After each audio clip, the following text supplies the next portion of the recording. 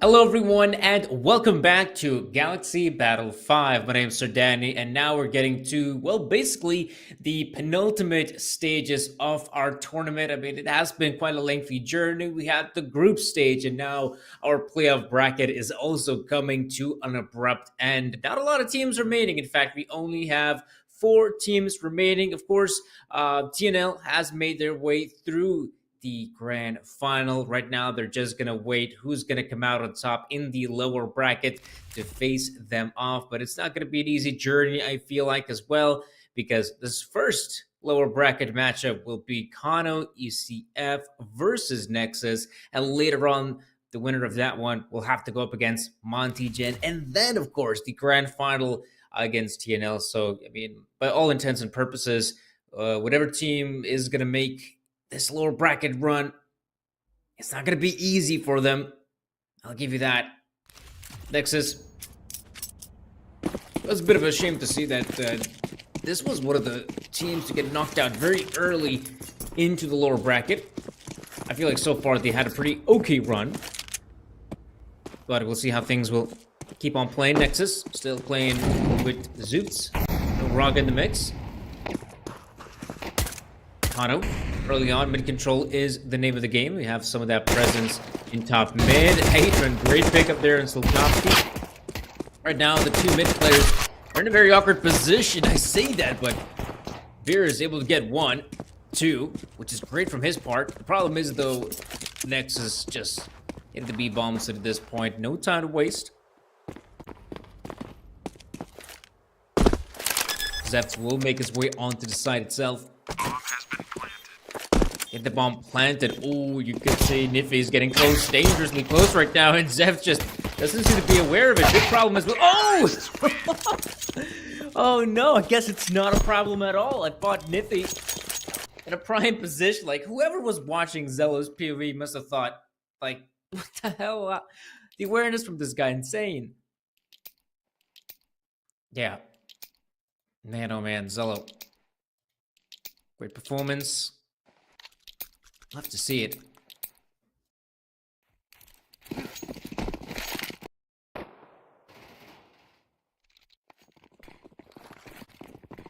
Now bomb is moving alongside all the rest of the teammates. Nexus fighting for mid control early on, especially now. Long range engagement should be pretty good for the T side.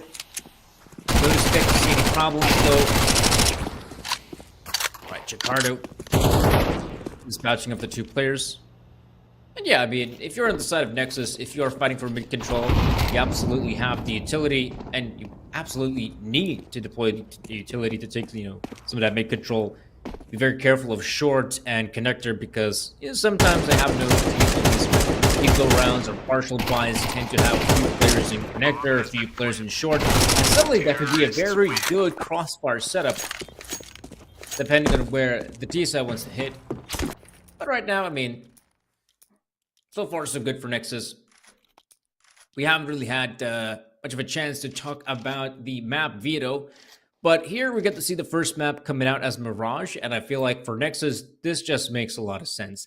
This is a map they love playing in this tier 2, tier 3 level of Counter-Strike. It is a map they've also been, well, quite proficient on it, so fair enough. Play to your strengths. For a team like Kano, Mirage has been pretty weak. The next map in the best of 3 series, Inferno, that's a pretty weak map for Nexus, and a solid one for Kano. Nippy, struggling on the spray a little bit. Nade will get the better of him, give it a chance for Nexus to find big 3 frags. Suddenly, 2v2. Doable for the T side, at least get that bomb planted. Well, some players are incredibly low HP. I feel like this was a bit of an awkward moment. How come Zello did not consider retrieving the bomb? This puts Jakarta in an awkward spot. If that smoke fades just a little bit sooner, he's gone. Oh, yeah, timing could not have been better for your man Jakarta. Yeah, you can already see there is some of that B presence from a team. Oh my god, look at this Zello. Oh no. Oh man, this is an awkward round to say the least here. I mean, I felt like Kana was in a really good position to cement the victory. And what we saw in that round was basically, Nexus splitting apart. I'd say a very dangerous split, but Zello makes his way onto the B side just in the nick of time. Give it a great chance for him to move up forward, catch one of the CTs off guard. And if you're Slotowski, you're thinking, okay, this is probably B side hit. But I kind of feel like Slotowski was moving away from his position in Palace.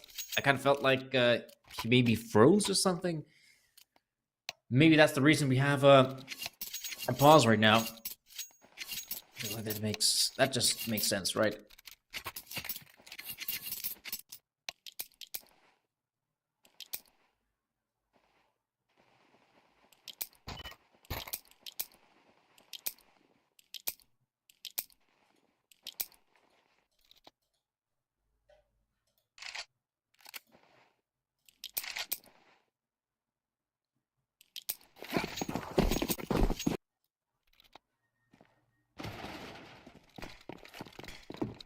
Okay.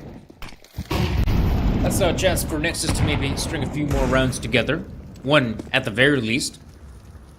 As Kano just partial advancement, just upgraded pistols and armor. Nothing more than that. Well, at the same time, nothing less.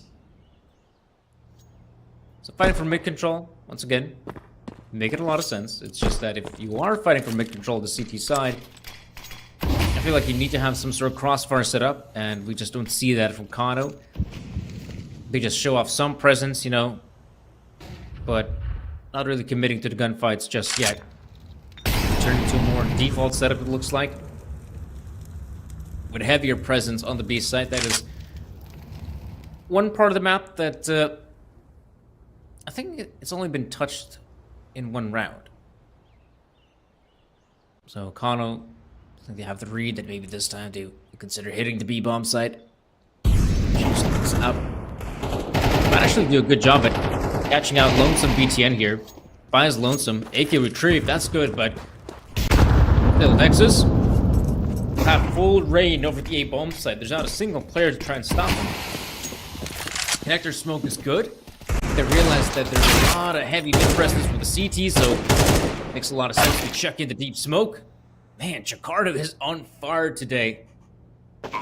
So far, doing a better job in terms of fragging than your man Zello. And yeah, right now, Kano, this is not looking good. Nope, Jakarta. Definitely feeling it. Another frag for his team, 4-0.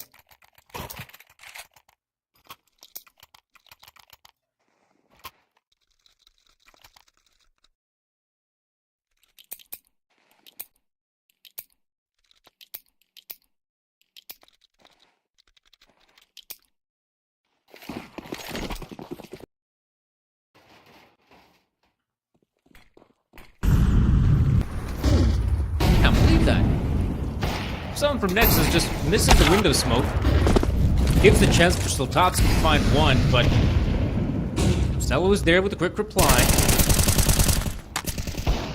It's a really good gamer. They can play with both the sniper and the rifle if needed. And after this bloody exchange, you can see Kano still fighting for mid-control and have no idea of Jakarta's position. And it's going to be huge. Oh, but Nippy still catches a glimpse of the flare. Gives him a chance, but still it's the T side that will get that bomb planted. Nade. Oh, the nade. It's good. But it's Nexus in an awkward position where they could still retrieve the bomb, but problem is, Jakarta, he was the one that had to do it. So he tries to clear out CT spawn before retrieving the bomb, and now it is just Zello in a 1v2. So whether there could be a player in CT spawn, absolutely. But he's also expecting someone on stairs, and yeah, just like that, Kana will at least get there first. Because this has been a really solid run of form from Nexus. In fact, some players like Chicardo sitting comfortably on $13,000. Which is huge. Definitely is.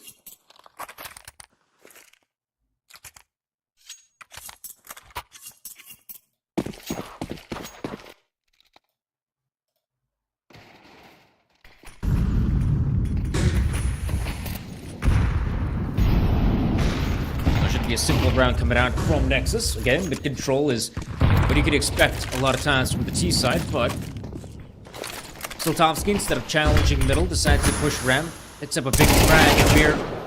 Oh, the timing is a little bit awkward for him.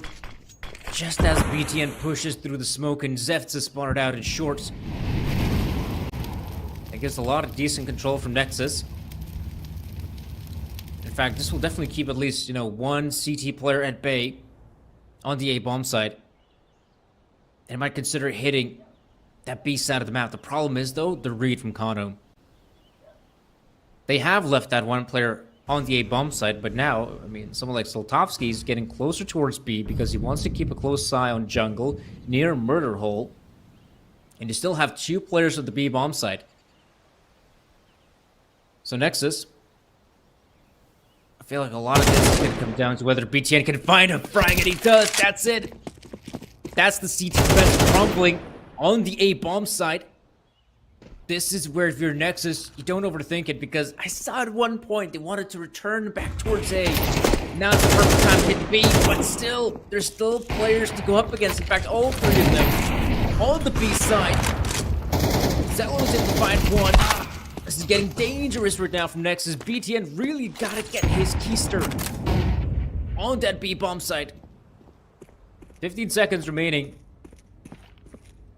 Not a lot of time, so they gotta move in quick, and you can see this is not good. Kenzizor will pick up the frag on the final 2 players at Nexus. Man, oh man. I was so sure they were making the right read. And Kano, at one point you saw the players started to rotate away from the A-bomb side, but then they decided, you know what, we're going to stay. I believe someone up short must have heard the players stomping around the apartments. I feel like that's the only reason Kano maintained their positions on B side. Otherwise, it just doesn't make a lot of sense, right?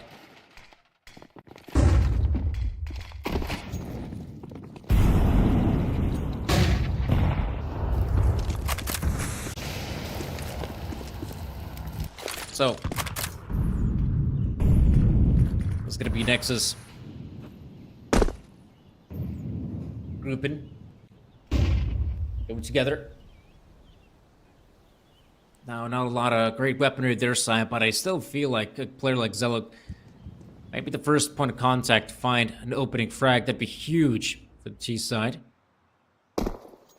as it's definitely a slow round, but even just a few bits and pieces of utility deployed, I think we could see a fast rotate on A. Just that connector skill definitely throw a spanner in the works. Slotowski, good positioning from him. Can he actually even escape back to jungle? I feel like no, he's stuck there. BTN will try to get as close as possible to dispatch the player, but there is Kenzizor. He's already out of the picture. Zips recovers an op. Oh, actually, no, the M4. This round, we can see it's practically over. Even though Kano, it felt like he had some great positions to fend off an incoming push, or at the very least have a successful retake. Some of these players perhaps wanted to get very close to secure some good positions early without, waiting for team effort commitment. And now Nexus, they'll be so happy securing a victory, barely any equipment. Ooh, this could be good. Spirit is in a solid position to pick up 2 big frags. Leaving a bit of a dent on the T-set economy. Also, I believe you can recover sniper. Yeah, yep, there we go. But yeah, Nexus, right now, Still doing an okay job.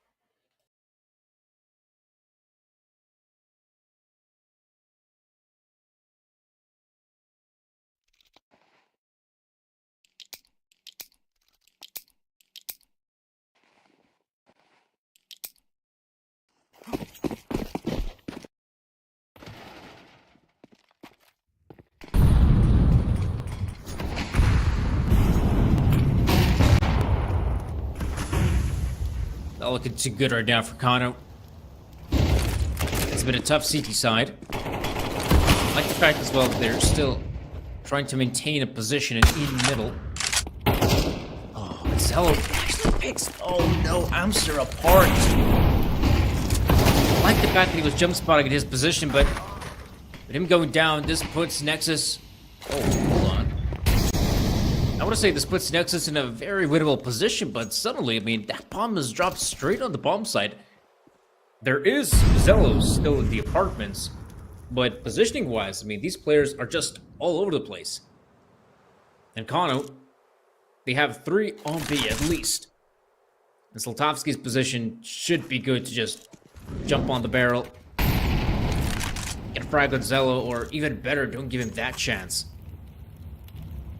So yeah, this is not looking good for Nexus. They've obviously slowed down to a crawl, waiting for Zevs to get in position, and there we go, that's a big frag. Subtly pressure alleviated from the apartments, as well as short. This might be exactly what Nexus needed. Zello, looking for a chance of his own, trying to get as close as possible, but in the end, it will be the CTs to come out on top with a very big round win. It was a crucial round win for them. To get it across the finish line, to put the team in a much more winnable position. As you can see, the CTs not doing that great, but this victory, they will force Nexus to go, in fact, not even on an eco, just a straight up force buy, which I find very peculiar. But I only see this being viable in one way, and that is by making a fast play. Admittedly, Nexus has been pretty good when it comes down to the fast plays. Doing an okay job, and this time, no success early on. It is Kenz's order to pick out the first, then Kano. At this, they're bringing all the forces of the B bombs. Like, this is such a risky setup, but it's working out for them, and it's working wonders.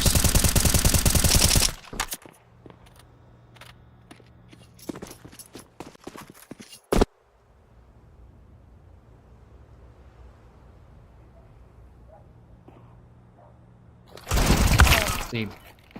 Oh, that's gonna be another big drag for Niffy. Slowly but surely, systematically. It's expensive. It's gonna be a very good round for Kano if they maintain all 4 players alive. And there we go. That's how it's gonna end.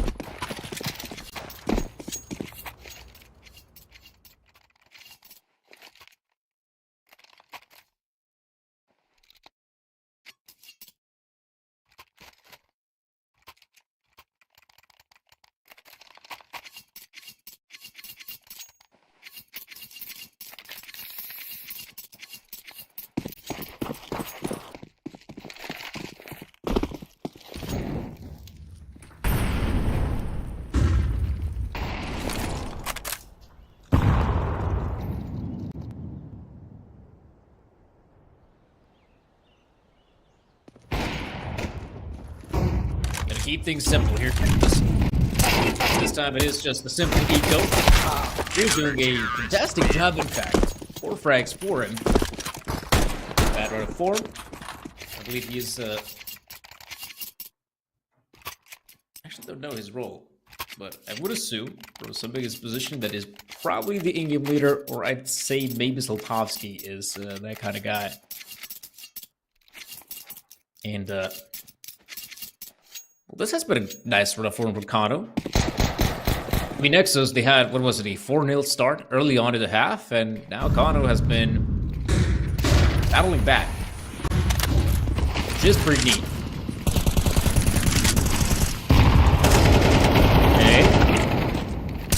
Turns out to be like a pretty solid one.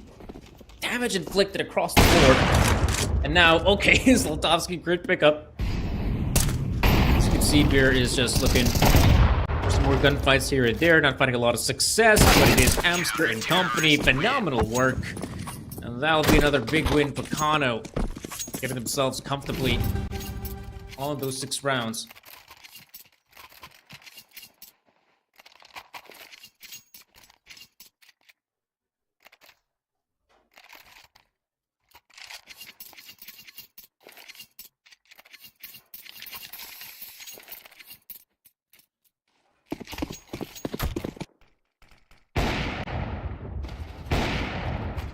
Man, oh man, Kano.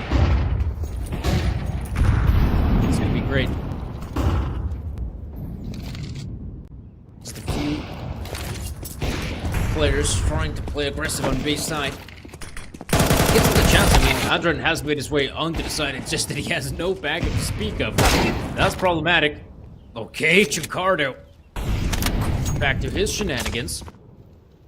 Has been somewhat silent as long as, I mean, still get the chance for Nexus to come out on top, and Zlatovsky being pressured here. Where is the backup of Beer? I mean, he's close by, and luckily. Now it chimes in. Oh, look at the bombardment on sight. Some of these players of Kano have really been softened up. That nade could be good. Oh no, somehow Zlatovsky's still alive. In the end, it's Amster to give us a good show, and what a great run of form for Kano in the end. 5 rounds to end the first half. That's good, that's really good. Something they could really be happy about.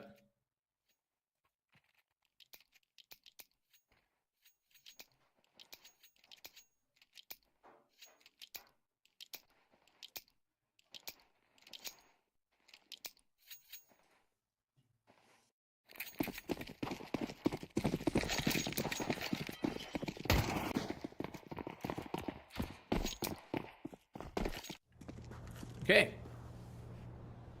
That's going to be a 5-7 scoreline. Kano in the lead, surprisingly enough. Quite hard to believe it, but that is indeed the case.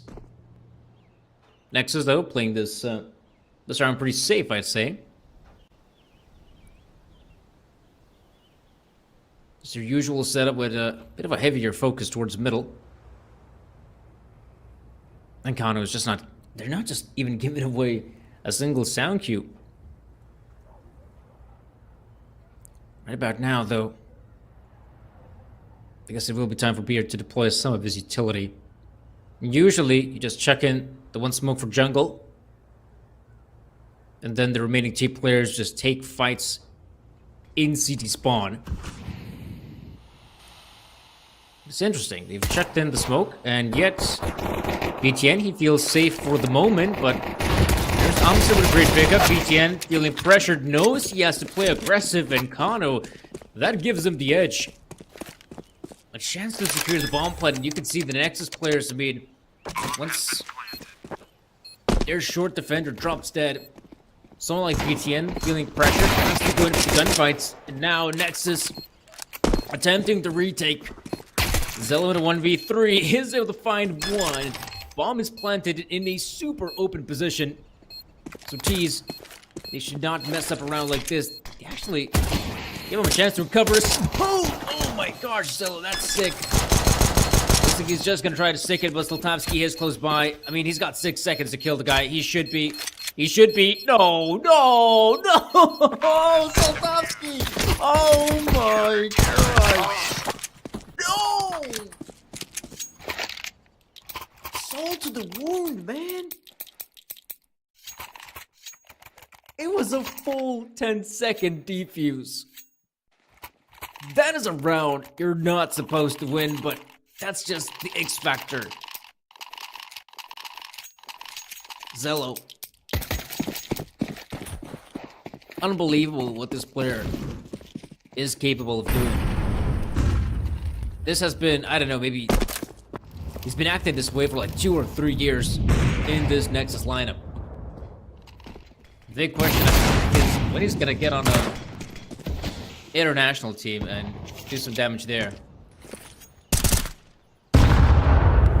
Oh. There we go. Looking pretty good for Nexus to cement this victory. Kano, I mean, just pistols across the board, and they're already being mopped up. Pretty easily, I'd say. Okay. That's at least one pickup. All in all, as to be expected, Nexus are the ones to claim victory.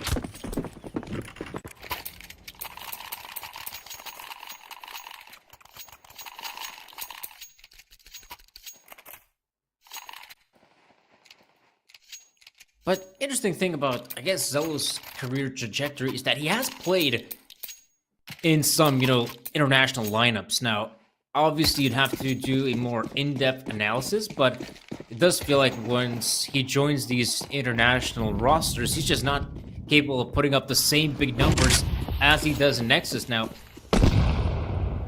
maybe it's a case of just the player being given more freedom, right? More opportunities and more star positions, but then again, I mean,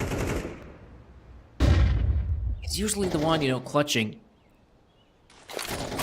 Here on the B side, I mean, it's not really a star position to hold the bomb site.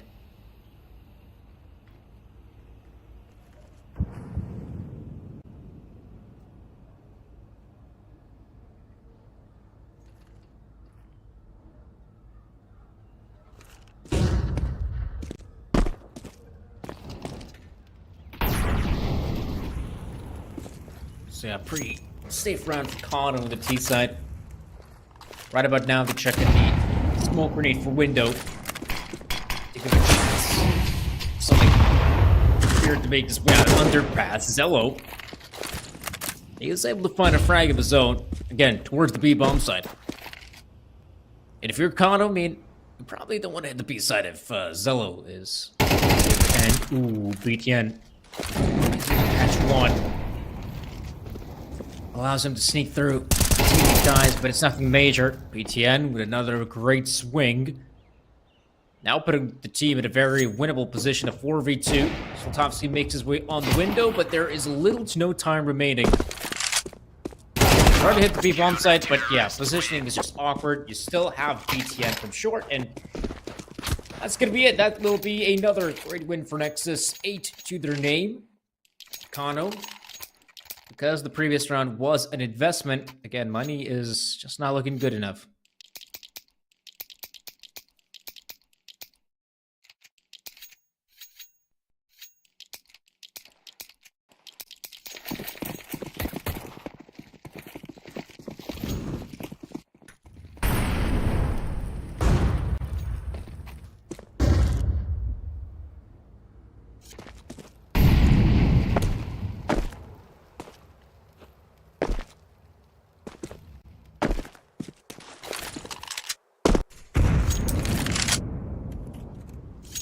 Ooh, a nice nade to come out. As you can see.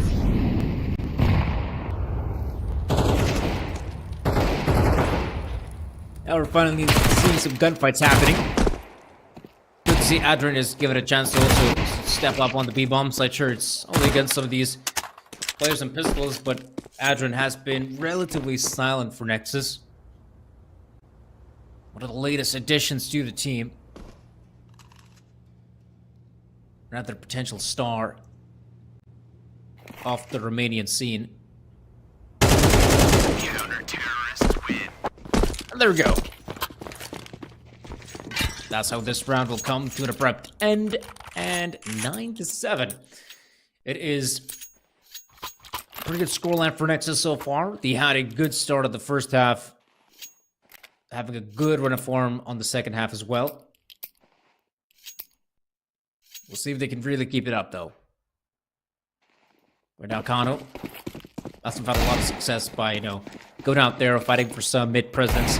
Right about now, maybe it would be a chance to look for fights elsewhere.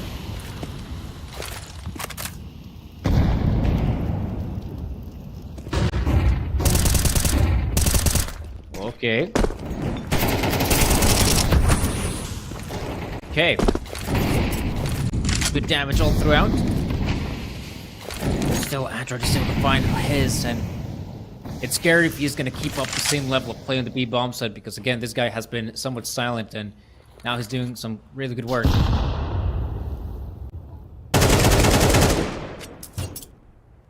too shabby.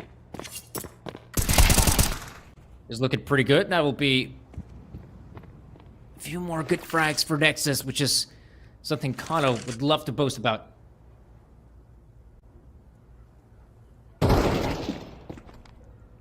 Okay, Adron with a great pickup on one more. 2 players left alive, and now it's all up to Kenzizor and Slutowski. Big problem is that Kenzizor is on the other side of the map. Slutowski looks like will try to join his teammate, especially now with him sitting comfortably on the A side. I'm surprised to note that someone like Zello is just not expecting anyone. Oh, yes he is. Spider senses are tingling and he gets Kenzizor. This is where, if you're Slutowski, what do? Returning back just doesn't make any sense. He does get the frag on one, but Jakarta's position should just defend this round. And that will be it. Solid win. Great pickup.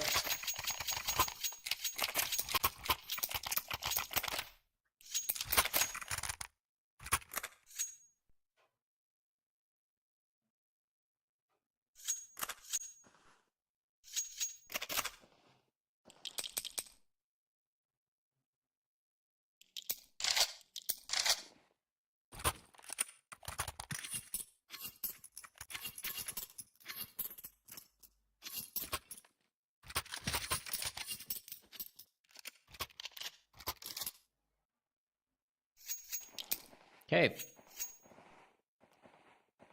So far, this has been a stellar, a stellar run of form. Really no problems here for Nexus. And some really convincing victories as well, when you think about it. Feels like there's not much of a chance. Kano and the boys. Have to wait and see now. This is a great opportunity for some of these players of the upgraded pistols to at least take control of the bomb site, at least get that bomb plant, put themselves in post plant, because the pace will force someone like Zevs to just play just a little bit safer, but don't want to give them too much breathing room, because that's where also these players get pounced. Oh, Zello! Insane! Jumps up to get another. There's 2 more players left standing. Slutowski in the 1v2 ends up going down. Oh man, they got close. Like, that's so frustrating because they got close to winning this round and yet it wasn't enough. Like, ay. Great attempts. Sad they just couldn't get it across the finish line. And so 11-7.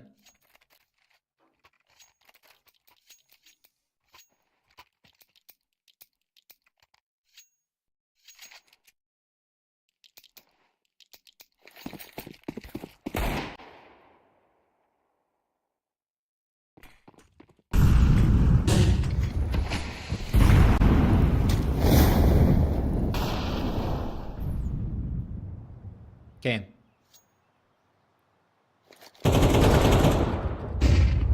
Good start for Kano. You can see an early pickup there.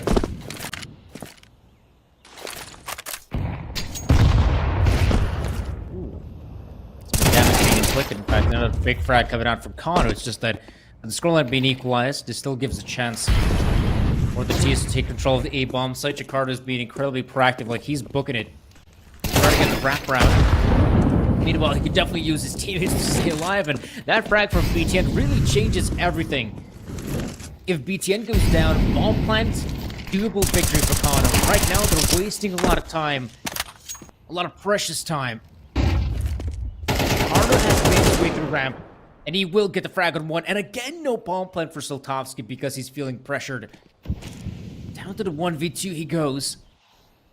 Behind triple box. He might succeed at isolating the duels, but yeah, Nexus playing a careful game. I say that though, maybe there is a chance for Soltovsky to move in. He gets the player in murder hole, and he knows. The other guy is still up in ramp. If he's quick enough, he could get that bomb planted ASAP, but the question is, does Jakarta play fast, or does he play safe? He chooses the latter option. And now, of course, he'll have no idea where Soltovsky's playing at. Still has an incendiary to work with.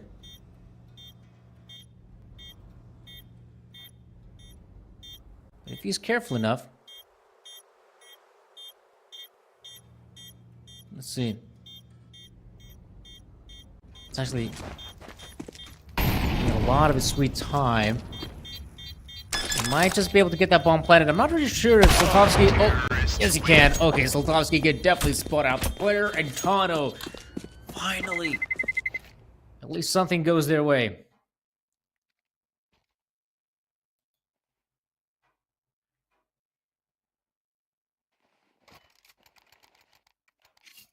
So, to get the first.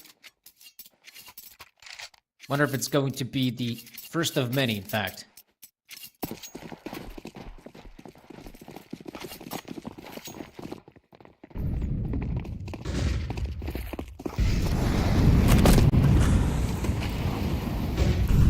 Let's see. There's going to be just one player out there in the middle of nowhere. But it did have the back of a Chicardo, Zello. Still, doing a great job at looking towards underpass, even though he has no idea how close the players in top mid are. Maybe he won't be fussed about it.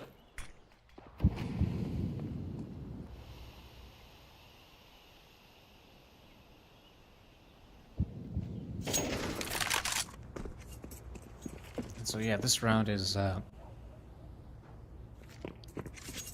definitely looking pretty simple. Kano, despite having a pretty okay situation right now, a 4v4, not really committing to a big play just yet. As we'll see, at 45 seconds remaining, I mean, it's about damn time to actually make up their mind and really commit to one of these sites. As we'll see, it looks like the B-bomb site is where it's at, and this is where Nexus has 3 defenders. That should be enough, more than enough perhaps, but Nippy finds 2. Zell remains, and he has done some great work, but not this time against Soltovsky. And so Kano, the late take on B, gives them the site, gives them the round win as well.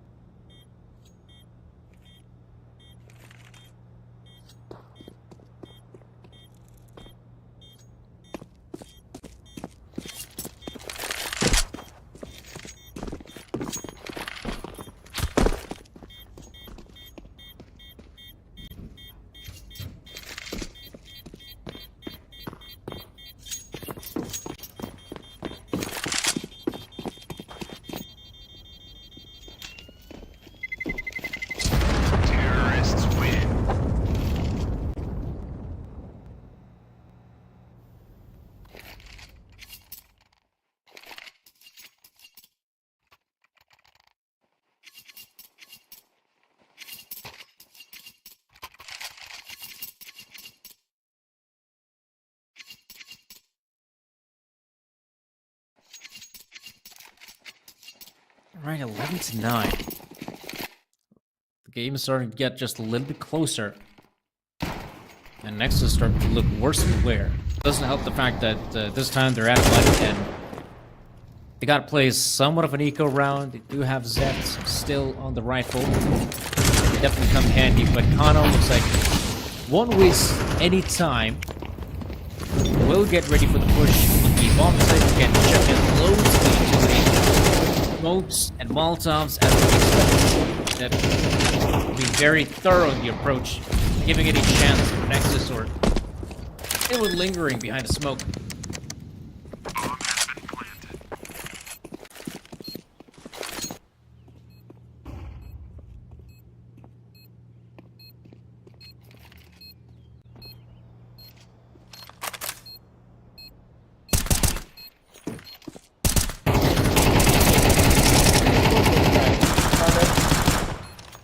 All in all, we just back away from this, try to maintain the M4. In fact, I think he has to go a pretty long way, which might give a chance for someone like Slotowski to get that frag on him. Yeah, there we go. No rifle being saved, which isn't the worst case scenario. I mean, after all, you got a lose money bonus of $2,900, which will be enough to get a pretty decent purchase. After all, got the rifles, Zello on the sniper, which is great and very important. And now, it's 11-10.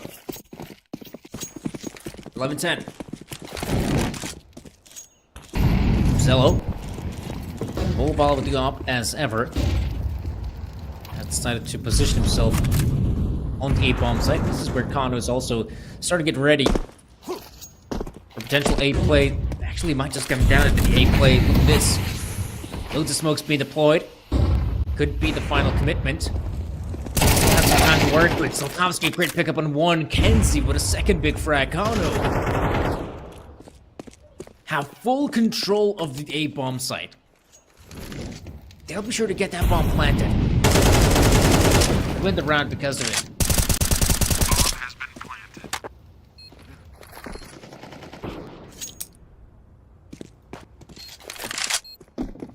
Man, oh man, this has been a tremendous run of form on us. These past couple rounds have been magnificent, and this one in particular, great stuff. Lovely to see it.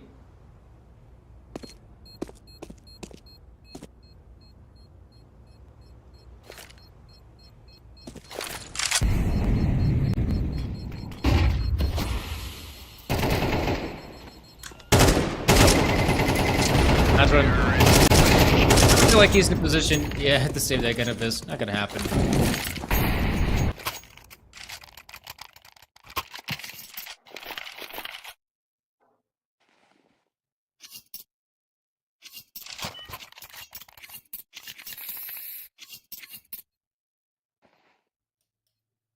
Okay.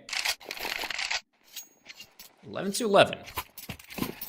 And Nexus have been put in a really awkward position. Don't have enough money to go in for what could be just proper investment. No, they have to save up that cash. So pistols it is. Some upgraded pistols though. And weaponry as well. Armors. Alright. But it's still gonna be difficult, I feel like. It is not looking too good.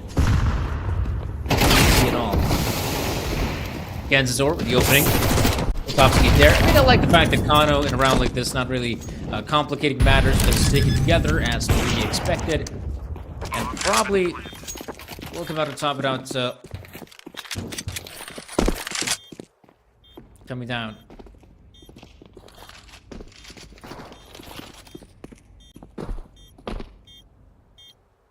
So yeah. Bomb being planted, Kano will at the very least cement themselves 12 rounds on his T side.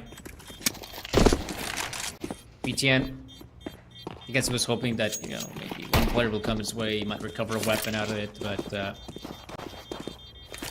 nothing much, and so we will see another big round in Kano's hands. This is where Nexus, I would even go far as to say that maybe it's time to go for a pause or something like that. Because right now things have been, well, difficult, really. This has not been an easy form for them. And as we'll see, timeout is something I'd recommend personally. But I guess not. I guess not.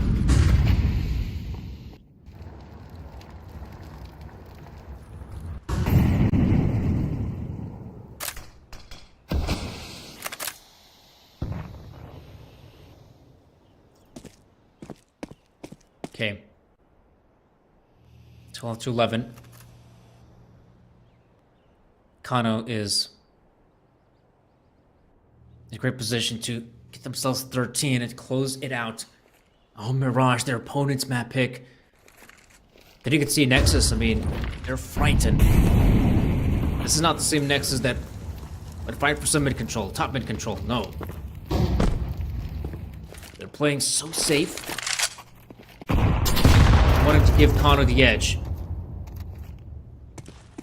And so there's just that one guy in the form of Niffy who's, showing off some presence here on the A bomb side, but it shouldn't be enough to keep all 3 players on the A side for this entire round. So you can see someone like Zello now keeping a close eye on Murder Hole just in case, because they have completely neglected mid control, so that gives a chance for someone like Kano to jump up window. Surprise note as well, window control has been pretty absent from the T side this entire half. But man, oh man, the CTs, they're doing one great job, and that is deploying their utility worst possible time with CTs. Oh, that's a bit of an awkward gunfight, but still, BTN at least gets one. Still with a quick reply. Now there's still seconds remaining. Oh, pardon me, still remaining. Here, trying to tap away. Oh, it's difficult. He can't get it across the finish line. And Kenzie with a very lengthy spray, but in the end, Nexus. I felt like the one big problem right there for Kano is that they actually maybe even respected Nexus a bit too much. I mean, they gave a great chance for Nexus to just hold on to their utility for as long as they did, and we saw that one smoke and ramp made a huge difference in the round. I mean, that one smoke is what really messed things up for Kano. They started making a lot of steps. Nexus realized that, okay, it's just, 20 seconds remaining. I mean, this is clearly not a B-side commitment. The B players also started to make their rotate. And yeah, it became much more doable for Nexus to win a round like that. Definitely helps for the players to hit their shots. Also quite great. Yeah, this is where round of great importance for either team. Now Nexus could definitely use some more momentum in their sails. And yeah, mid control coming out here from Kano. Again, both teams kind of respecting each other. And some really good timing on Zefts. Kenzizor is able to get his, and there we go. That window control I was talking about earlier. Oh, it's gonna come in handy, but no, BTN must have heard the player making the jump across. Knows where the second guy is at. Now, 3 more players remaining. Not the best position for him, if we are being honest. Madrid, though, still maintaining on the bomb side. Oh, no. He was hoping to get the jump on the 2 players. It's just that they still get the better of him. Zello is getting dangerously close. Misses the shot up close. Now it is BTN. Did find the 2 big frags early in middle. And man, oh man, the in-game leader, the captain of the team, has a tall order. 3 players to fight. And he might as well give it a shot, because after this one's over, they still have plenty of money to work with. So expect this to go away of Kano. 13 rounds for them.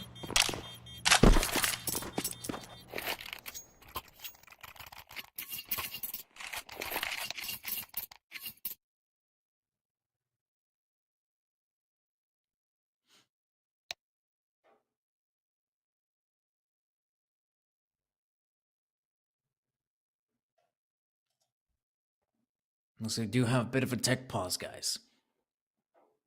I guess, but the fact that no one's buying here, buying BTN or Jakarta, maybe it's someone on the T side, oh, pardon me, CT side that's struggling.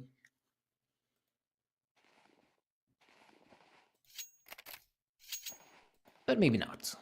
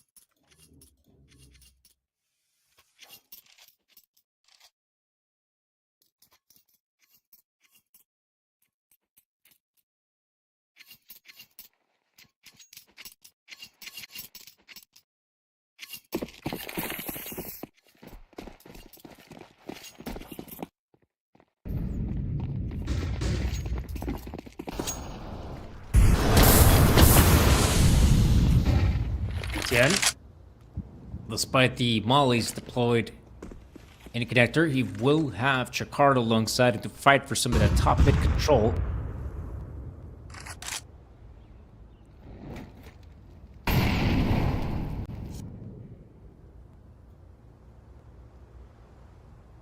Kano not committing to it just yet. I feel like eventually they will take this mid control. It's just that it's a matter of time, really. As there we go. Now you can see someone like BR peeking out slowly. The Spites is able to spot out BTN. There's Kenzizor with a pickup of his own. That's it. I mean, mid control is gone for Connexus. Kano has full presence of it. At this point, with them having a 5 versus 3 like this, they have so many options, one of which can include someone like, Amster trying to flank the players from connector. Not to mention, they still have loads of utilities, so expect all those smokes and flashes to come out on top. Force Nexus to retreat. Oh, or maybe that won't be necessary. Oh no, forget about the smokes and util. They will just dry peek some of these guys, except for Ships. That guy was flashed. But the rest just dry peeks to victory. And Kano, that is such a convincing round win. Haven't dropped a single player, and maybe they might just drop one to Adren, but that's it, right? This is going to be a great victory for Kano, and fact is as well, I mean, Nexus, them losing 2 rounds in a row, well, that's going to leave a pretty big dent in seed economy, and, wow, I'm really surprised they just walked past Adrian.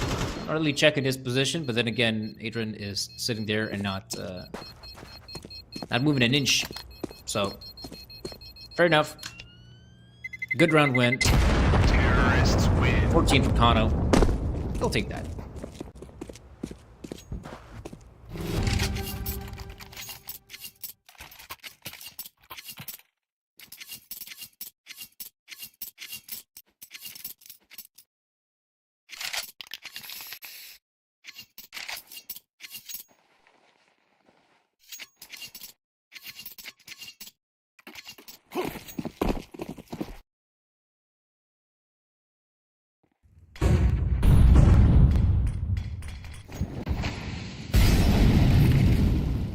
Yeah, you can see as well, Nexus losing rounds in overtime in a row has left a bit of a dent.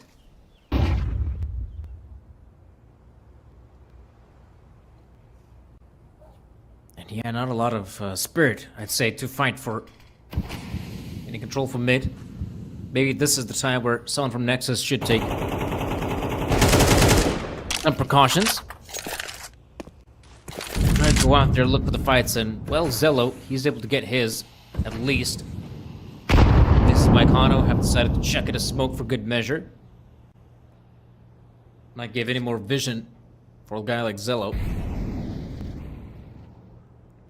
And Jakarta's position can still come in handy, even this late in the round. Because we can see some of the forces have been split across. Yes, there is a guy in short, in particular, who might be an easy target.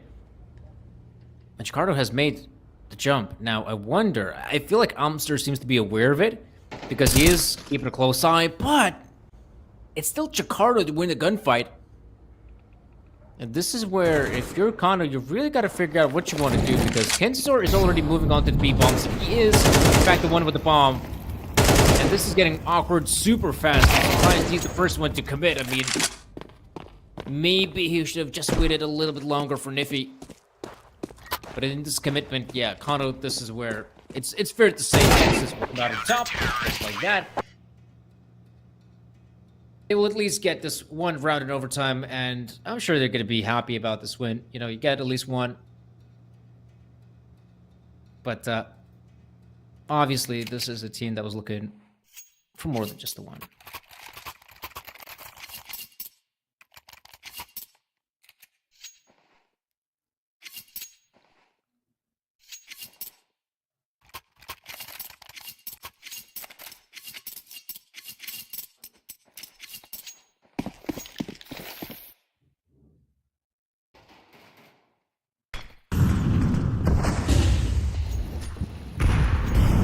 Okay.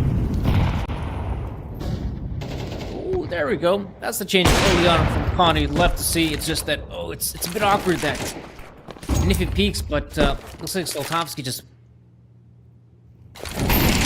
not really ready to recommit. Not sure if that was part of the game plan or what just occurred.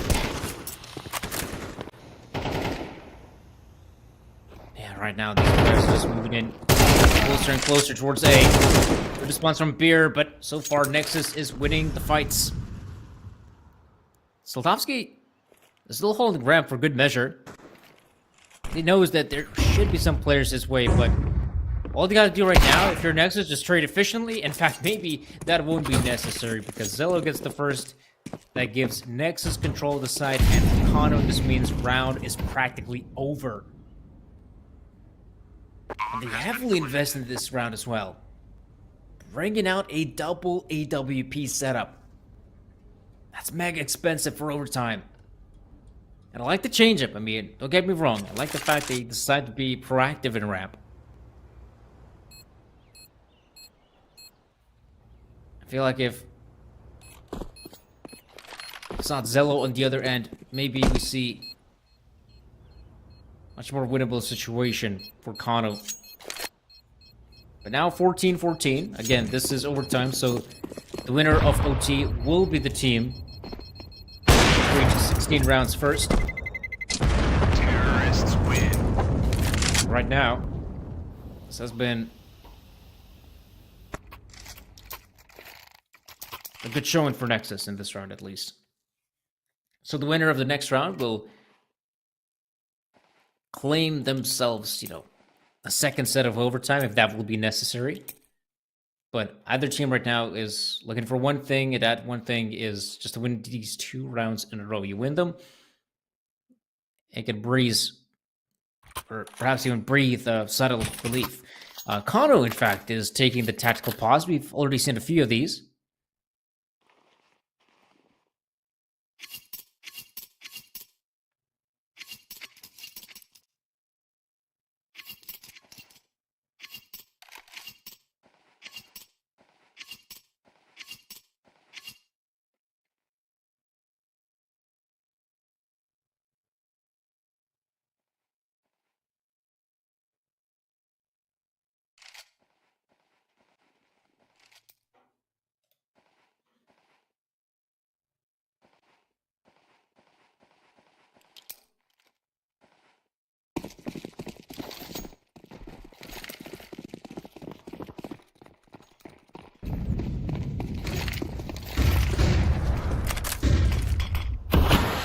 All-important round for both teams.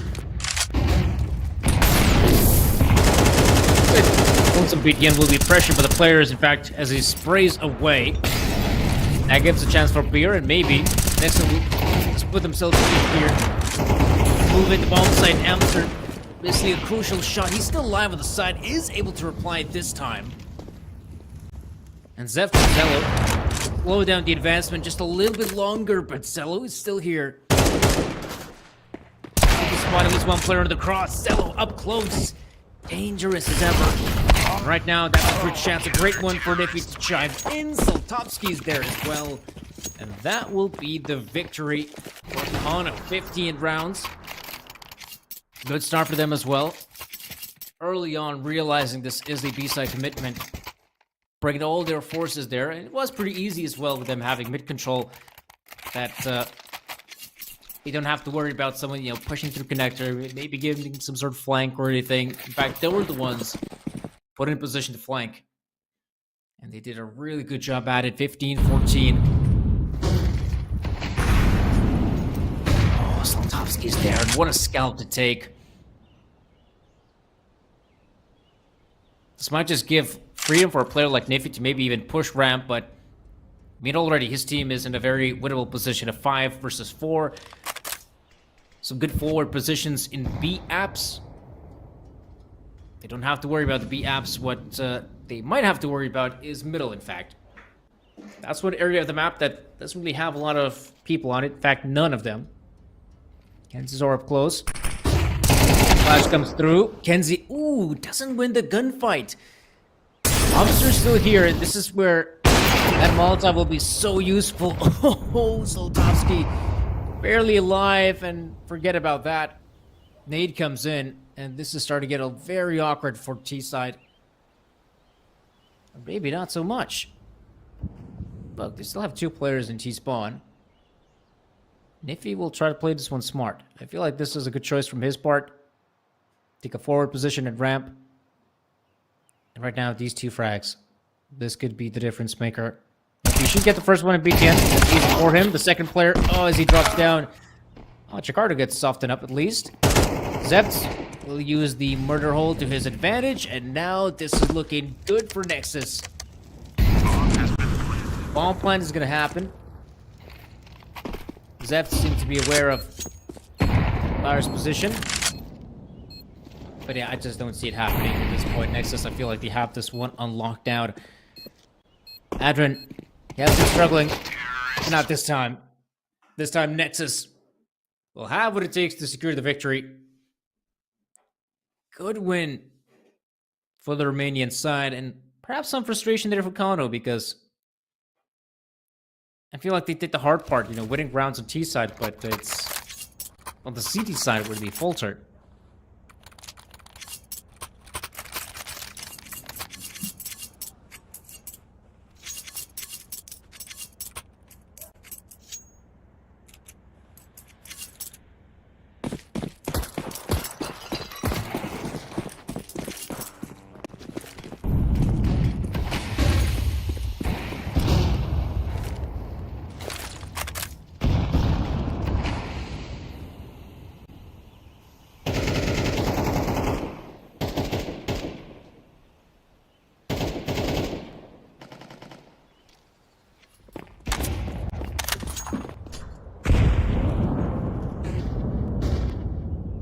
Good run of form.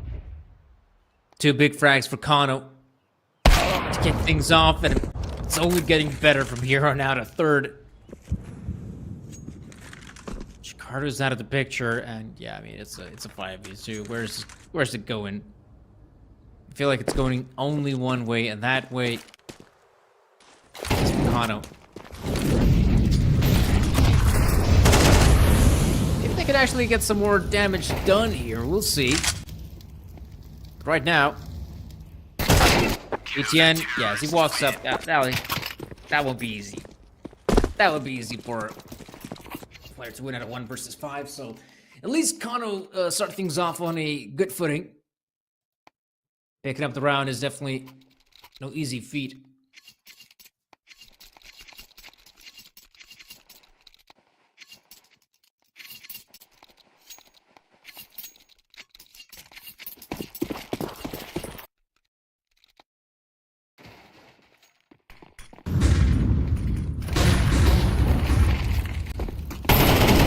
So some early mid-fights going on. Soltovsky barely escapes. In fact, not only does he escape, but he thrives.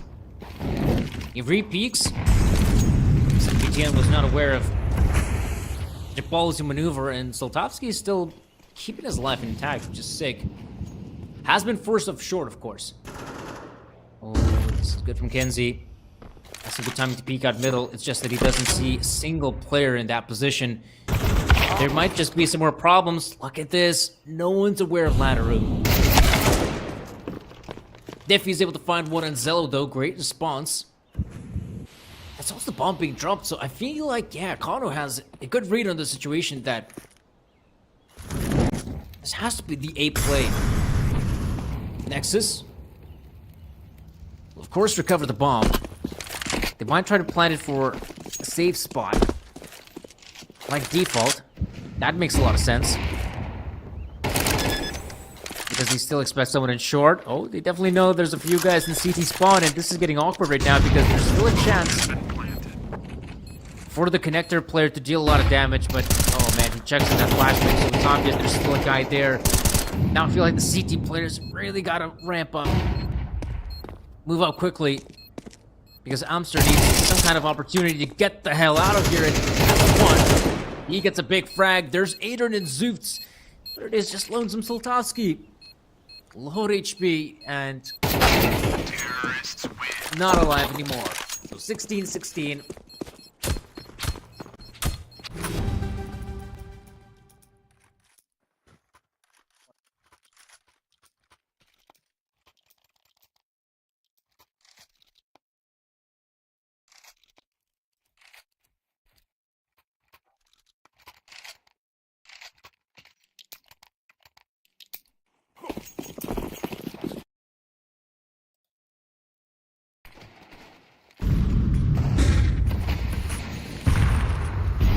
Okay.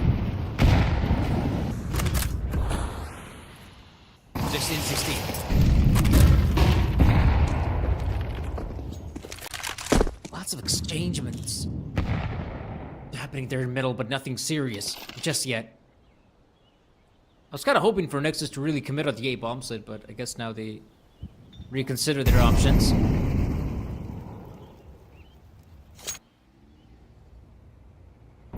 Kind of like the fact that they're moving together in this one. Without giving a chance for Kano to just, you know, win these duels one by one.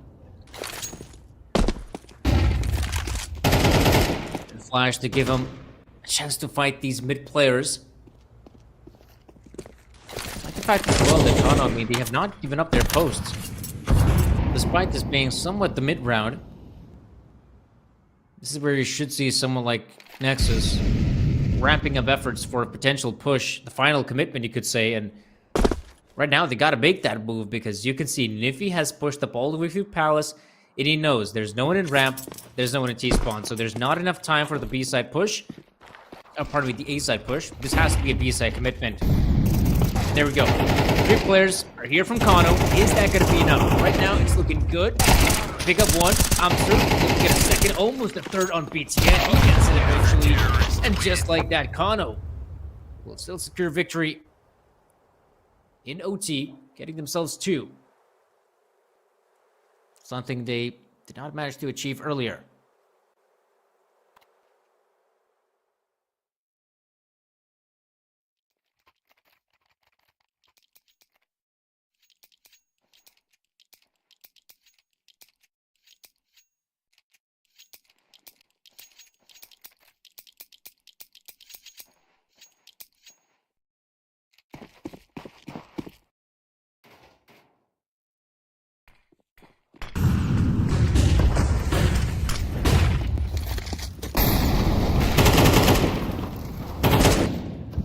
Top mid player, Hinzor, will be pushed by at least 3 CTs. Like, there's no way he's surviving that engagement. Love the fact that Zello is there to also back up his teammates, but what is this? Hinzor, he survives somehow, and I feel like Nexus are making a pretty grave mistake. Focusing so much of their efforts towards completely neglecting the A-bombs, and it will really come back to bite them. Because Kano doing everything it takes. Put themselves in 18. And they have done exactly that. 18 to 16. Kano is just one round away from coming out on top in this first map.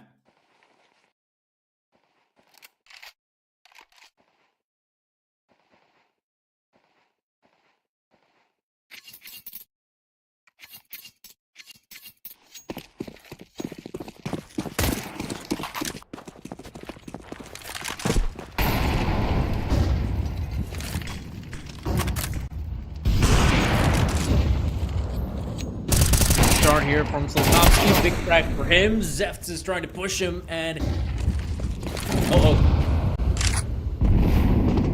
already is looking pretty bad for Nixus. Dropping 2 players. Must-win round. Putting the opposition now chance to get the wall plant.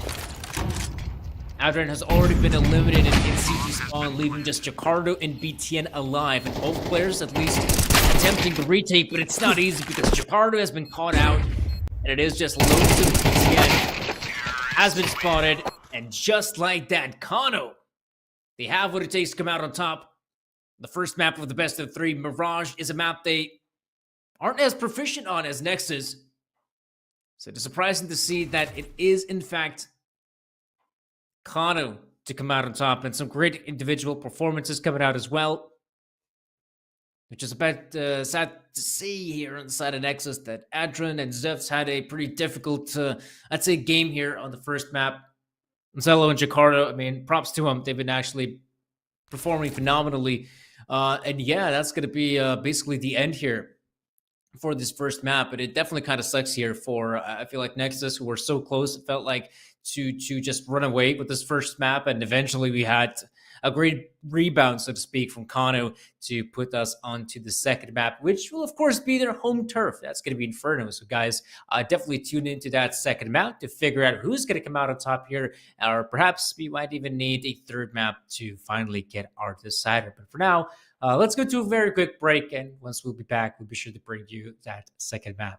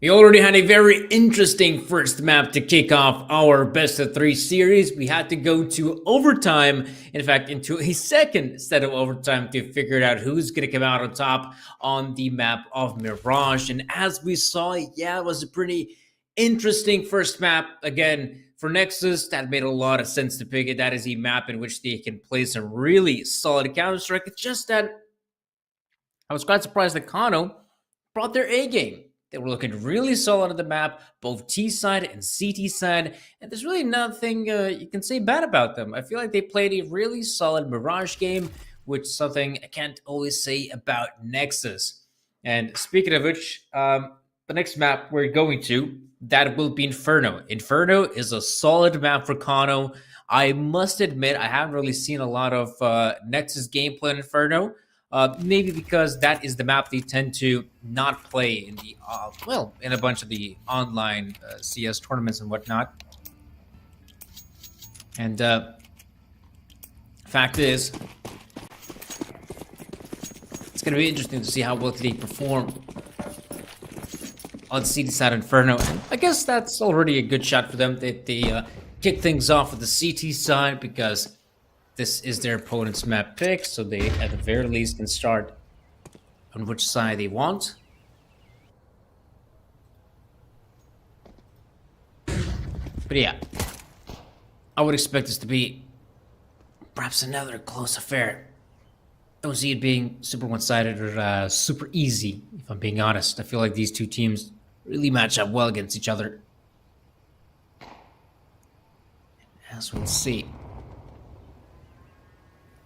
It's a very slow round from Nexus. Not committing to it just yet.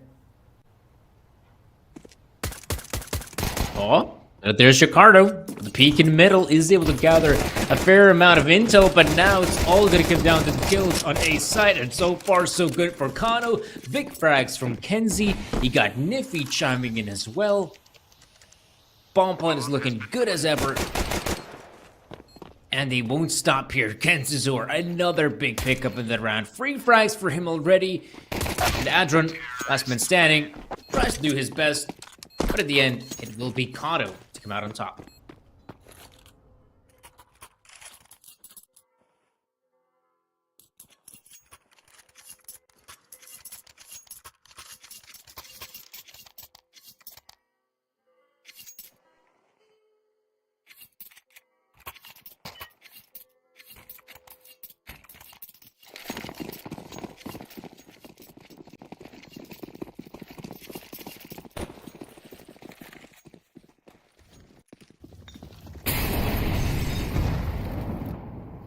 Was kind of expecting Nexus to maybe buy up in this round, considering that, you know, it's Inferno.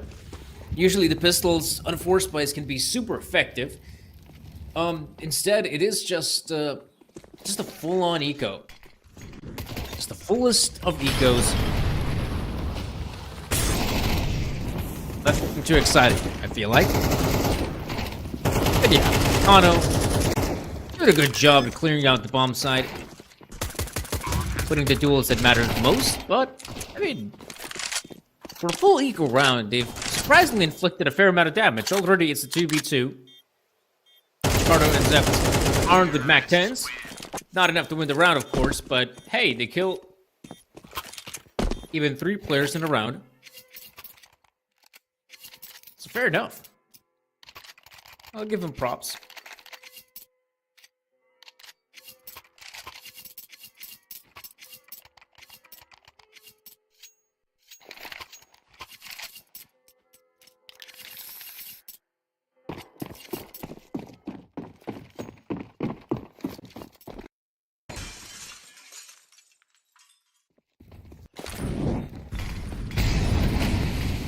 Gun run upon us.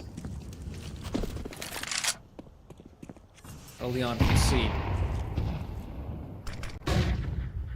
Ooh. BTN spouting away from B4. Kano will try to push him though. No sandbags Molly. And BTN out of the equation just yet. It felt like if BTN is playing so far up, he must have had his teammate close by.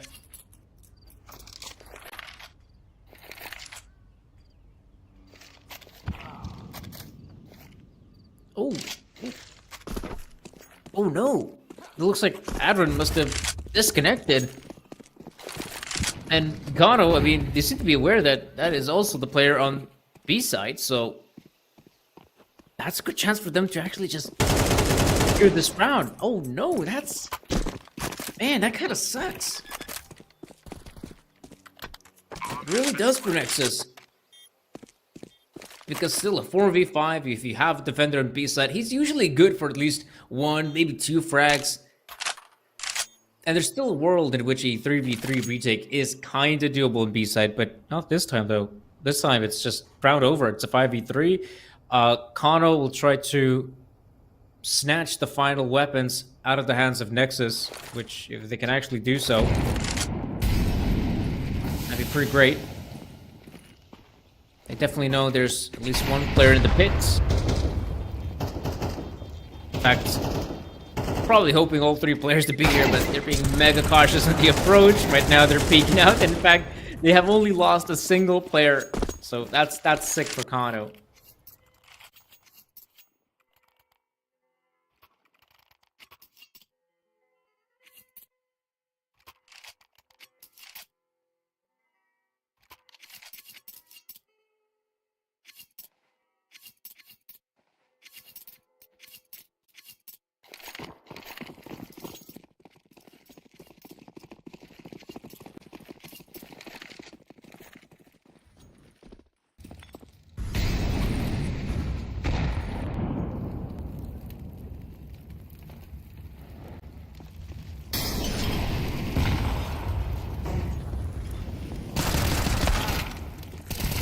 Would be good for Kano. Only... Oh. In fact, that's actually pretty good. Going up against a partial buy like this, there's always a big chance to see more players on the B-bomb side. This time, though, only the 3.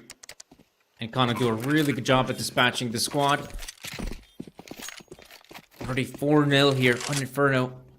It's no easy feat, especially with a map as competitive as Inferno. It feels like it's so hard to have a stable footing on this map. The CD side or the T side to just constantly rack up rounds. Speaking of which, though, this is getting a bit costly for Kano, and it's great for Nexus. They can recover at least 2 rifles out of it. But like I said, this is the sort of map where it is kind of back and forth. It is kind of back and forth, and it's also difficult to see, a team have a truly amazing, run of form where they win, I don't know, 4, maybe 6 rounds in a row. That rarely happens on Inferno. It usually is a lot more, back and forth. Let's put it at that.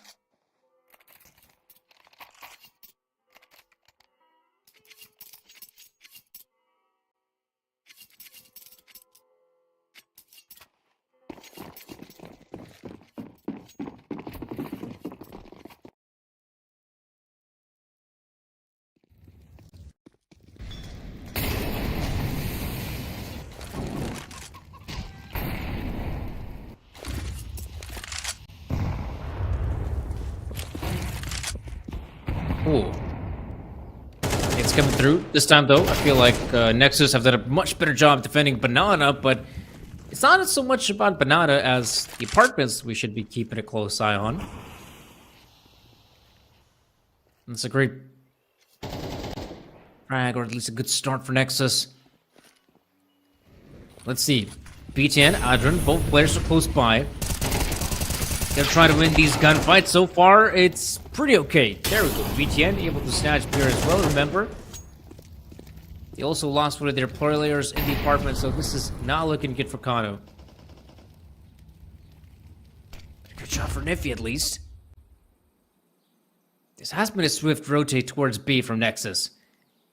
There is still one player on A in the form of Chicardo. The big question is for Kano, what do they do? 40 seconds. I mean, they could make the wraparound on B. But I feel like actually hitting the A side is just the safer option. And looks like Chicardo, I mean, in his position, it's all right. He should be able to catch the player on short. Usually you expect someone playing pit. And I kind of doubt that Niffy will check this position. Yeah, there we go. Jakarta just gets the better of him. Now, you can see a lonesome Slotowski trying to push. Oh, he's actually in a good position to pick out the frag. Oh, he even dishes out extra damage on BTN. It might be good to at least get that bomb planted. Slotowski, great pickup on 1. 3 seconds. I think there's just enough time to get that bomb planted. And now it is Zello left in a 1v1. He's got the right gun here, Slotowski. 3-50 should be good enough as he wins out the clutch. 1v3 for Slotowski. He's been incredible for Kano in Galaxy Battle 5. Constantly winning some huge clutches, and this is one of them.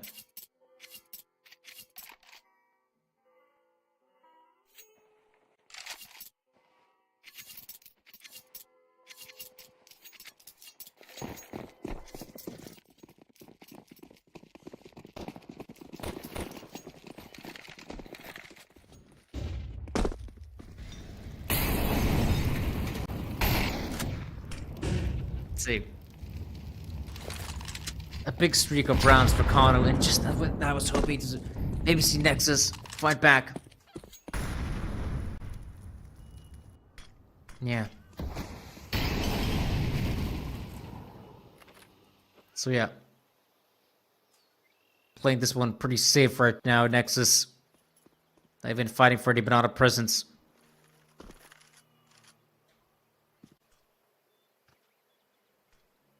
Ooh. 3 players now with the B-bomb side, though. That should be good enough. Adron able to find the first. Here's now the util being deployed. Adron ends up going down, but there we go. Zefts with big frags with the MP9. And the fact that they've already killed 3 players, I mean, they probably feel like this has to be right. Their side to take. So this is good. Post blind is definitely good for the T side, but CTs might also have a chance in this. They're getting close. Jakarta wants to win the gunfight. The flash is simply not good enough. Now it is Zello, who has been phenomenal in the clutches, but not this time. Even this time he feels overwhelmed and having to back away, and Kano will simply get themselves 6-0 on Inferno. Again, it's just so rare to see rounds like this. Not even that. I mean, it's just so rare someone to have such a dominant run of form.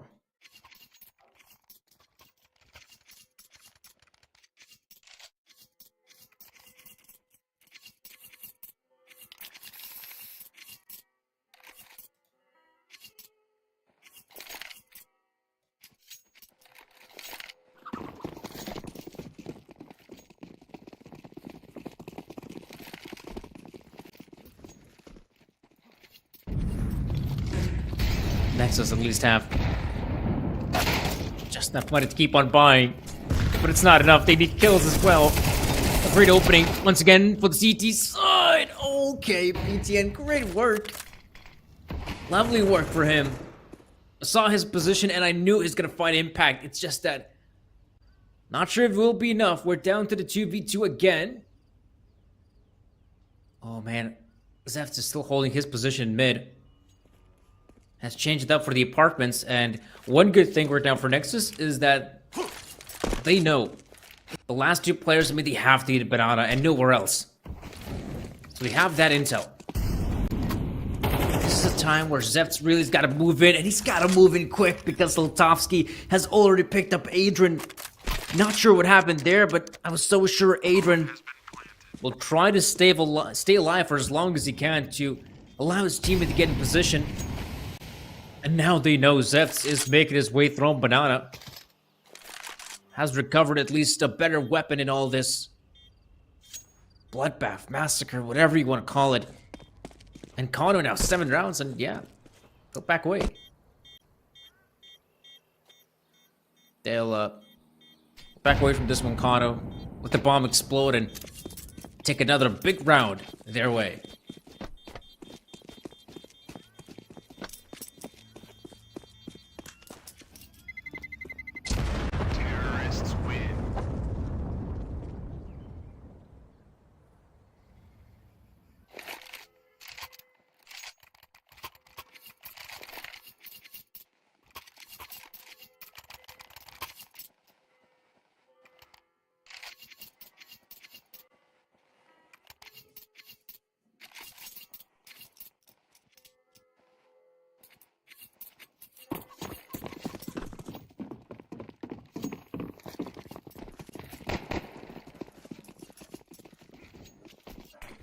Yeah, this has been a tremendous run of form coming out from Kano.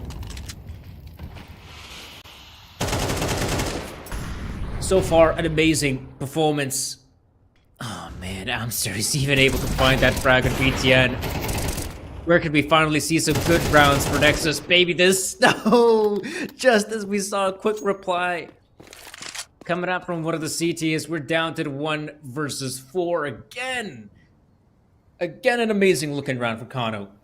Like, their Inferno is solid as ever. Now I kind of see why a lot of teams don't want to play them on Inferno. They seem to have a really good grasp on the map. Zefts. Oh, he's walking into a trap. Where is he? Oh, aware, but he just didn't commit to the peak. And that will be now 8-0 Nexus, man. Like, they're losing round after round after round. And you're thinking, like, when are we going to see some sort of, I don't know, a tactical pause or something similar?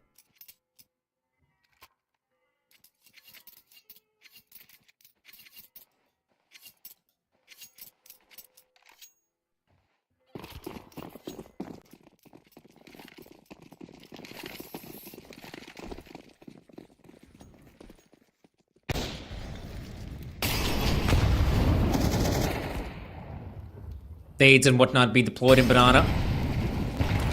Zoltovsky, though, is able to find the first, and this has been basically the whole storyline of Inferno. It's always the teaser to find the opening frag. And sure, it is a bit of a partial buy. I like the change-up from Nexus to go out aggressive in second mid. Maybe they can catch a few of these players, but they're just not getting the frags. I mean, Niffy is able to survive once again. Adrian will take a forward position on first oranges. But again, we're already talking about a 2v5. Good shot for Adrian, but his position compromised. He's an easy target, and Zeft, can you expect? He does, in fact. So he at least picks up the 1 frag, and I feel like we've been constantly seeing someone like Zeft and some of the other A-side players, the last players alive, as they're either retaken or just saving their guns, and this time it's no different. It's also the exact same storyline as Kano. They've been consistently hitting the B bomb site, and also consistently just winning the rounds. I mean, it feels like they've managed to dispatch of BTN and Adrian every single time they go Banana. And this is where you'd like to see some sort of change-up. You know, someone like Zello to go out there, look for the fights, maybe take a position instead of Adrian or BTN. And it definitely doesn't help when their star player is also struggling. And this is also one of the downsides for a team like Nexus. I mean, when Zello is popping off, he's popping off and he's putting his team in winning ways. But when he is failing, there's really no one else to step up to the playing field.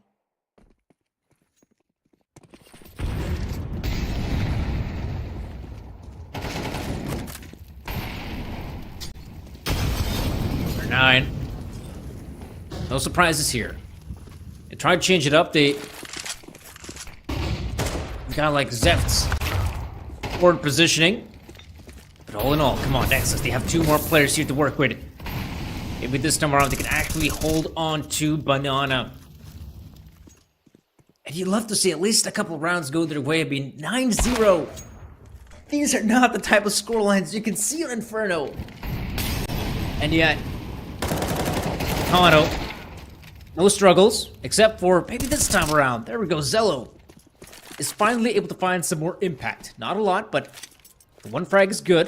Zoltovsky has just enough confidence to push, and Amster, I mean, he knows all he's got to do right now is just wait for Zoltovsky to get in a better position. In fact, maybe Zoltovsky will have to take the fight too. Okay, that's a bit awkward. I was so sure that Zoltovsky will wrap around and Amster will just make his way through short. Oh, Amster able to spot out the player, but in the end, it will be BTN and Zello with the frags, putting the team at least with 1 round. Though it's not much, of course.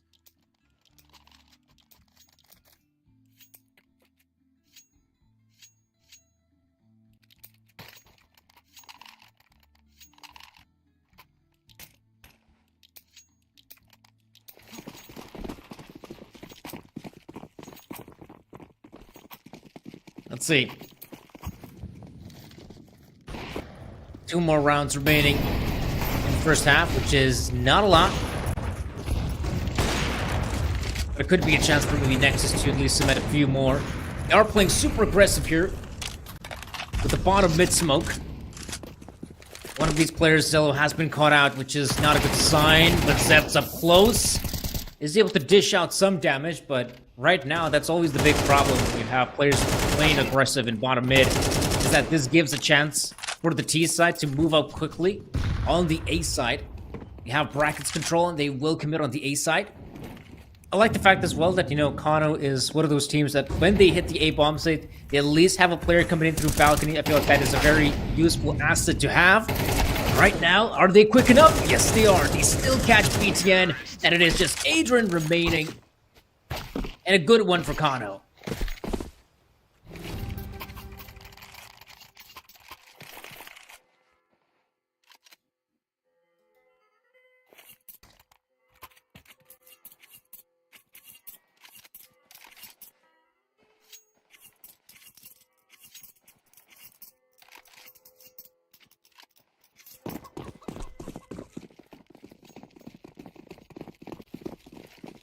Ten one.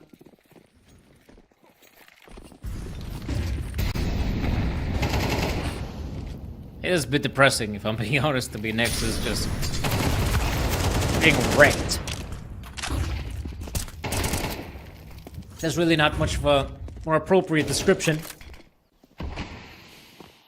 As we'll see, looks a defender. Oh, BTN is also out of the equation. 2 more players left to defend the B bomb site. Jakarta is making his way, but I feel like he's just a tad bit late to the party. Once he reaches the bomb site, all his teammates will be dead, long gone, and goodbye Nexus. 11 rounds for Kano, T-side Inferno. This has been an amazing run of form. And they're just 2 rounds away from securing victory. Like, that is insanity.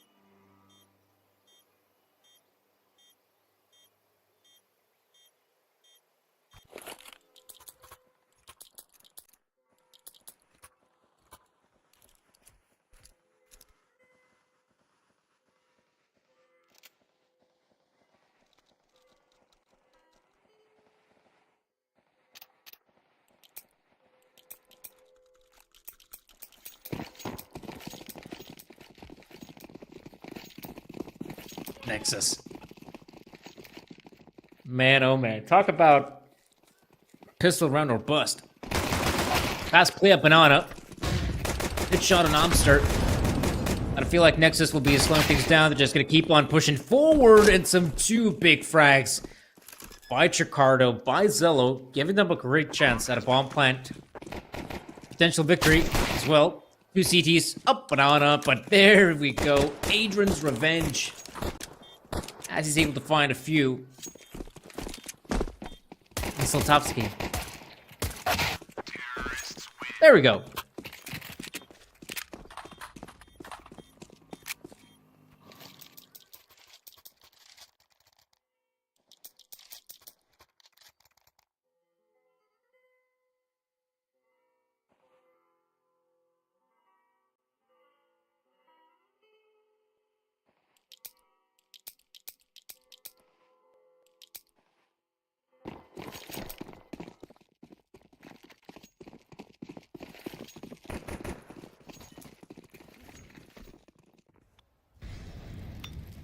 No surprises, I guess. Kano going for the force buy in the second round. Does make a lot of sense. There is a map where these pistols and MP9s could be of great effect. This is definitely one of them. Zevts finding some good timing on the push as well, able to find 2, almost the 3rd guy as well. Not a low HP Soltovsky. Meanwhile, sure, Nexus is doing a good job at winning these fights, but they have forgot the most important piece of the puzzle. Something no T-side team could ever forget. And that is the bomb. Luckily, they will retrieve it. So it's no big deal. But I kind of feel like, yeah, Nexus is probably out of this one.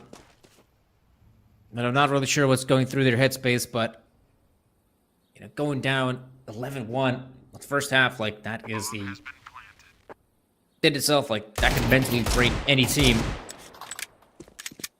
And so, with Nexus winning the pistol and also the second round, that at least gives them, a chance at picking up yet another round win. Next one will have to be just a simple eco for Kano, but they'd have to pull off a flawless T side, and that is, again, that's possible for most teams.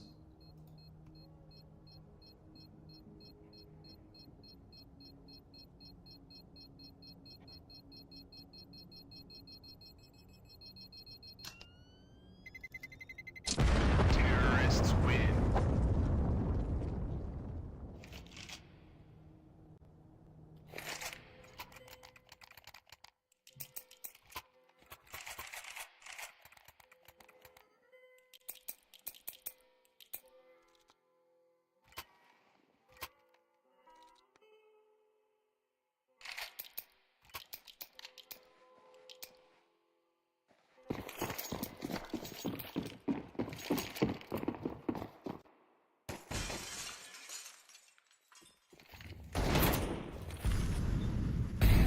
Kano. Just some uprated pistols, and that's about it. So, Nexus will have a great time. At least get the fourth. Been quite careful in the approach as well. Obviously, they have very little to no info in a round like this. So walking in blindly could be dangerous, but I like the fact that they are heading over towards the A side and they're being very careful in the approach. Right now, they have full brackets control. They're going to take the A bomb side, but also have players from long, short, balcony. Because going through short itself, like, that is super dangerous for any team, to be honest. But Nexus, they realize, okay, if the A bomb side is completely empty, it's obvious Kano have gone for stack over at B. But we can, move up there, get some easy frags, build up confidence, and perhaps get some extra money with it. So, okay, this was the easy part for Nexus. Now let's see how well can they perform with the hard rounds.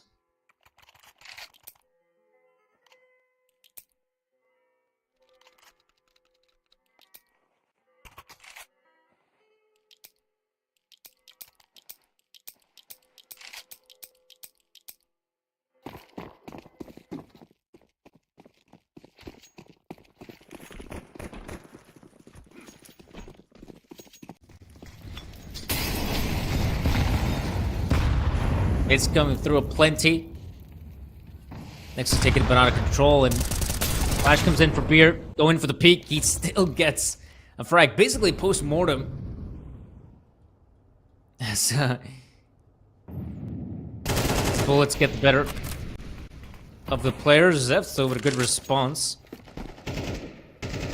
Suddenly, Nexus is doing a great job at gathering map control and also putting a big strain on Kano's defense. I feel like Amster is still a capable player to hold on the B-bomb side. I have no doubt about him. Nexus did just lose the edge by dropping one player. But BTN, he's given a lot of free reign. Just begin walking up Banana, and this is a bit scary as well. Like Kensizor, he thinks, okay, there's no one here at B side. Oh man, they're being duped into a false sense of security. Like, this is not what they're thinking. This is not an A side play. It's obviously a B. BTN has already made his way through. Timing is impeccable for Nexus. Exactly what they needed to get another round across the finish line. And we just know how this one's gonna end. Nexus will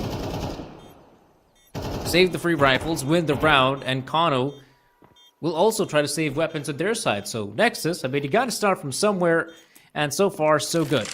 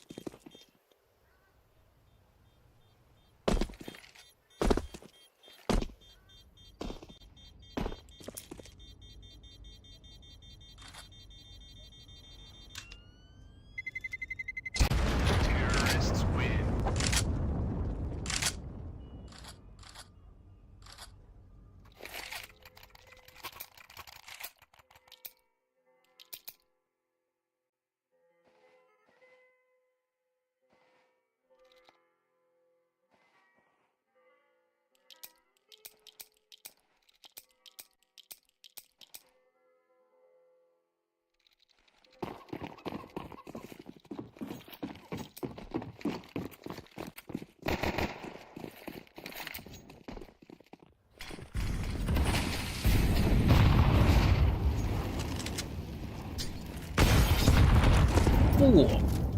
Big days of beer. Kind of have a more powerful setup in Banana. It's gonna be a big one. Some good trades still, Nexus. Have a good job at taking Banana control. But a 4v4 is not bad.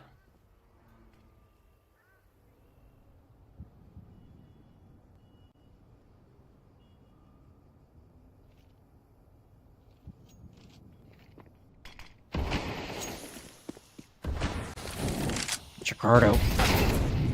Good frag with Kenzie. Oh my gosh, even a second frag to follow suit. They didn't know by this point, Nexus will not waste any time getting that bomb planted. They have players at the site. Two of them are in a pretty awkward position here, I'd say, for Zelo and Zefts, but I mean, it doesn't really matter that much because usually once it comes down to a post plant like this, a 3v2, I mean, the players will just save their guns as to be expected. In the rules of Inferno, this is good. Like, this is Nexus battling, not giving up that easily. And fair enough, these have not been easy rounds to take. They've been just a little bit more back and forth. But a great showing all throughout. Boom. Satsian gets a frag at Slotowski, so another weapon out of the equation.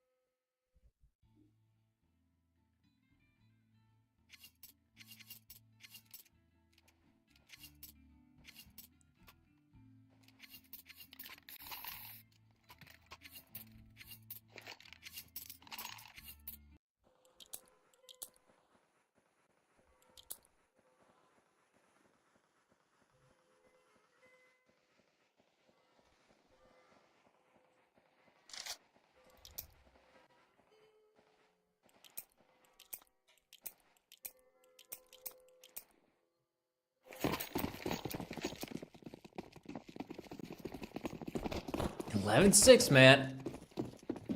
Imagine, I mean, the second half begins and it's at 11-1. And now, Nexus has managed to win 5 rounds in a row. 5 more, and they even up the scoreline. And sure, you could say that these next 5 rounds will be a lot more difficult because Kano is still building up economy. With those lose money bonuses, they will have more gun round opportunities, but then again, Nexus has been looking a lot better here on the T side.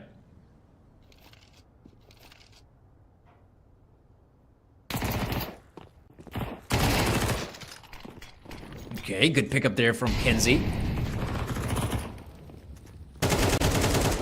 Slotowski. Oh my gosh, the second big frag for Kano. Not like this, Nexus. Oh no, not like this. The player's going out there one by one, and they become easy targets for Kano.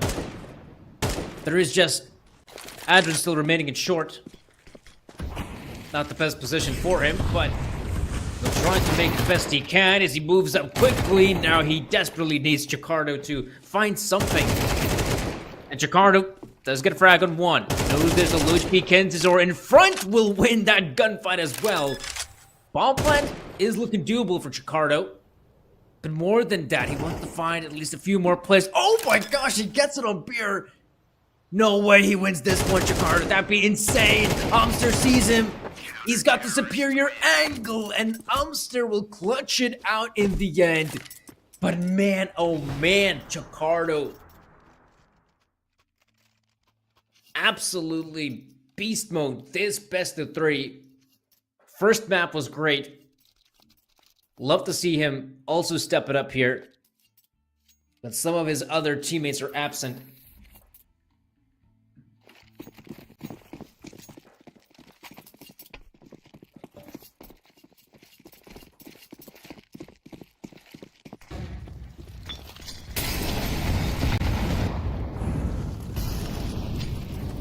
12-6. Big win for Kano. Oh man, and it's not getting easier. Nice pickup. They're getting close towards the B-bomb side though. Surprisingly, the Frags have yet to go Nexus's way, and it's not looking good. They're dropping dead. Just a few more remaining. Bomb is firmly on the site, and Chicardo, I mean, he tried to give us his best impression of an ace clutch. Tried to do it once again. Oh no, but he's fully blinded. Spin her around like it's Call of Duty. But his duty in this round will abruptly come to an end as Kano comes out on top.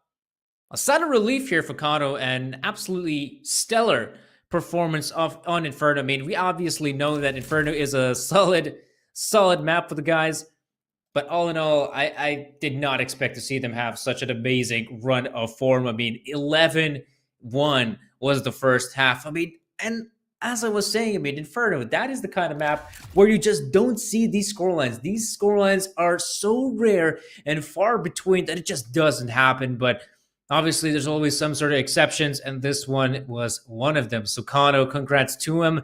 They went against a pretty tough opponent, and it's not going to get easier because their next opponent will be Monty Gen. That will be our second best of 3 of the day. That will also be our final best of 3 before we figure out how's it going to be and who's going to go to the grand final against TNL. So guys, we'll go for a bit of a break, a couple hours, and once we'll be back, we'll be sure to bring you that second best of 3 of the day. Don't go anywhere.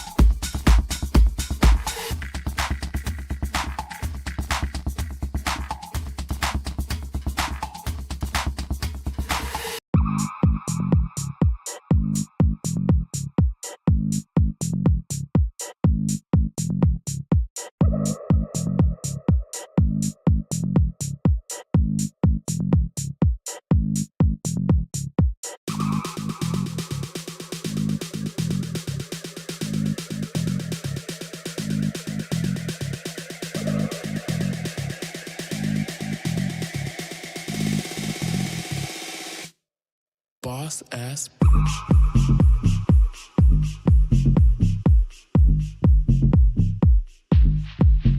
Boss bitch.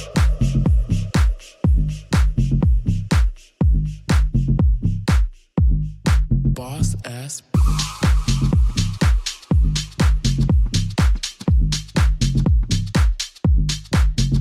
Boss bitch.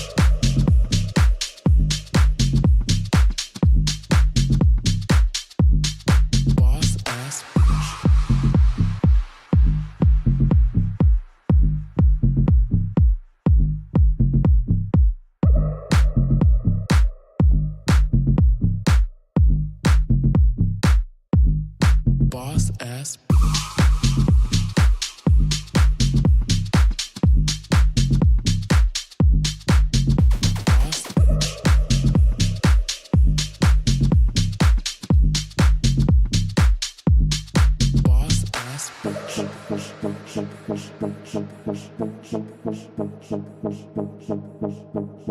Boss ass bitch.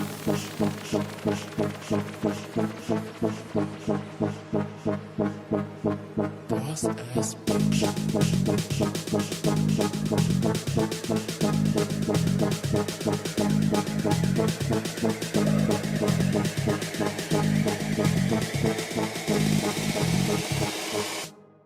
Boss ass bitch.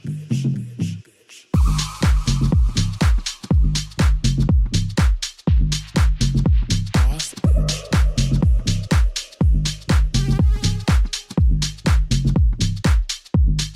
Boss ass. Boss.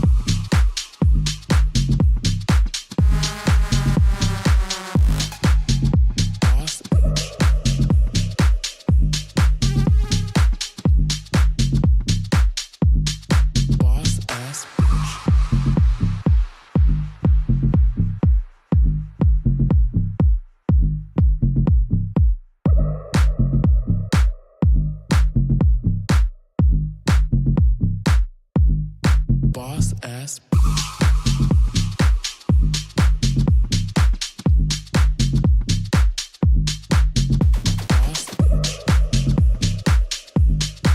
Boss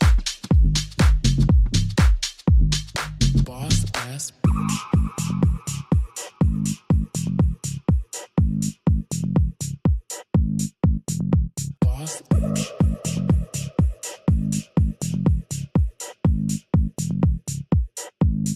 Boss ass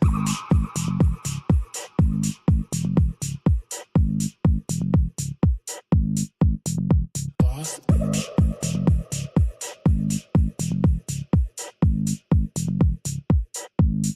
Boss ass bitch.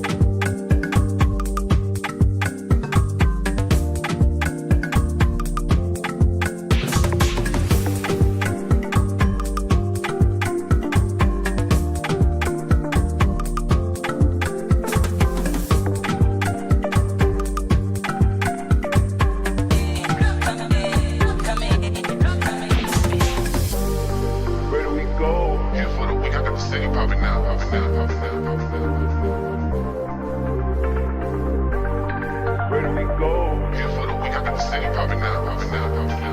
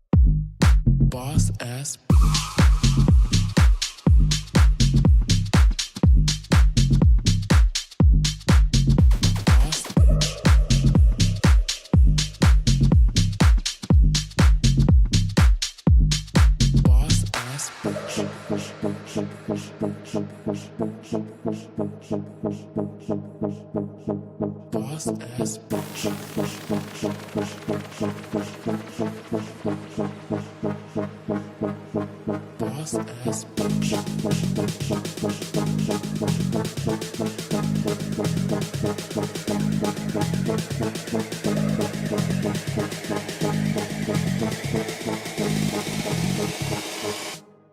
Boss ass bitch.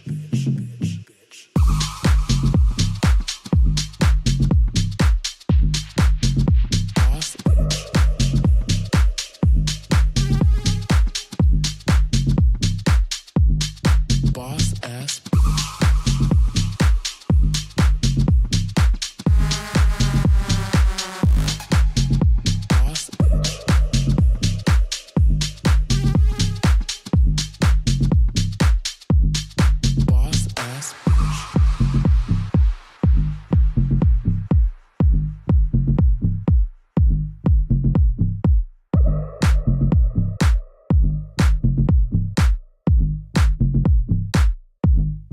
boss boss ass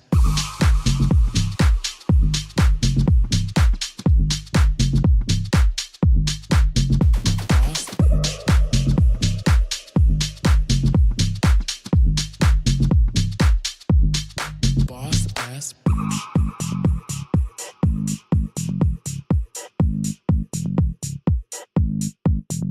boss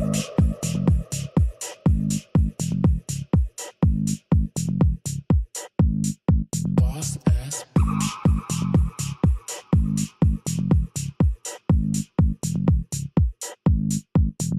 boss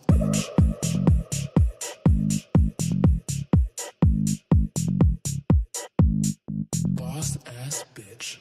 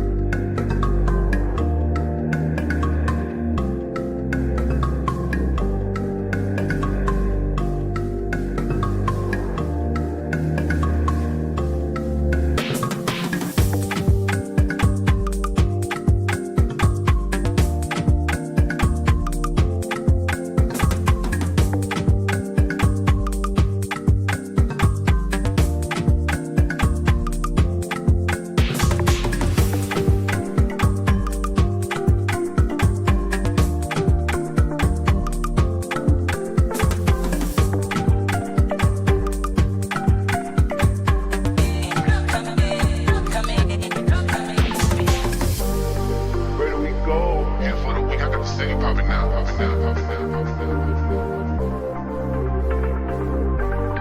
Where do we go? Here for the week, I got the city popping now, popping now, popping now.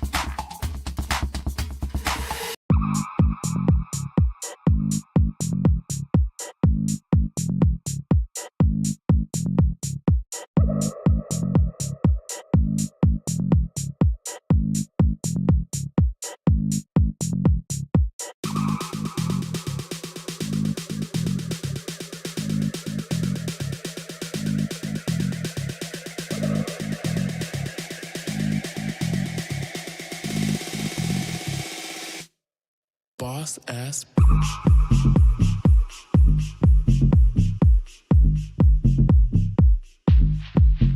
Boss bitch.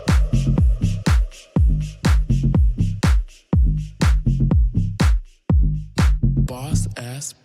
bitch. Boss bitch. Boss ass bitch.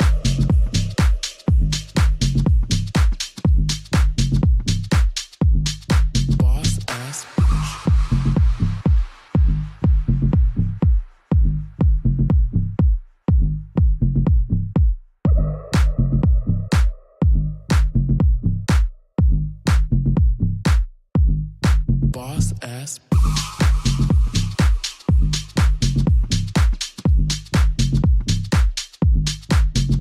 Boss bitch.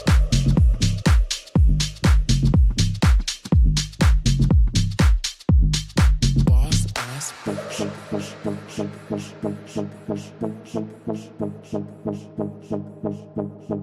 Boss ass bitch.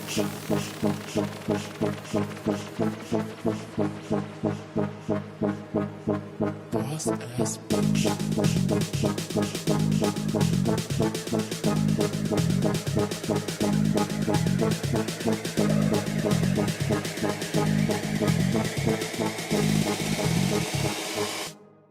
Boss ass bitch.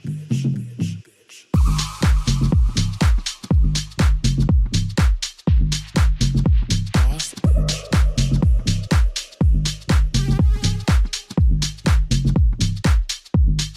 boss ass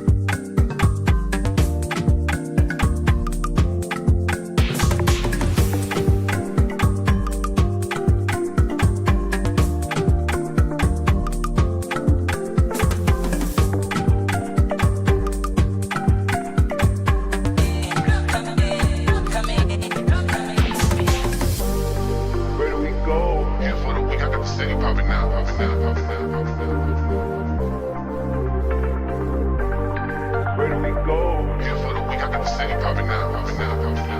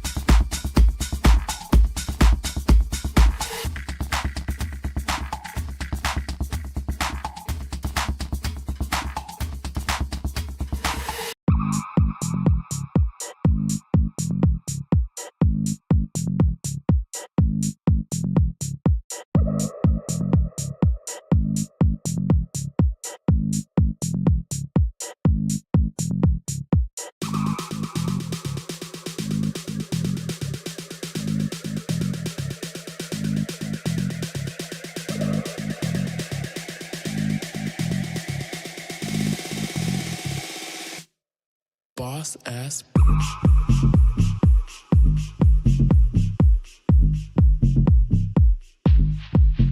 Boss bitch.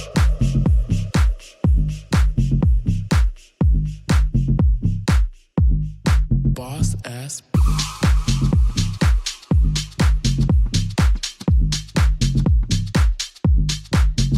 Boss bitch.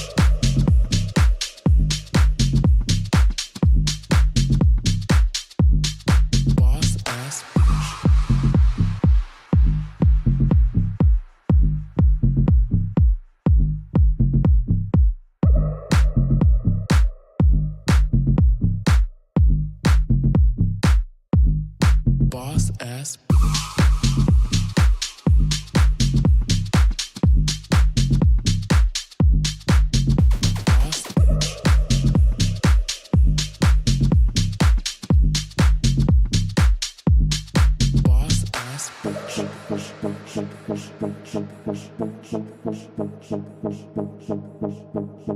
Boss ass bitch.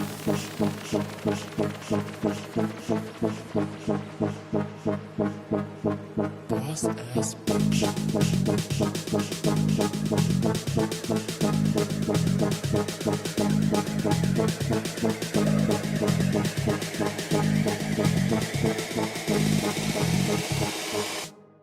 Boss ass bitch.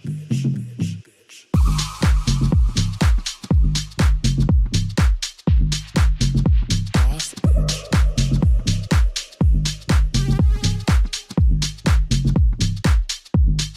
boss ass boss boss ass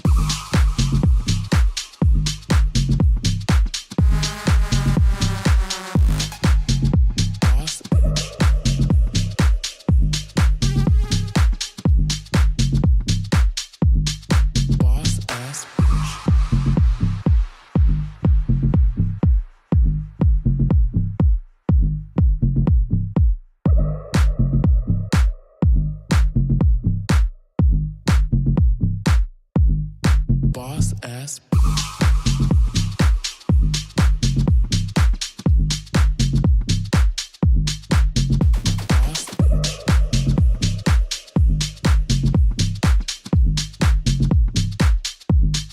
boss boss ass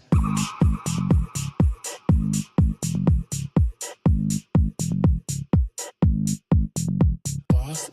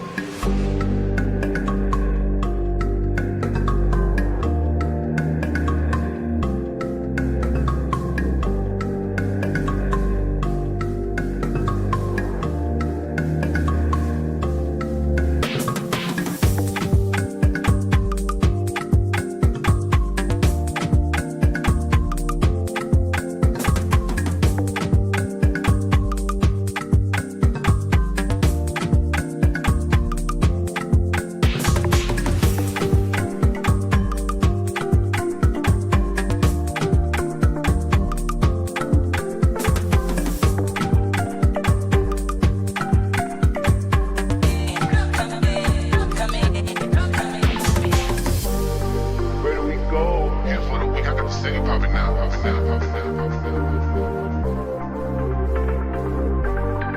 do we go? Yeah, for the week I got the city popping now, popping now, popping now.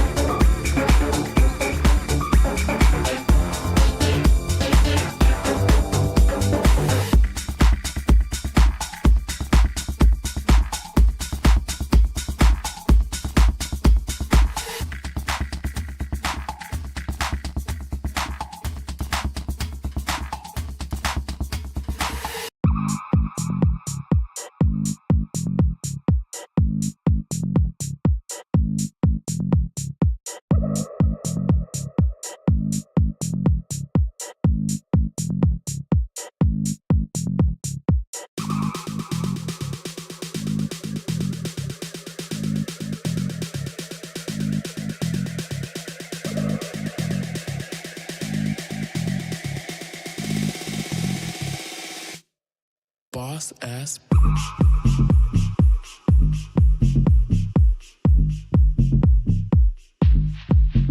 Boss bitch.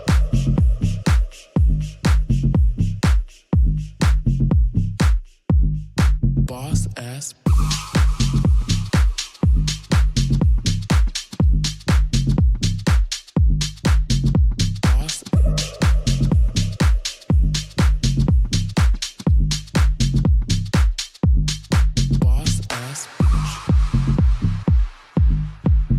Boss bitch.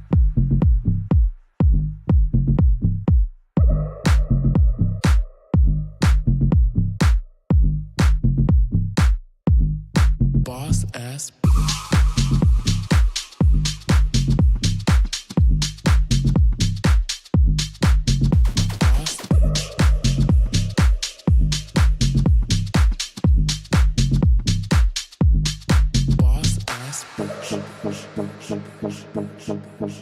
Boss ass bitch. Boss bitch. Boss ass bitch. Boss ass bitch.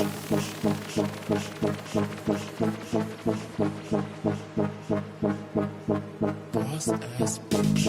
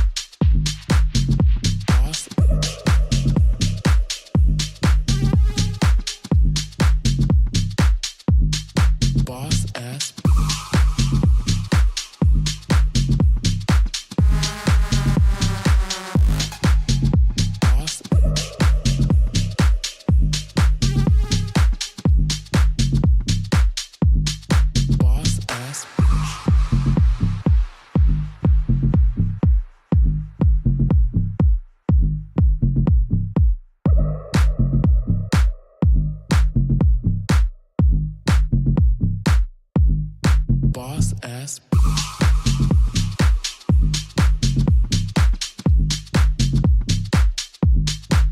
Boss bitch.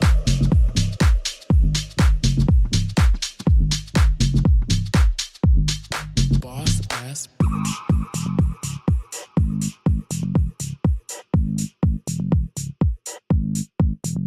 Boss bitch.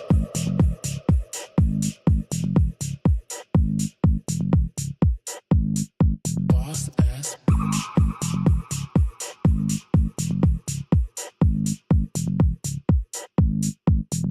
Boss bitch.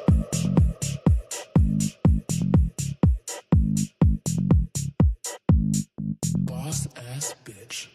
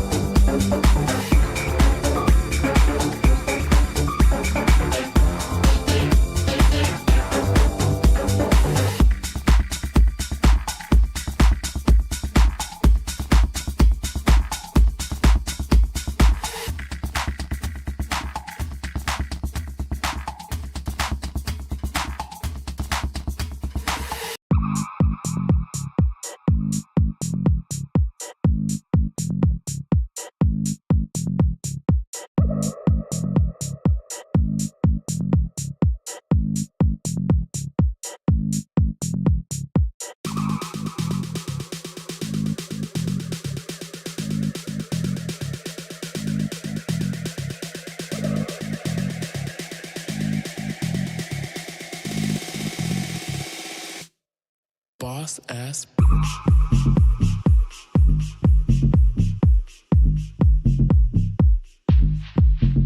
Boss bitch.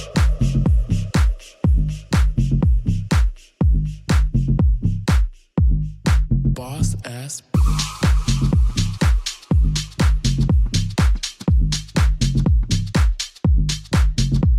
bitch.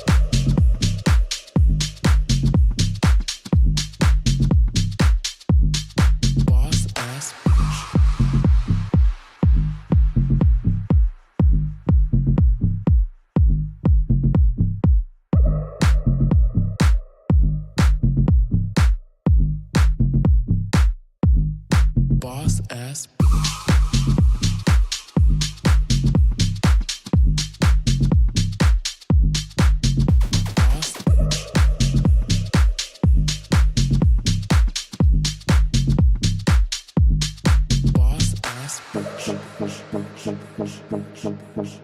Boss ass bitch. Boss bitch. Boss ass bitch. Boss ass bitch.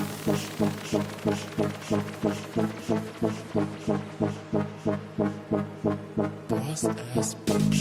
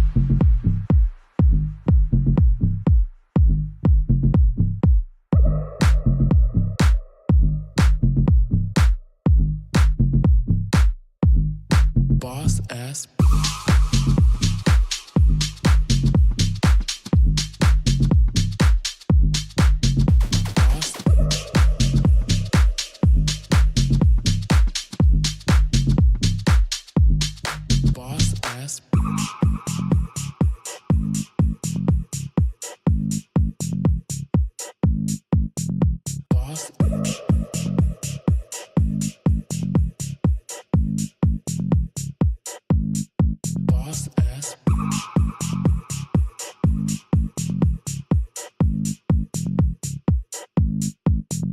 Boss bitch.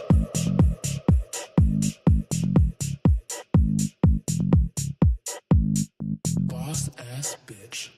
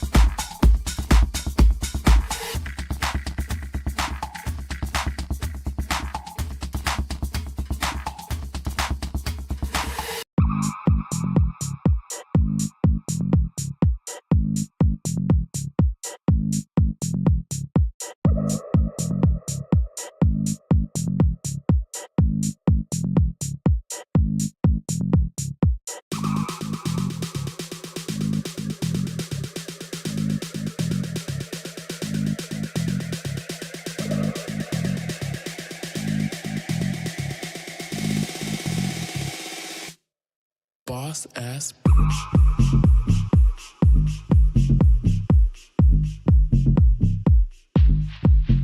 Boss bitch.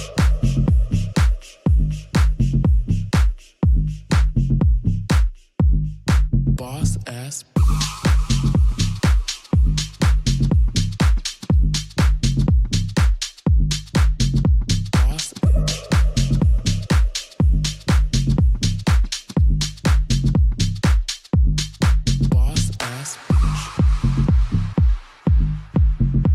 ass bitch. Boss ass bitch.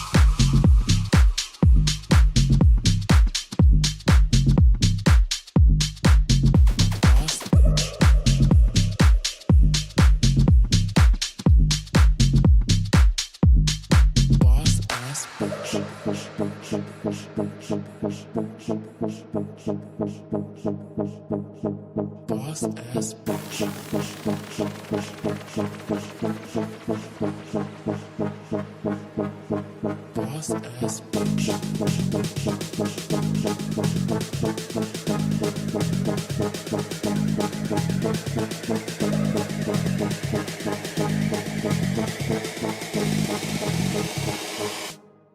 Boss ass bitch. Boss ass bitch.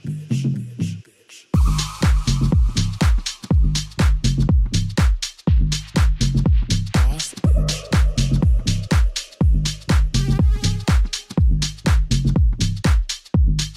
Boss ass bitch.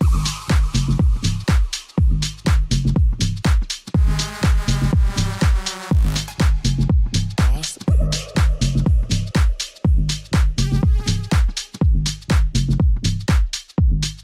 Boss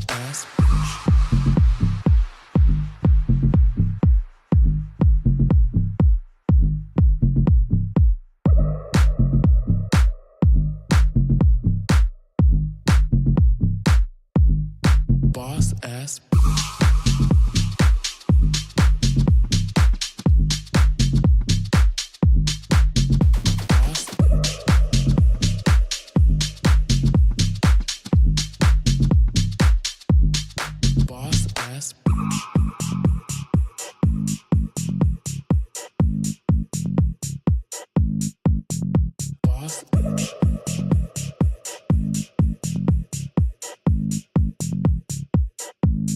Boss ass bitch.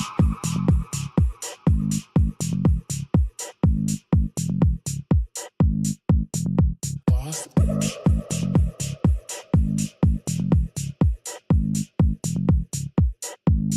Boss ass bitch.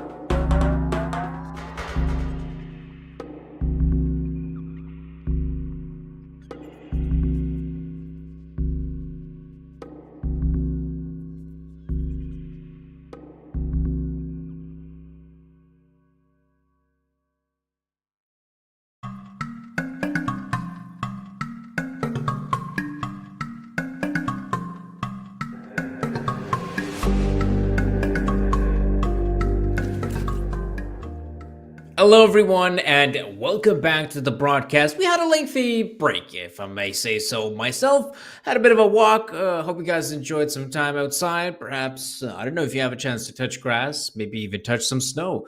Either way, we have a chance to return to our best of three, and in fact, our penultimate best of three of the day, as well as the lower bracket. This will be the matchup to determine first team, or shall I say the second team in the grand final, Kano ECF versus Monty Gen. Kano was dropped to the lower brackets just a little bit earlier than Monty.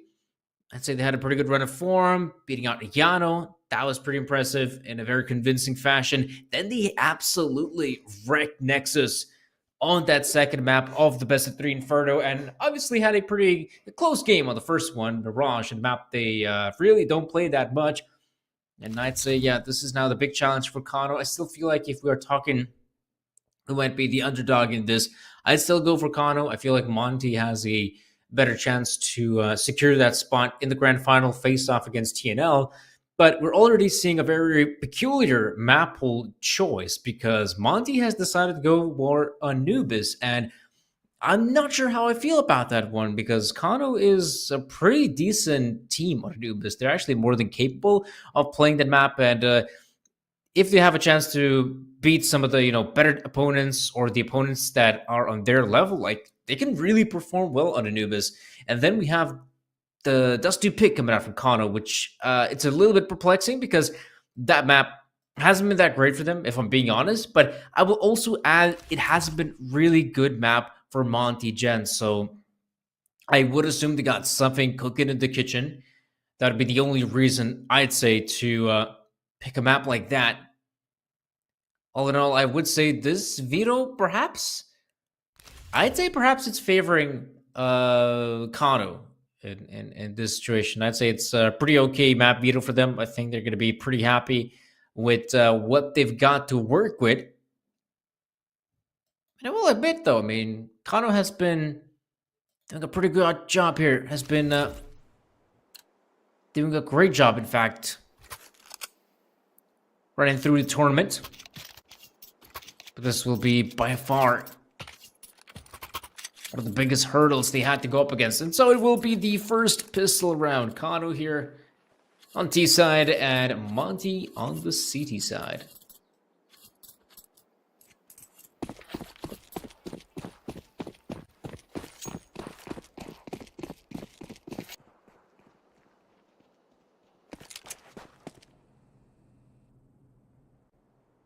And so we can begin. Kano early on fighting for some water presence. Of course, for the T side, it's pretty easy to get. Though Lean is kind of spotting out from B connector. Wonder if he's able to get any intel. Well, he's able to get a bullet to the face. Zlatovsky gets the first. Now, they must have spotted out that the bomb carrier is in water, which, I mean, that's not a lot of intel to play off. Then again, Monty, I mean, they have no vision of what's happening outside B, and that's the big problem.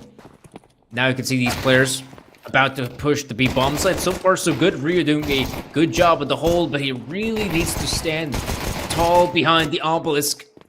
Does a good job, I'd say.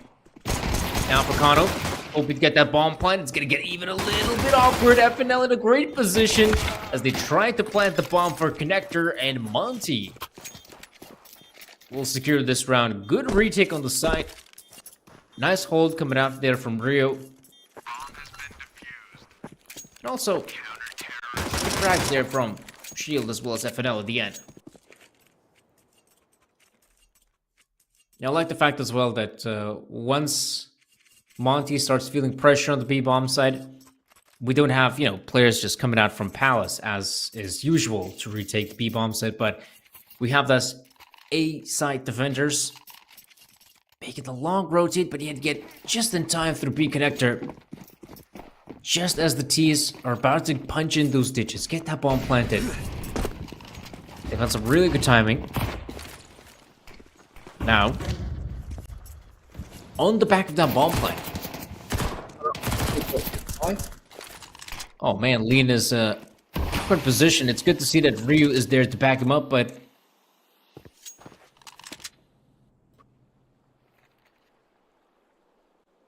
It's quite difficult to make his way out of there. Luckily, he does so successfully. Fennel is on a bit of a hunt. I always feel like a CT trying to push outside A is in such a difficult predicament. Oh man, what is this? They somehow allow Amsterdam to just sneak through middle. I'm not sure how did that happen, but no one was keeping a close eye on middle. That's a big mistake for Monty. Abandoning mid control, giving a chance for who was it? I think it might have been Amsterdam to move in through camera. Like that's it. That's disastrous.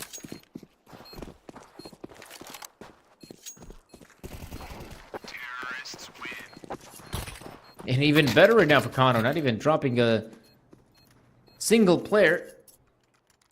Will be great for the TSN economy. They've now absolutely wrecked any chance for Monte to recuperate with another. Force buy, of course, makes a lot of sense.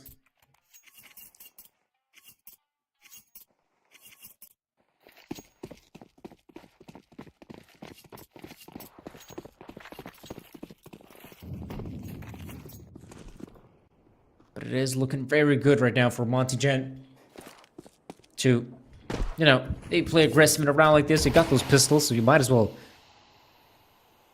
use them to your best ability. Problem is, though, there is just lonesome FNL on the A-bomb side, which then again, on Anubis, this is the sort of map where you can expect the A-side defender to be by his lonesome for the majority of the time, though Gizmi's there for the backup. FNL is trying to get as close as possible, dishing out some good damage on the T's. It's just that it's not enough. No big conversions just yet. Bomb plan is looking good as ever. And now, yeah, the round is practically lost for Monty. They might still be in a position to maintain their upgraded pistols in the next round. But definitely not more than that. Oh, and no chance for you, of course.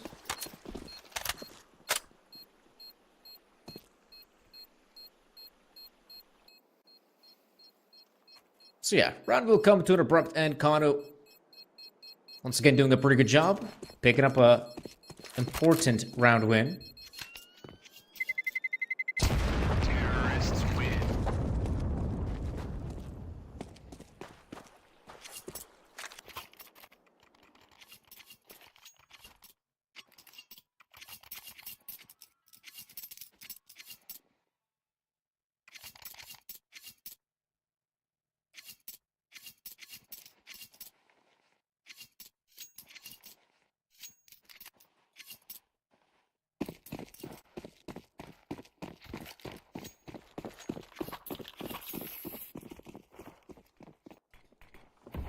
There we go, once again. Back to a simple round for Monty Gen. Not a lot of equipment to work with. Making matters a bit difficult, to say the least. Oh, seeing some engagements as to be expected. In fact, the push here works out really well for Monty. Recovering a rifle, not too shabby. It's just that he got someone like Beer who is hot on their heels.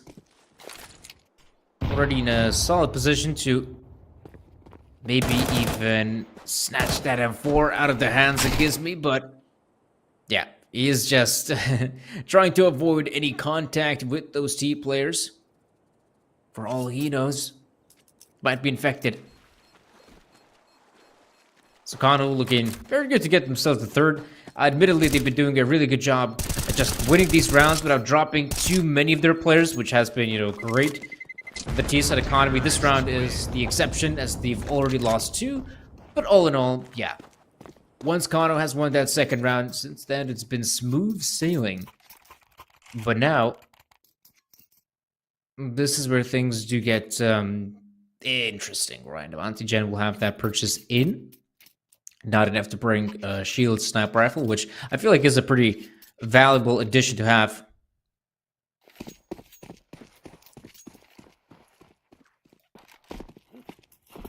But yeah, not gonna see it.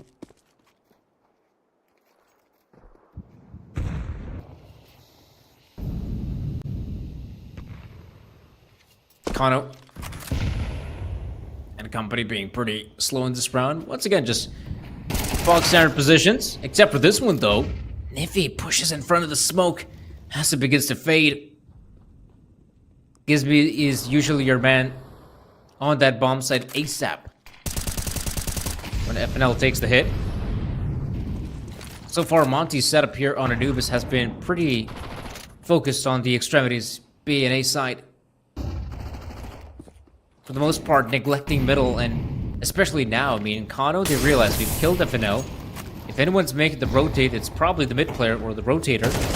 And now they have a great chance to just commit to one of the sides. B is where they choose. Ryu so far dishing out a lot of good damage, picking up another big frag. Two players make their way outside B, but it won't matter in the end as Shield stops that push from ever happening. And I was so sure that the players of Kano might even consider taking mid control, hitting the A bomb side, but instead they thought, okay, we showed off some presence towards the A side. Probably Monty Gen is making an over-rotate towards that area of the map, and that was just not the case. Monty just kept on playing with their usual setup. Three players still comfortably on B. Oh, there we go. Someone's getting into the air comfort zone, and that will be, of course, Shield. This now has the sniper to work with, but, oh, man. Does not find any success, though. That will be another early opener for Kano. Admittedly, they've been really good at fighting these opening frags. Whip it out. That's a bit awkward. Flash comes in. Looked away. I guess he was expecting the flash to come in just a little bit sooner. And once again, the A side falls for another time here. This part of the map has been so far the weakest one for Monty. FNL has really been struggling. And you gotta wonder, perhaps it's time to adjust with a new setup on A, perhaps even keeping two players on A bomb site at all times. At least the CT's now in a position to save their guns, which would be really nice to keep them for the next round, because if they do, they can still go for a reinvestment without having, you know, some sort of awkward, you know, eco round in the way.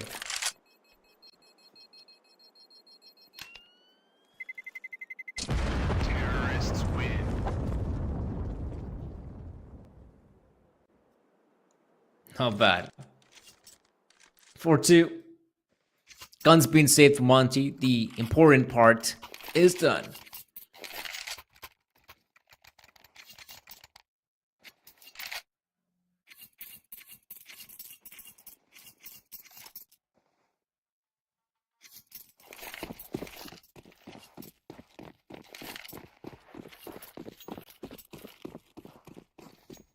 I like this.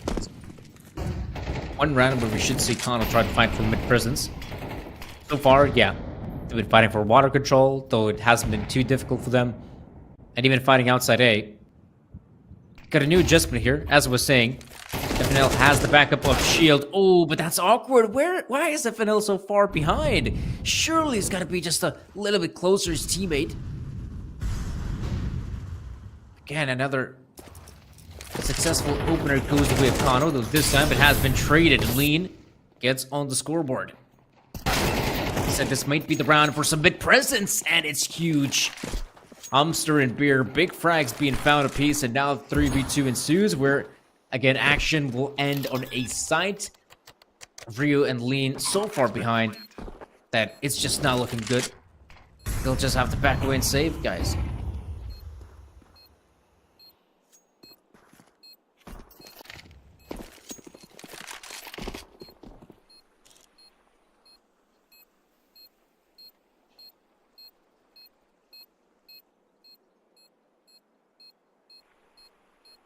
So, the guns will be saved once again for Monty.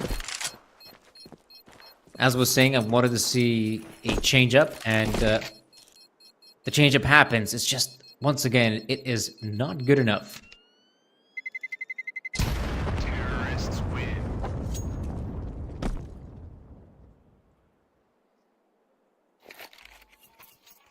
I'd say this is where you might even consider taking a tactical pause if you're Monty, because things have just not been going your way.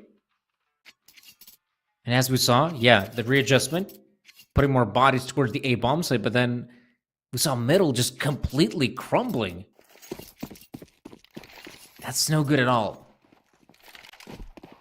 And even though things have been pretty okay when it comes to defending the B bomb site, perhaps they've really got to change things up. And now we can see FNL is currently playing in B connector.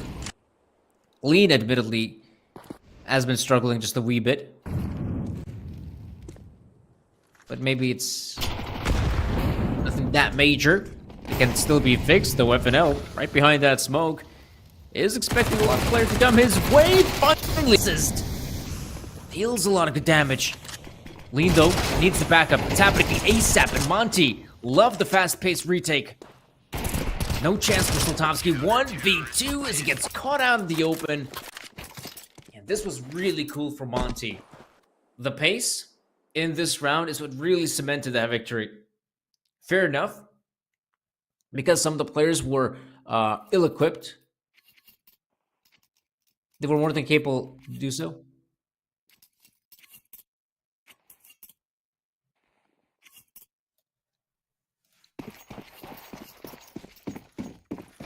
Yeah, 5-3.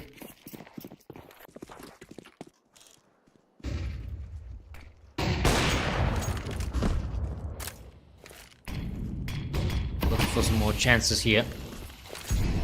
So, ooh. Util being deployed. Zlotovsky taking point. But yeah, just not seeing that many opportunities, it looks like. As you can see, it's sort of a slow round right now. They've been fighting for any presence near A, but Kondo is taking some active positions in middle. And this is going to be big. Amster, close by, does see the first, but it's Ryu to come out on top, giving the T side a headache, I'd say, but maybe this will only get better. Zlotovsky gets a great fag. Oh man, Shield. I mean, he's got this one. Yeah, he's got this one. He's able to see Zlotovsky right before he can see him. And I was so sure that with that intel, Kondo will just hit the A bomb site through mid. But instead, they've now separated, and with 30 seconds remaining, I could only see this round going one way, and that is maybe if Kenzor is somehow able to pull off a miraculous fake here on B, but he's really got to hurry up right now. 21 seconds, and he knows there could still be players right behind that smoke, and Ryu is one of them. And Kondo in a difficult position, but there we go. Ryu is able to pick up one. Now should reposition towards middle.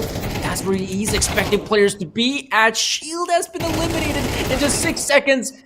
Oh, and Ryu has done it. For him to survive that position was key. He stays alive. Oh, tries to find the lonesome upper, but it will be a FNL to finally get him.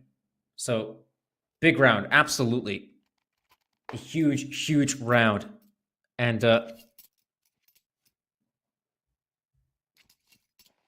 yeah, man. Kondo even taking the tactical pause after that difficulty.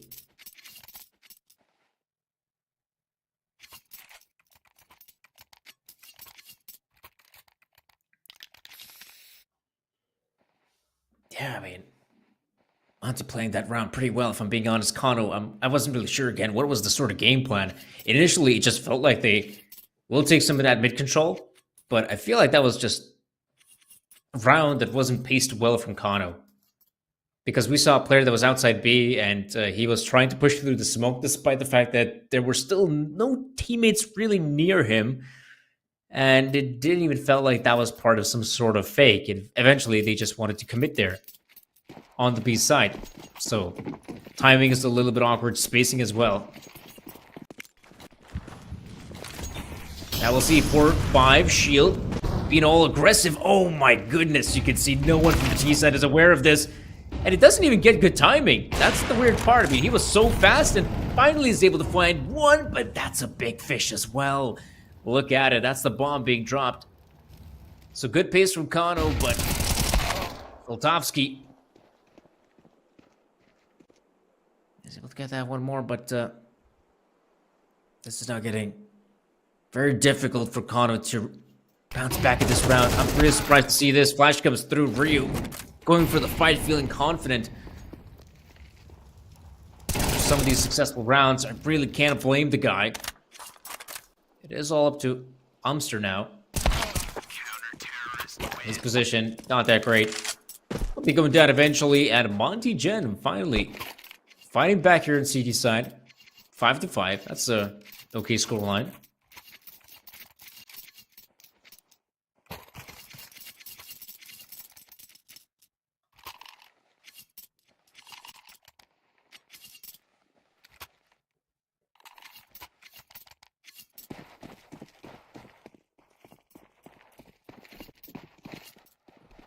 Yeah, I mean, you could say again, that Kano is playing on one of the more T-sided maps in the current map pool.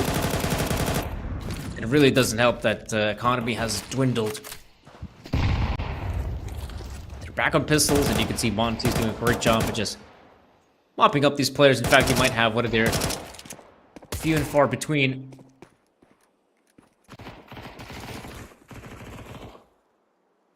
mega cleanness. And sure, I think they'll be happy about it. But get that one across the finish line. Good job from Niffy. But yeah, in the end, that's gonna be Monty Gen round. They come out on top, for now at least.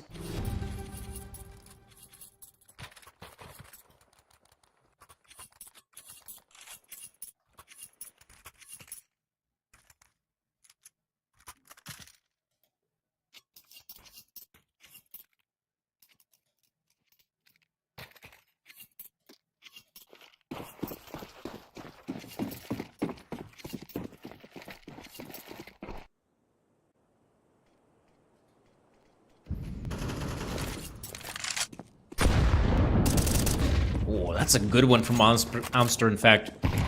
He's been challenged by these players more than a few times already, so he's starting to predict their pattern. Dishing out some good damage, though. Again, nothing major for Kano. No big wins, they can really celebrate. Oh, could see some early fights, though. Still outside B connector, as I feel like Amster definitely wants to go toe-to-toe. Someone like Lean, but now it'll just be a draw. A gentleman's agreement. No gunfights outside B, but this does not apply to outside A. FNL and company getting close. In fact, this is one of the few times we have a 3-man setup on A. And it doesn't help that there's already a player pushing through middles and CTs in a very awkward position. He must fight for their lives to stay on the site. And they're actually doing an amazing job at it. Some huge frags have gone the way of Monty. Now they can even take control of the B bomb site. 30 seconds remaining, just enough to get that bomb planted. And Monty, they will respect Kano. They will allow him to secure the bomb plant. But a 2v4 position on the B side is always awkward. Should be seeing a double peak right now. Damage inflicted again. Some of these CTs are incredibly low in HP. Zlotovsky peeks out, Flash comes in, good shot for one. I feel like the one big problem for Monty, they don't have a player outside B connector. This position can be so powerful right now, and as we can see, Umster does go down. Zlotovsky still behind the obelisk. Not a lot of time, and yeah, the angle was a little bit awkward. It made sense for Zlotovsky to peek to try and maximize his chances. But in the end, Monty can be quite happy of what they managed to achieve here in the first half. Also, bouncing back from that difficult position of losing the first pistol. Not a lot of teams can still battle it through. But Monty sure does. And now they'll have 7 rounds to their name. Now, it's nothing major, but I feel like it's a good start. Scoreline, it's a good start at least. So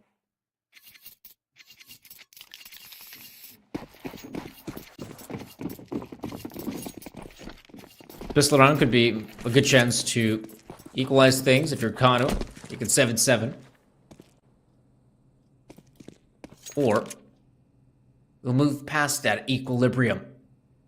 See Monty Jen spearhead to more wins, more rounds. But now, let's get down to business.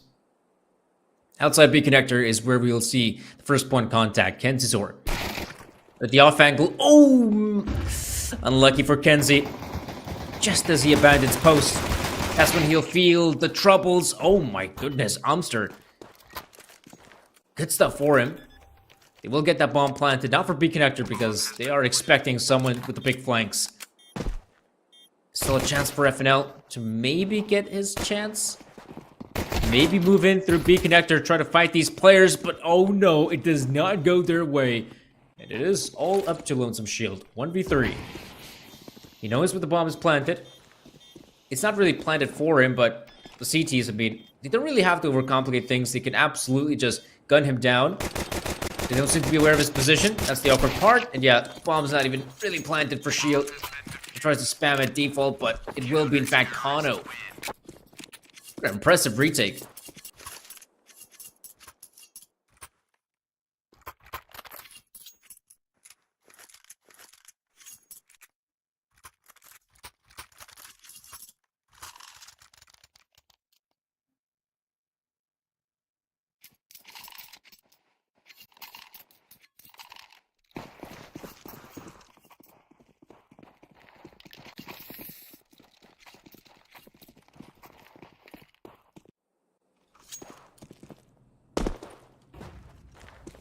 Luckily, Monty managed to get the bomb planted the previous round, so no surprises here. We see the purchase, and we might actually see a fast round from the T side.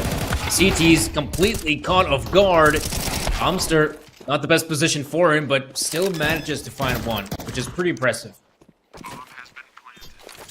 3v3, in which the CTs can definitely make this retake a reality. Soltovsky already picks up one. I feel like Shield really just needs to stay alive. He goes down way too quickly. So his teammate Ryu just not in a position to win this round. Absolutely. I mean, the CTs, as they clear out B connector, maybe even outside B, it will become obvious that, yeah, that player is somewhere behind, but they don't really know it just yet. This is awkward because there's not a... Oh my gosh, Ryu! We finally get to see his POV. It looks like he's done it. Oh my goodness, Kono. Completely caught off guard, unaware of Ryu's position and his big flank. It was also quite awkward for Kano because they did not have the kits to work with. I'm sure if they do have the kits, they're more than happy to stick the defuse just a little bit earlier. But because they know how important that defuse is, they took their sweet time to, you know, clear out B connector. Haven't really cleared out something like outside B, so they kept one player at least posted there. And just completely neglecting the possibility of a flank is what really cost them. So yeah, Monty, massive victory. They know it. Kano will try to reply with a force spy of their own. Admittedly, their force spy is a lot more lackluster. They only have the M4 and the Hands of Beer. The other guys were just pistols. Yeah, if he gets caught out there with a good flash from Ryu, who, by the way, 20 frags for him. I think it's fair to note that some of these players on Monty have been, relatively quiet, but Ryu's been on point. And usually, I mean, on the Monty side, I feel like two players that definitely deserve a shout. Gives me Ryu, gives me an incredibly smart player.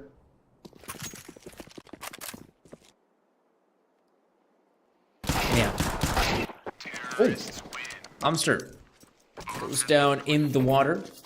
They'll be swimming with the fishes tonight. 9-6 for Monty. This is a great opportunity to extend their lead even further. As the CT side, but he's an issue. They need reinforcements. They need some supplies. And supplies will only arrive in the next round.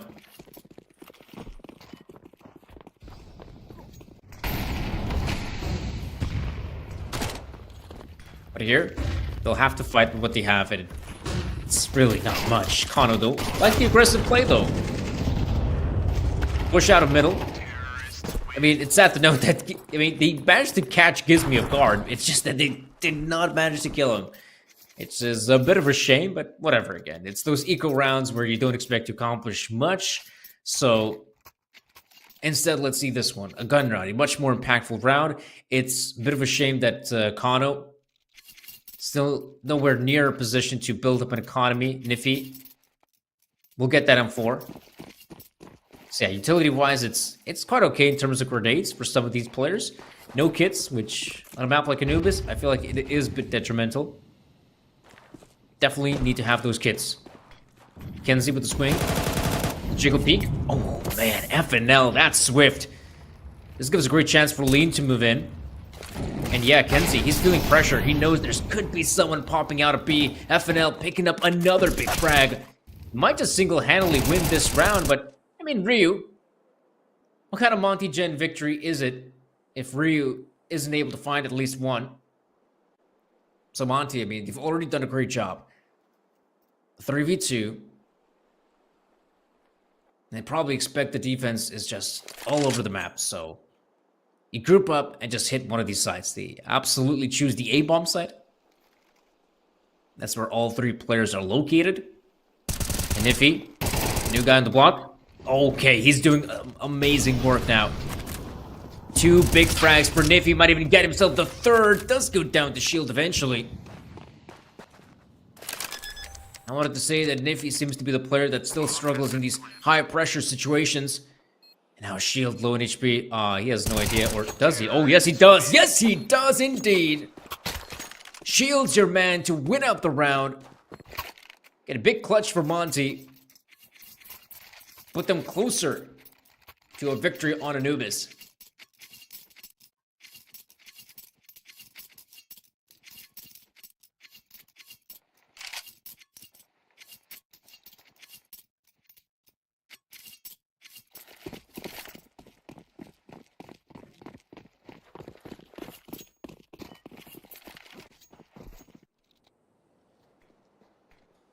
Oh man, this is starting to look pretty grim for Kano.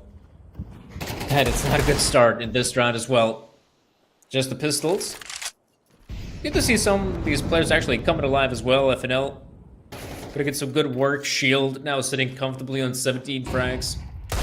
It's just not, you know, Ryu putting in a lot of good work. It's also the other players stepping up. Gonna be seeing someone like FNL snatching another frag. Looking good right now for Monty. Just go wherever they want. Go wherever they please, to be honest. Load some Slotowskis out there with the scout. I mean, he'd love to maybe get a frag or 2. And I feel like, yeah, this is definitely Anubis coming to an abrupt end. Kano definitely demonstrated some good CS on the first half, but right now we're just not seeing a lot of it. Not seeing the same, let's say, confidence, perhaps. But some of these rounds, admittedly, have been pretty close. Coming down to the clutches, the 1v1s. Just these rounds not really going their way. And let me tell you this, there is that clutching ability that Kano has. I saw them playing against Yano, and it was just insane how clutch the Kano players were. It felt like every single player managed to win a clutch in that second map against Yano. I think it might have been Ancient, in fact. So, 12-6.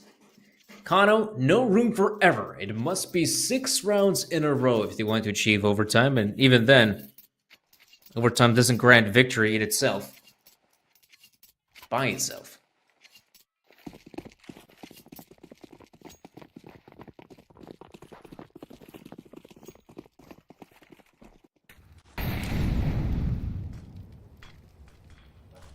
Some kind of a standard. That appeared 2-2-1. Mid control not really being taken by Monty Gen. In fact, you can see that some of these players are really far back. The exception being someone like Ryu, who I think might have tried to push through smoke there. Slotowski was holding his own. I think we'll try to push some of these players out of middle if possible. Oh, Iffy with a good job right there to get the frag on FNL. Sure, bit low on HP, but nothing major. This is where Monty having an easy time getting this mid presence, and Beer is trying to get as close as possible. Use the off angle to his advantage. Gizmy though, oh, looks like he might have been able to spawn out the player. Or at least I thought so. And now, it's getting worse for wear. Shield able to get a frag with Soltovsky, putting himself in a somewhat winnable 1v2, I'd say. I mean, if he wins this fight against Beer, suddenly he's got a chance, but out there with Yop, definitely not easy. Does sneak his way out of camera. Okay. Bomb plant is looking good for Shield. So, 1v2 with Yop. He really needs to find one of these frags ASAP. Oh man, that's a good flash as well. And as he's wasting his time trying to find a frag on camera, Kenzizor swoops in with a good one. An easy frag for him, and admittedly a crucial round win for Kano to at least maintain their lifeline in this first map.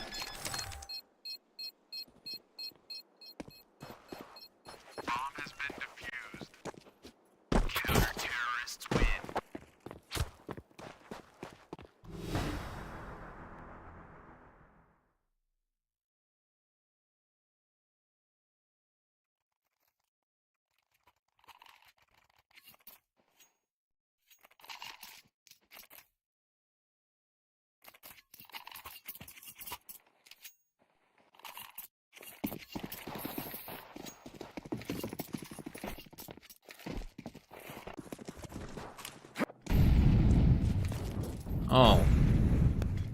You saw Neffy lining up some utility there. This could prompt Kano to play just a bit more aggressive. Let's see, outside B connector. I thought we might see even the players outside A pushing aggressive, especially someone like Soltovsky to take a more forward position. But he's right now playing the same angle as he did before. Right before he got that kill on Ryu. So, no aggression coming out from Kano, just holding on to their positions. Some safe positions indeed. If you take a look at middle, it has been, neglected by Kano.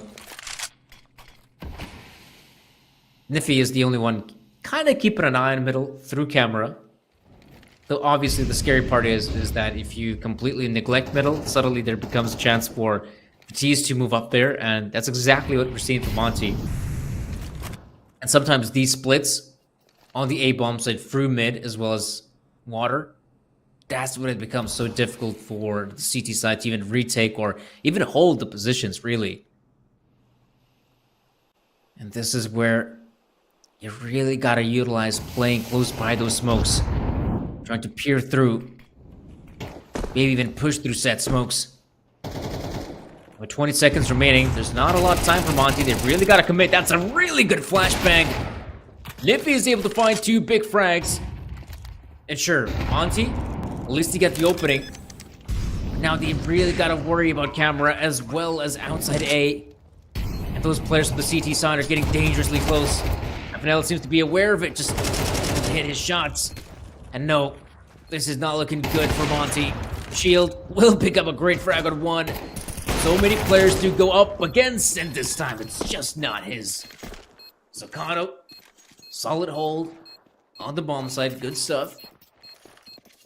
But luckily for Monty, some of these rounds they've managed to win in the past have been somewhat convincing, so in terms of money, they still have it. But yeah, really good flashbang coming out for Niffy. He's able to find 2 massive frags. You could see that no one from Monty was even, playing anti-flash or anything like that. You just get caught out unexpected of it. Yeah, 12-8. I mean, not that long ago, it was a 6-round difference. Now it's just 4. Not to mention, there is still the chance to break the T-set economy. That's actually a very slick move from Beer, but oh man, I feel like he was supposed to pull that trigger just a little bit earlier. This is not a good start for you. Has somehow picked up 2, but Soltovsky is on the bomb side. Oh no, he misses a crucial shot. This is now a great opportunity for Monty. Maybe finish the round. Gizmi with a great pickup on Amster, and there is just Lonesome Niffy remaining. 1v2. No idea where the player is coming from. Maybe Palace is where it's at. Niffy is getting dangerously close. Oh, he will keep a close eye on B connector. In fact, both players are here. I feel like that's a pretty solid position. He does have the smoke, in fact, so he might actually chuck it in B connector. And if that's the case, man, oh man, it's going to be difficult. Niffy, that's a great frag already. He's expecting FNL to be somewhere close. He's got the read, but a lot of time being wasted in this frag. All of it comes down to that one frag, and it's Niffy to come out on top. Once again, Kono winning a great round. I will admit, I'm a bit perplexed that, well, FNL could have only played it two ways. He could have actually, once Gizmi was being pushed, he could have actually just swung there with Gizmi to help him out. But he wanted to play this one safe. He wanted to make sure that, okay, I mean, chances are that maybe the CT player would expect me to be here. But as we saw, Niffy did. The big clutch goes the way of Kono. Despite, you know, great openers from Monty's Ryu, who essentially, I mean, put his team in a 5 versus 3, it still wasn't enough.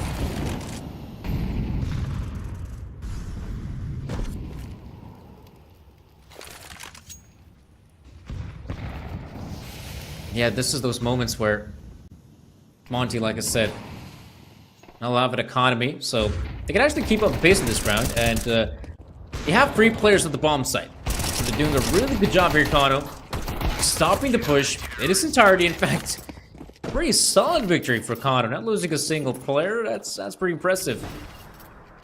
And this round in particular, where they decide to have 3 players at the bomb site, feeling there could be mounting pressure from middle. That's a nice little change-up. Of course, if it were to come down to, let's say, a B-side push from Palace, maybe the B-side players don't have it as easy.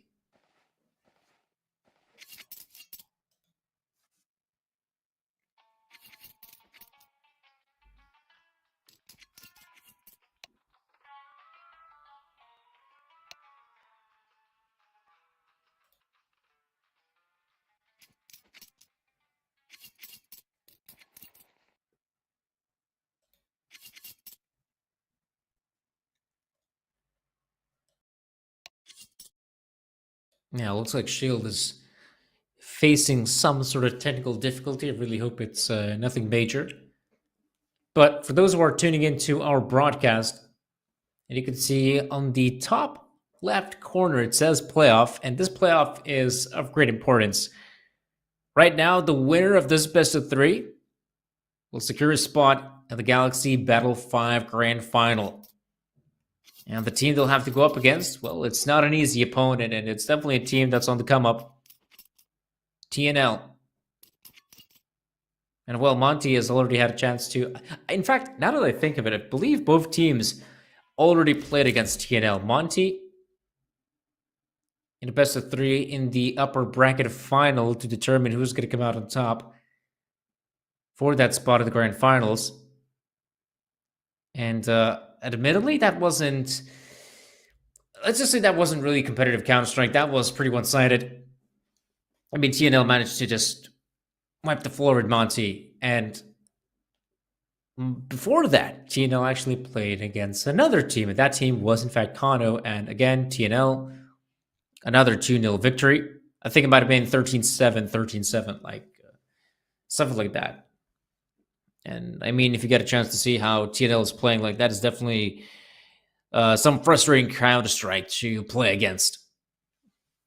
They play some really fast-paced CS. This is a team that does not wait for 20 seconds on the clock, 30 seconds on the clock for an execute. No, chances are they might just finish the round in like 30 seconds. And the best part is it's actually working out for them. Like usually you say, I mean, no, don't do it because after all, you should maybe waste your opponent's utility beforehand. But I will say like the pace they have, it just happens in those moments where you least expect it.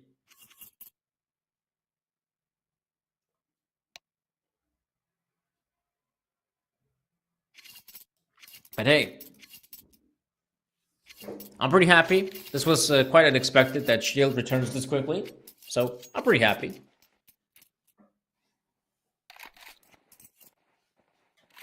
Sometimes those unexpected little things can definitely brighten up your day. So, 12-10. Monty still have another good purchase left in them. Obviously, not a lot of opportunities do remain. Oh, so Kovsky, great pickup there in FNL. They're just, well, in a pretty awkward state where I feel like they want to hit the B-bomb site, but they're just not deploying all their utility. Also not sending out their best. This is, oh no, this is not looking good right now. Kano, they will absolutely get themselves 11. And something tells me that 12-12 scoreline is also doable.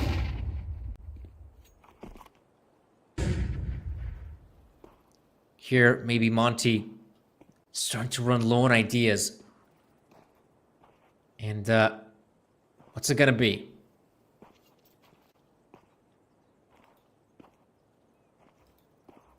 Now, it looks like gives me, I might even consider just saving that gun of his. Why not? To just keep the gun. It will definitely come in handy with the team really struggling in terms of weaponry. And this is, well, definitely looking possible right now for Connor to reach those 12 rounds. Man, when the scoreline was 12-6, it was hard to predict something like that to even happen, but now it is. Now it is.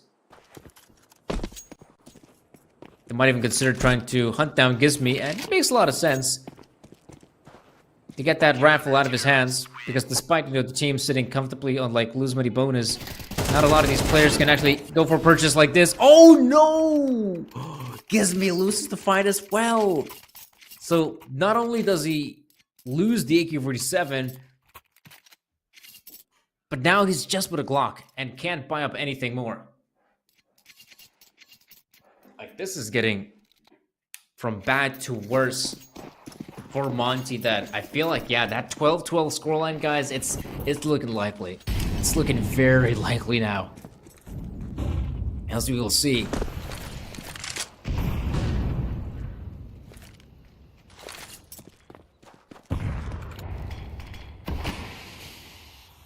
Wonder what kind of strike can Monty Gen pull out of the hat right now. Whatever whatever it might be, they absolutely need it.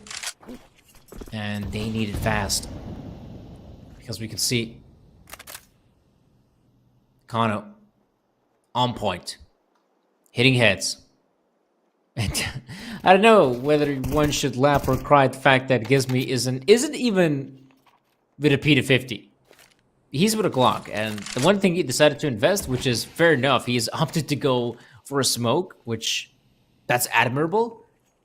Though I feel like a P250, but surely someone could have saved up some cash for him, right? 50 seconds. Barely any time remaining.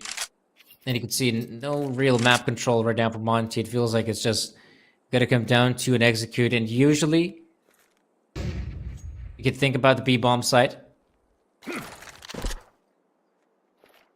As we should start seeing some util deployed. In fact, currently there's only 2 players here, but that's going to be a swift rotate from Zoltovsky from Palace, so his position is pretty good. On to Gen. Not a lot to work with, 20 seconds. They might at least get a chance for a bomb plant. Which, okay, that already puts them in a somewhat winnable position. Gizmi will try to get that bomb planted, but there's someone close by. Oh no! Kenzie, what are you doing? That's so ballsy. That is super risky, but now Ryu left it at 1v3. So good at the clutch department. Not sure if it could happen this time. I mean, Soltovsky and Beer, they've got his number. Oh no, Ryu somehow picks up another. What is going on, Beer? He will eventually close it out. But man, oh man, for a round in which Monty just had some shot investment, it was a pretty close round. Good pickup there from Kano and absolutely a stellar comeback. 6 rounds in a row. Wouldn't say it was flawless. After all, we had, I think it might have been that 1v2 situation where it felt like Monty, what was it, 3-4 rounds ago, actually had a chance to close it out.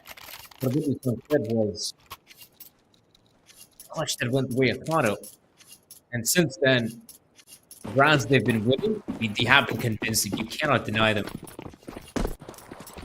It's been impressive for them. And now, overtime.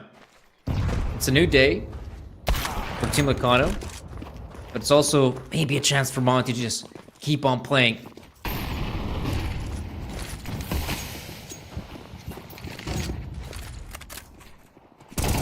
Let's see. Gonna be a push on the A bomb side. It's really fast. Oh my goodness, Amster! Just look at the damage. Look at the carnage. He's just committed. That is unreal. And now you can see Amster has put himself in a very winnable 1v1. Ryu is incredibly low HP. Just one bullet. That's all that's needed. Ooh, let's see. Amster now, 45 seconds left on the clock. Is it? Ooh, perhaps he's trying to big brain this a bit too much, but then again, he's got so much time, he could expect Ryu to come out of nowhere. And that is scary. So, right about now, smoke being deployed in camera. Oh, he's done it. That's it, that's the day, that's the finisher. Big one from Amster. Massive round for Kano. And why was Niffy the MVP with just 0 kills? I don't know. I don't know, man.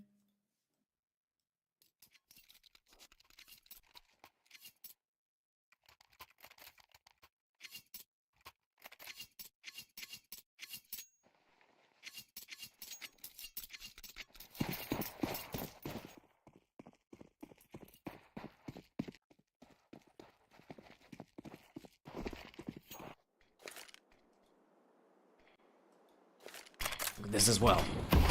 First big round for Kano, 13-12. There's the op that has a shield. Again, I always feel like shield hasn't been that great on the op on those T sides. I feel like his proficiency lies in the CT side. Yeah, somewhat of a slow round, I'd say, for Monty. We've been seeing a lot of these slow rounds, and in fact, not even really fighting for the map presence right about now. Calmly holding on to their positions. Though I would assume a mid play is on the tables. You can see some of that util has been deployed. If anyone was playing up close near the double doors, that will force them out. But usually how it works in these positions, I mean, what you have is then the CTs just take a position in camera. And Soltovsky is a little bit further back in mid. Oh, Amster timings everything. Do you see the player? Yes, he does. Is able to spot him out. Gets the frag on FNL. We'll definitely expect more players, but oh no! He switches out for the nade. Gives a great chance for Lean. Ryu with a great pickup, and suddenly, oh my goodness, this is becoming way more doable for Monty Gen than it ever had, and probably ever should have been. 2 versus 3, and yeah, you can see the Kano players are even thinking of a save. Maybe. Let's see, they'll try to move up lane quickly. The T's are in some really good positions. I feel like Lean should be able to dispatch of Beer, but okay, that's actually a good pickup by Niffy.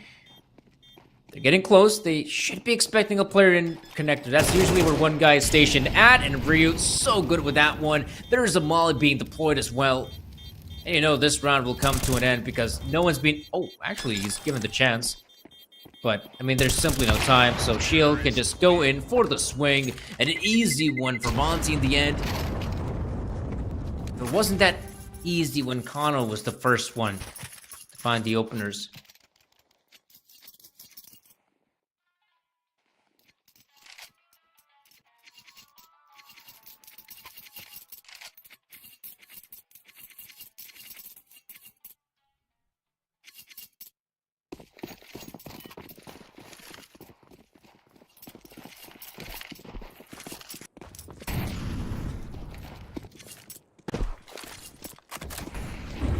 $13-13. As close as it possibly can be in overtime. But the way it works here, still someone has to come out on top. As we can see for the moment, if we're being objective about it, right now, equipment-wise, Monty's looking a lot better. B-side defense has been solid. And as we'll see, I might even consider some aggressive plays here from the CT side. Amster's getting very close. Now he'll back away in the nick of time. FNL is there. He's right behind the pillar. It's a good position for the CTs, but it's nowhere near as good for Monty Gen. 13-13. They got themselves all the frags, and it is just Lonesome Bear remaining. Monty, great push at the B-bomb site. They make the play right before anyone on the CT side can chuck in any bits and pieces of utility to try and slow him down. So a great victory. Monty Gen able to pick up the 2 rounds. Again, feels like Anubis is more of a T-sided map, so having the edge on the T side, that's great. But for Monty, now you want to see the same level of success on the CT side. Can they actually do it? Can they actually do it as well as they did on those later stages of the first half? Like the fact as well, we're seeing a pause from Kano. They realize that, okay, they still have a chance.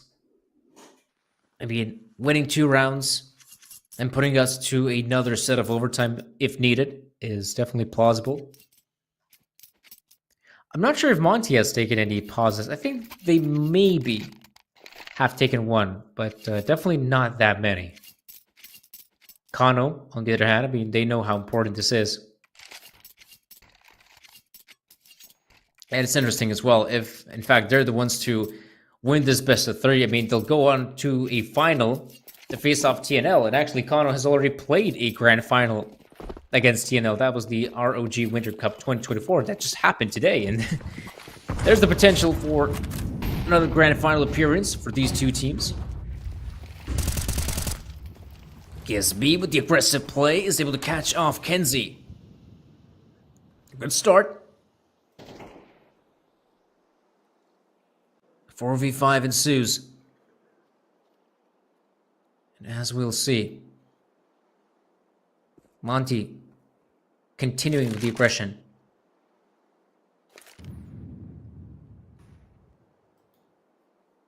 Shield's position, I mean, this is where it should really pay off for him.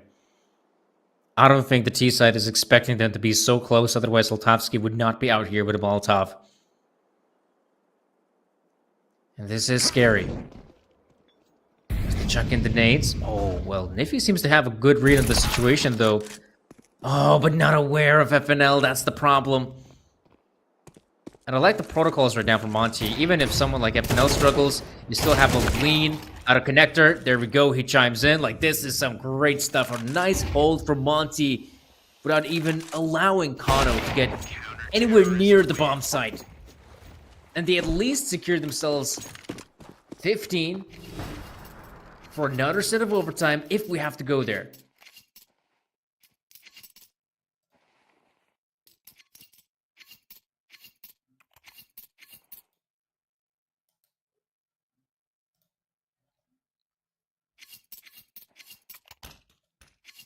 Yeah, 15-13. Monty Gen in a good position to close out the first map. Not easy against a squad like this, I'll give you that.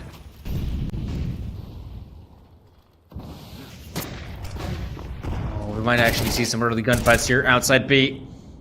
Amster able to pick up one. Ryu, oh, gets back to safety somehow. I was hoping for Shield to step up, but the big problem right now, Kano. They're already outside B connector. In fact, E connector. Shield struggling, doesn't know where he should aim, but he aims and he's precise. Gets himself a second big frag. They might have actually just done it. Down to a clutch we go. Kenzisor, last man standing, 1v2.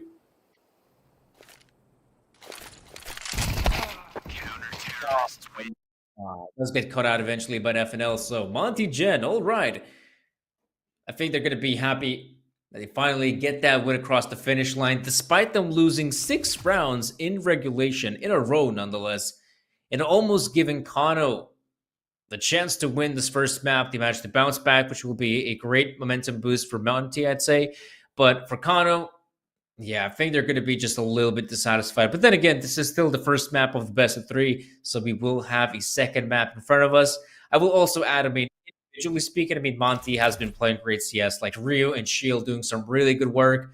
And, well, a map like this, too, you absolutely need that individual performance. So it will be a good chance to see what Kano is capable of doing, but also Monty Gen. Guys, we're going to go to a very quick break. And once we'll be back, we'll be sure to bring you that second map.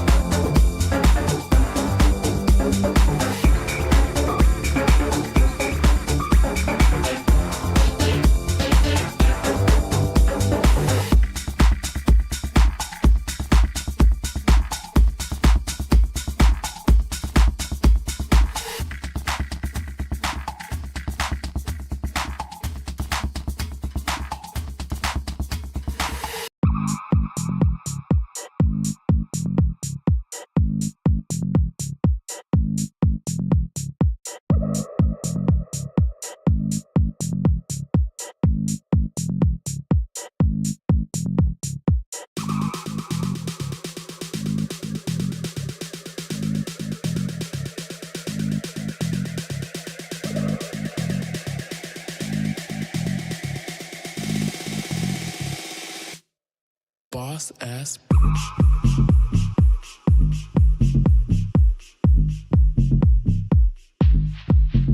Boss bitch.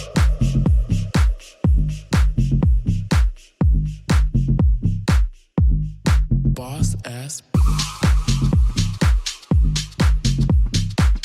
Boss bitch.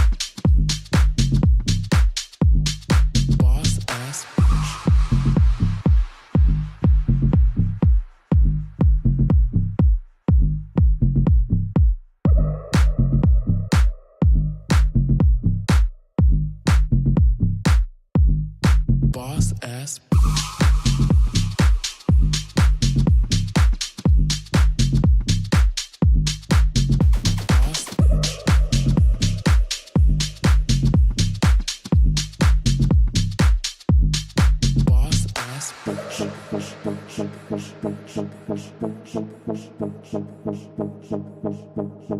Boss bitch. Boss ass bitch. Boss ass bitch.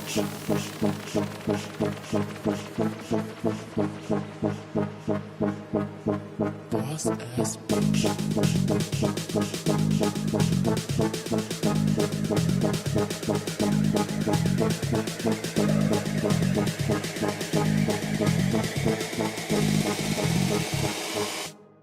Boss ass bitch. Boss bitch.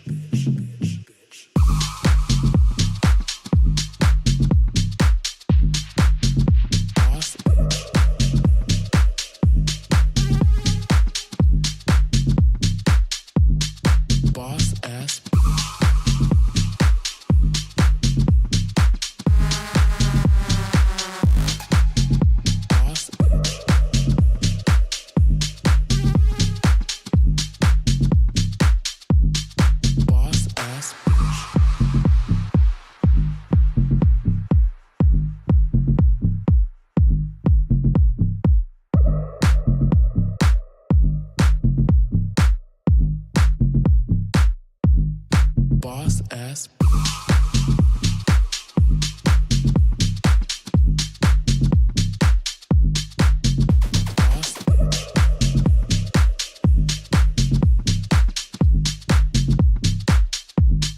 Boss ass bitch.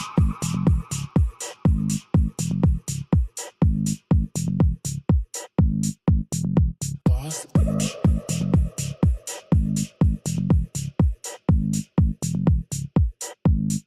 Boss ass bitch.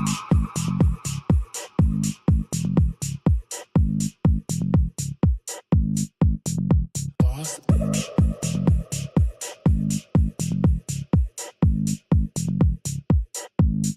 Boss ass bitch.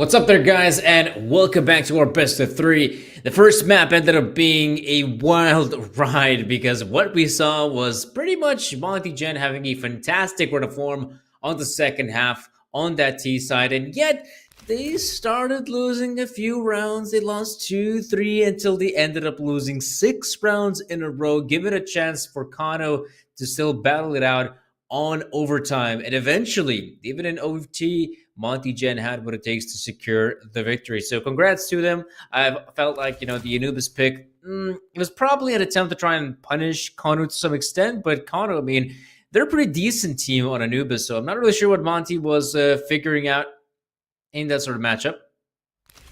At the same time, the second map of the best of three, oh man, that's going to be this too. And if I already said that it's quite hard to predict like where Anubis is going to go, though I feel like it's a pretty good and solid map for both teams. Dust 2 is even more of an X factor. Like, this is a map where it really is hard to predict who's going to come out on top because I feel like neither team is really strong on it. And I'm quite surprised to know that Kano is trying to pick this map and I suppose try and punish Monty. That's the only reasoning I could get. But I feel like it's definitely not going to be a convincing victory, at the very least. Right now, let's go. Lead able to pick up 2 good frags on the defense. There's still a few more players left standing, including Boys Zlotovsky here. They will be given a chance to secure a bomb plant, which, fair enough, it's really not that bad. I feel like retaking the A bombs with the CTs is still somewhat of a doable task.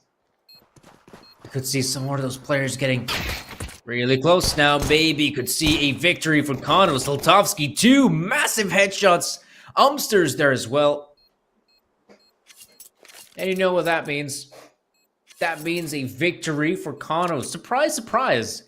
Because I was so sure this round could actually go the way of Monty. But at least gives me in a position to deal some damage on the way out.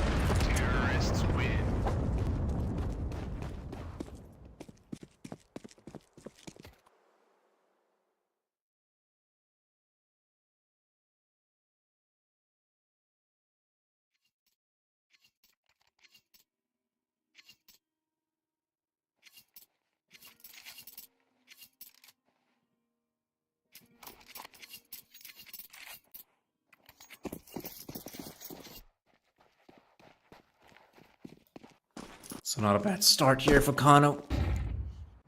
Pistol run and all that. And they were down as well. Being a 4 versus 3 they had to go up against. I'm definitely surprised with the amount of success they managed to find. Whereas here on this current outing, Monty. Being pretty safe, all things considering. They have decided to opt for a bit of a stack, which fair enough. I feel like there's not a lot of options on how to play a full eco in Dust 2. So stacking the B bomb site is definitely one of them. Sometimes you see the players just pushing out mid or maybe, trying to go for some of those fights outside long. Those are practically the only 3 options that I can see teams go for. So why not? This round will definitely come to an end. Monty Gen, they don't necessarily have to go for these fights. They probably expect some of those SMGs and whatnot. In fact, staying alive would be, in itself, a good thing.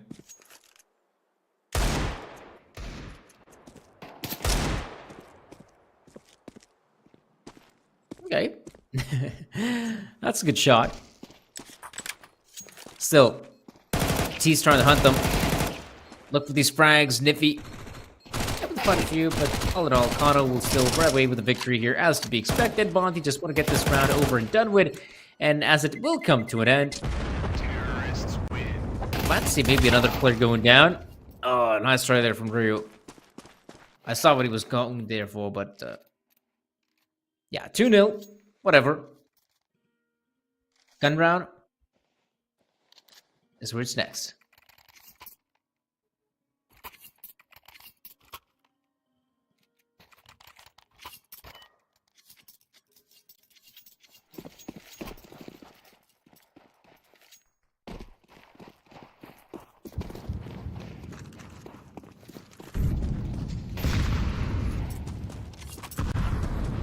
Or any aggressive plays coming out from Monty just yet. So far, your bog standard does 2 setup. Okay, I say standard, but there is a bit of a change up. Shield is taking presence in short. Usually, you don't get to see that from the CT side. They're more than happy to, at least keep that 1, maybe 2 players in long. Then someone like Shield is, usually behind the car or maybe on the side itself. But now we even have 2 players on short. And this is where we might see some of those early fights go down. Flash comes in, but still, Nifty to come out on top. Soltovsky gets his on Gizmy, and this is starting to go down south for Monty. Ryu maintains his life on the B-bombs, but the question is for how long? The tunnel's push happening. Ryu's getting close, but the FAMAS does get a good frag on 1, but eventually FNL and Lean will back away from this gunfight. They don't want to be a part of it any longer. So they'll try to save the weapons they have, and it's definitely going to come in handy if they manage to save the guns. Because economically, they should be going for the eco once more. Oh man, I guess there's really not much to say about this round, except that, some of the players of Monty just not hitting their shots. I felt like Shield should be able to come out on top against Niffy, but I feel like Niffy's timing was just a little bit better. Then we saw Gizmy picking up a frag as well, and I mean, from there on out, to take care of Lonesome Ryu on the B-bomb side is a breeze.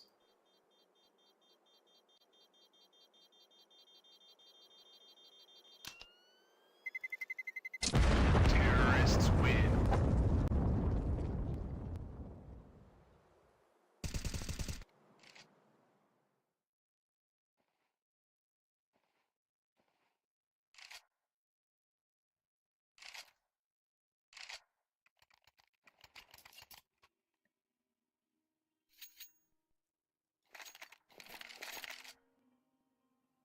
I like the fact as well, Monty, heading into this round, no, they don't have a lot to work with, but they actually opt to go for the double scout setup. I feel like this setup is pretty decent on this too. There are a lot of these long range fights. Usually the other guy with the scout is closer to the A side, but here I believe Lean is actually the one. What did he went lower tunnels with the scout? Not really sure what that was all about. FNL, great stuff from his part. Already dishing out a lot of good damage. Sokano need to be quite careful of where they want to push, and looks like they will push the A side. Good choice, as they know where the rifler is at. Shield is so far behind. Yeah, I was kind of hoping that maybe Shield could do some good work with the scout as well. Usually you end up having one player in the A-bomb so with a scout. Even sometimes like a double scout setup on A side. I feel like that is sometimes neglected and not really thought of by some teams. I feel like that setup in itself can be so lethal and so good. FNL, he would love to save the rifle of his, but let's be real. You have a player in the middle, a guy from short, and it's just not happening. So, good start. Kono went pistol, gun round. That ticks all the boxes. But Monty, obviously not out of the fight just yet. They're gonna reinvest, and it's gonna look good. It's gonna be by far their best purchase they've had thus far.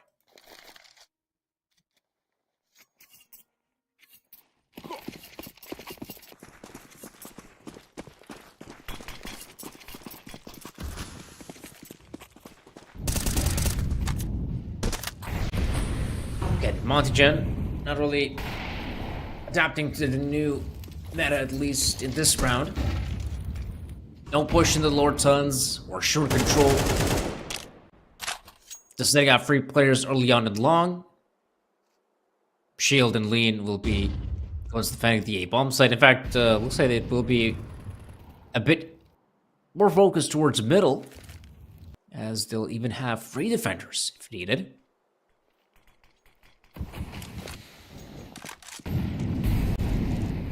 Still not the best CT setup for what's about to happen. It will be a push to the A-bomb side. Shield, it's time for him to rise. Oh, but it doesn't help that Kenzizor gets that frag on him. Lead is getting close. really close on the side, so I feel like he should be good at least for one, but no, again, it's just not his to take. And Monty, a failure on the defense. Once again, they must return to save their guns, and oh man, that was just some unlucky timing as well. Monty setting out 3 players in middle, believing someone from Kano might try to contest mid, but again, it just came down to the short push. It works out for them. And I feel like Monty needs to start taking steps to actually dictate the pace of this round, because right now, Monty, they want to do something, they go out and do it. I feel like there's just really what we're not seeing is we're not seeing any sort of aggressive plays coming out from the Monty Gen side. Right now, they're just playing on their kind of basic setups. And I'm telling you this, that is simply not enough. We absolutely need to see more out of them. And here,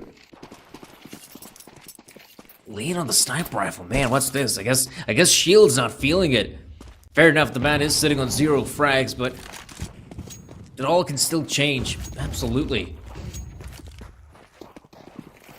Long control, though, has been given up in one of the few rounds, though, again, it's not that bad. I mean, FNL is in a pretty good position. There we go.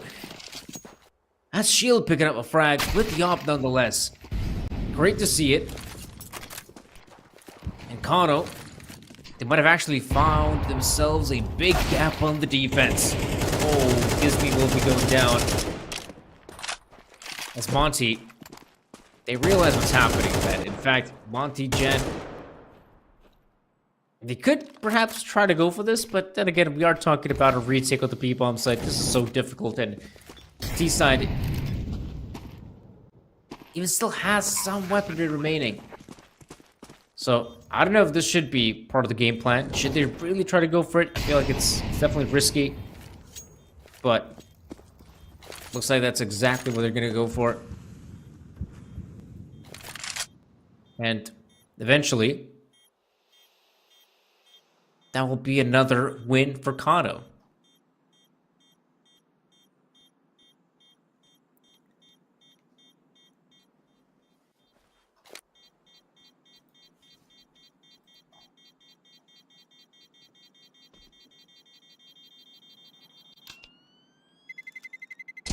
Terrorists win.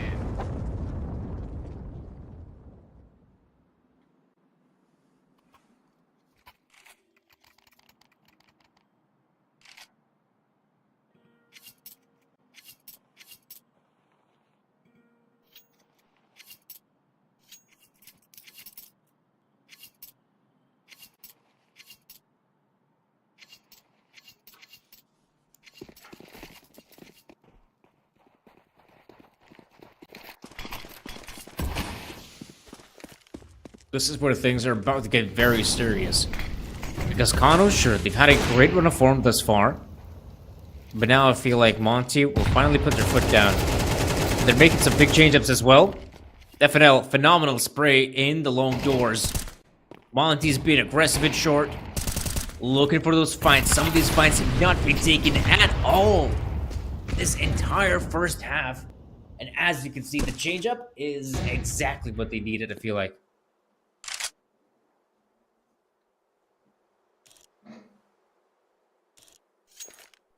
So, looking good as ever. Perhaps for Kano,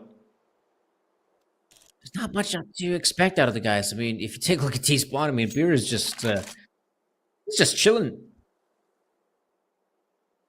And I feel like Soltopsky will join him at this point.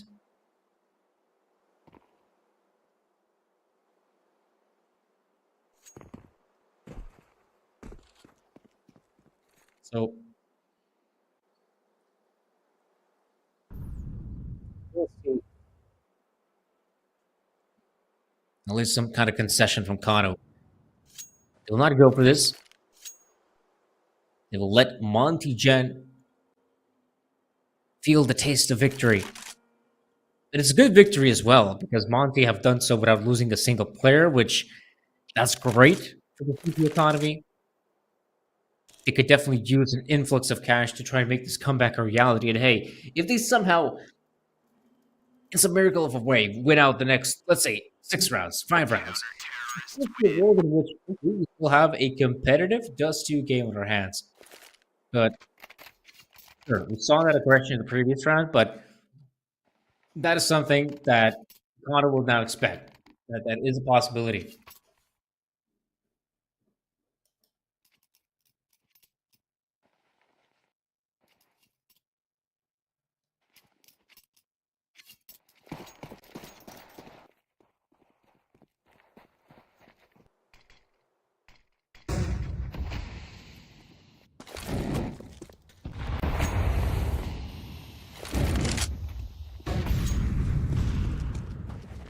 Okay, that's going to be a good start for Monty.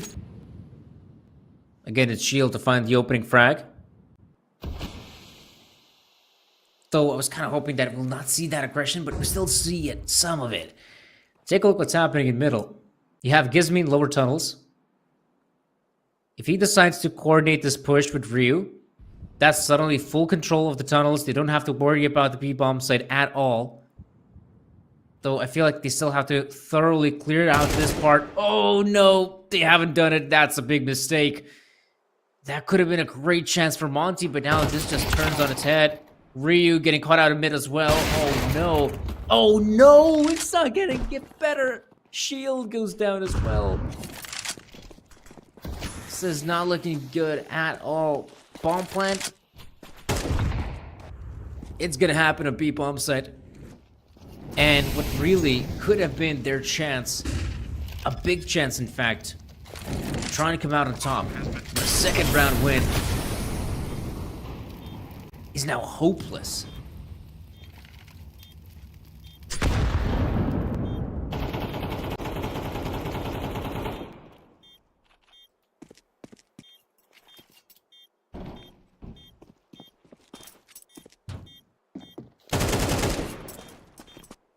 Yeah. This round is now hopeless. No chance for Monty to bounce back. Maybe recovering a rifle would be nice, but also recall they did win that previous round without dropping a single player, which will be great for their economy.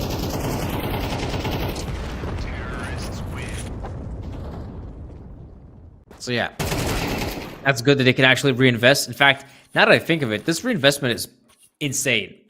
Right? I mean, you have a player like Shield who's somehow with $10,000. Like, how does he get to that money? I don't know.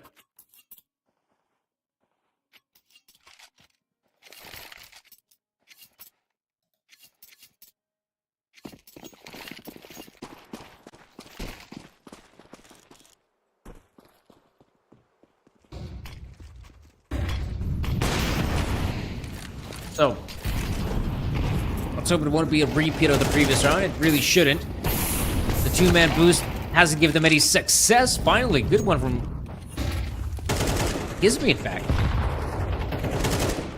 Wow, that was a very peculiar setup. Double ops in short. Oh no. They're already dead. There's just a few more players left standing for Monty, but man, oh man, this second round is just not looking good.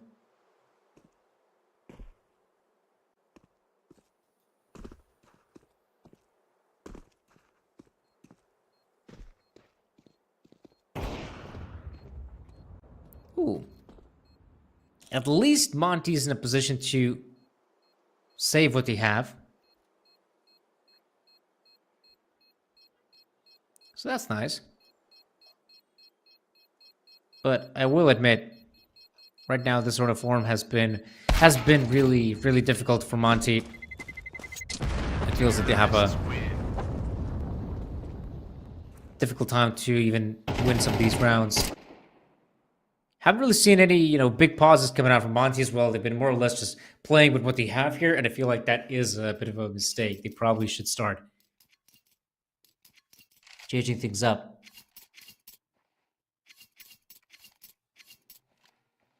(8-1).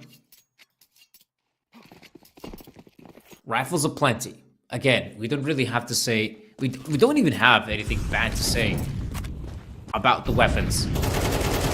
They have them. They can't actually convert them, into some kills. No. Finally, one reply from Shield, but at what cost? 3 players go down, and I also felt like that push coming out from the Monty side, like that was disjointed to say the least. We just saw the players pushing out there one by one. Sure, Lean had some really good timing, was fast in the push, but I felt like he probably needed some backup, Just wait for his teammate just a little bit more. Then you have a double peak. Maybe it's more successful. Maybe. What is obvious, though, that Kano, this team is just running away with this second map, guys. Like, I definitely see that a third map will be necessary. Which for Kano, I feel like that's great because they were pretty close on winning that first map as well. And so it will be another big win for Kano. 9 rounds. T-side does too. Yeah, I mean, sometimes those two could definitely be a T-sided map, but not this much, man. This is just too much.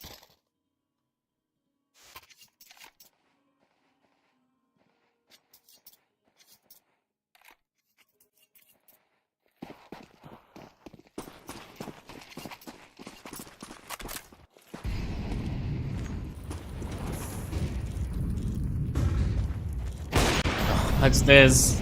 Look at Shields go attempt, just trying to go up middle. Like, what was the game plan? What was the game plan?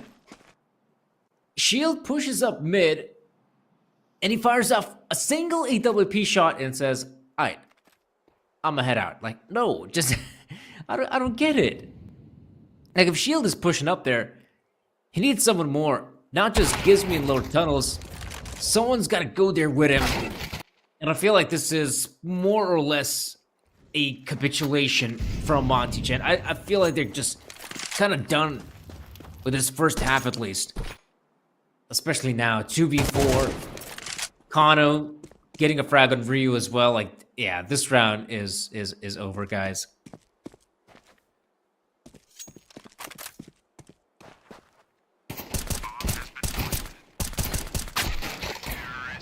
Tapping away. But no luck for FNL. And so, Kano, 10 rounds, double digits. Yeah, like I said, I feel like we just have to say goodbye to this too. I don't really see a way in which they could bounce back from this. I feel like that is just too much to handle. So we'll have to look for greener pastures. And then again, quite literally, greener pastures, ancient. You have got to be kidding me. No way someone has that shit gun equipped. That is just the ultimate PM. What a way to lose the half, man. Like, if there are any fans of Monty Gen, like, that is frustrating. That is just a really dissatisfying loss. I'm not really sure what happened to the squad. I felt like they still had some plans they wanted to try out, but after a few failures, it feels like, yeah, it's just over and done with. This first half will definitely come to a fast end. 11-1. Man, oh man. This is one-sided. Okay, this is definitely one-sided. I will admit Kano is definitely clicking together like a well-oiled machine, which is something I can't really say for Monty. Though, who knows, maybe on the other side, on the T side, they'll find some success, though I always feel like that's kind of difficult. Yeah.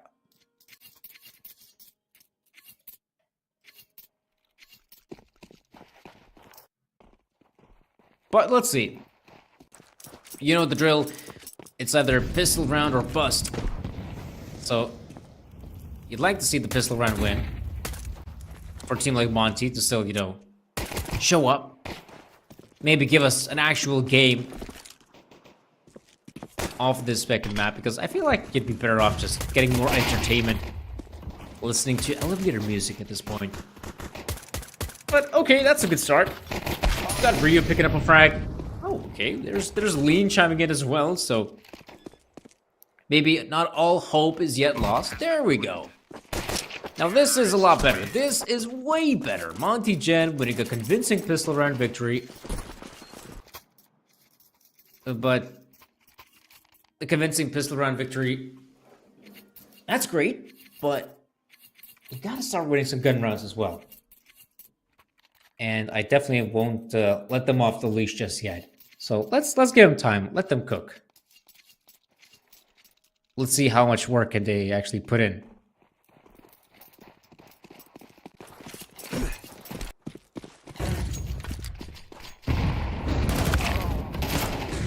Uh-oh. Not a good start for Monty. One player already dropping dead, and Kano, obviously, with the huge lead they have. They considered just going for the force buy. Amster in a position to dish out damage. I believe, did he actually get that tag on Gizme? I'm not sure. I think that might have been from earlier. Oh, that's a big tag and shield. He's not going to be happy.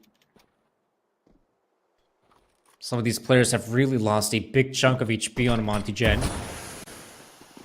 Wow, that's a huge gap for Beard to work with. Is able to find one. Might try to push forward. Niffy is able to get one more. Oh, man, 2v4. They're going to have to book it fast, and they need to be super fast about it. Ryu does get one more. They are really low at HP, and probably for the better, because this will just mean the second map will be over and done with Ryu out there in the open. Yeah, good positioning from Beard with the crosshair, and so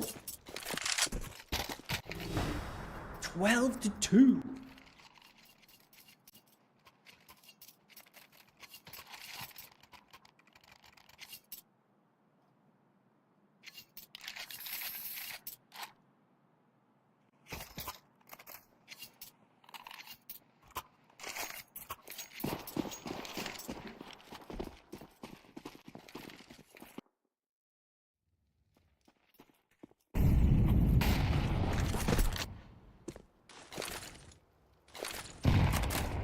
Well, this might be an abrupt end here, guys. Full-on push on the B bomb side. And yeah, this has not been the most satisfying match of Dust 2 I've ever seen.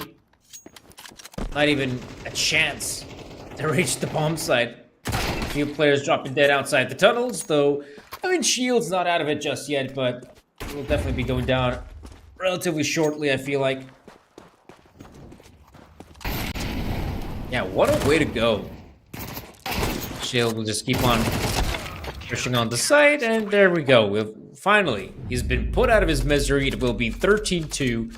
Kano with a amazing, there's really no other word to describe it apart, amazing performance on that second map. They absolutely deserved to take that win. I mean, you could just see on the side of Monty Gen, just no one had even chance to cook. Like every single player not even able to reach double digits. I'm just not really sure what really happened there to Monty Gen, because I felt like, initially, fair enough, some relatively close rounds. Then we saw them win a pretty impressive gun round victory. And I felt like this team still has, a good chance to make this competitive, but I just felt like, what was it? Maybe the round after they won the gun round, where I'm feeling that, yeah, something's wrong with Monty Gen. And we obviously saw results of it, just, pushing super aggressive in middle, put out some, team cohesion. We saw Shield pushing with his AWP in mid, and then he decides to just fire off one shot and then return back to safety, as if that's ever an option when you're already top mid as a CT. I don't know. Not really sure what happened with that second map, but luckily this is a best of 3, so there's still a chance to bounce back for a team like Monty Gen. Let's hope they actually have a chance to do so. Let's take a breather with the team. And yeah, we'll be right back in 10 minutes. See you then.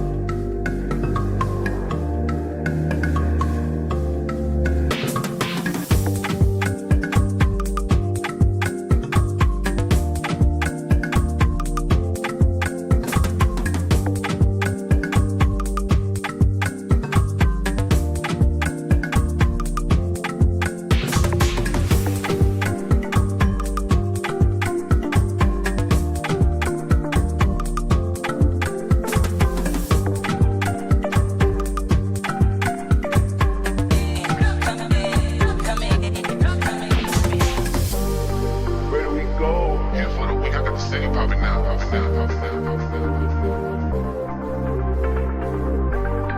Where do we go? Here for the week, I got the city popping now, popping now, popping now, popping now.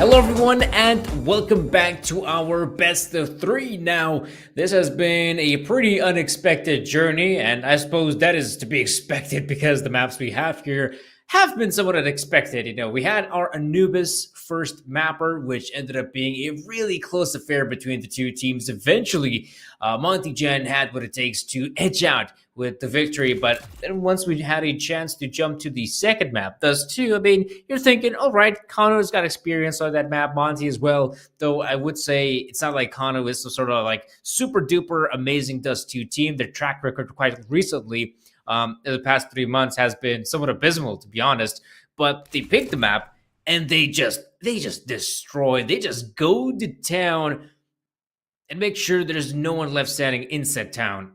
It's been burned to the ground by Kano.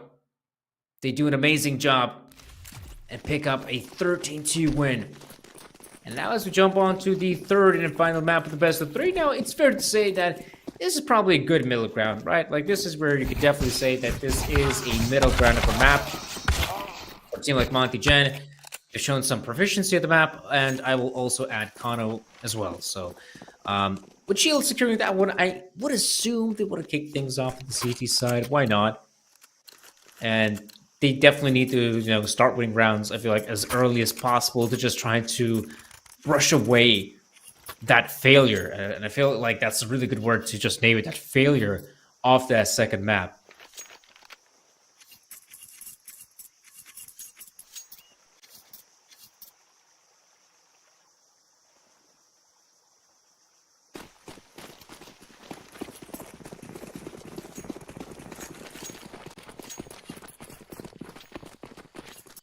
So guys, here we go.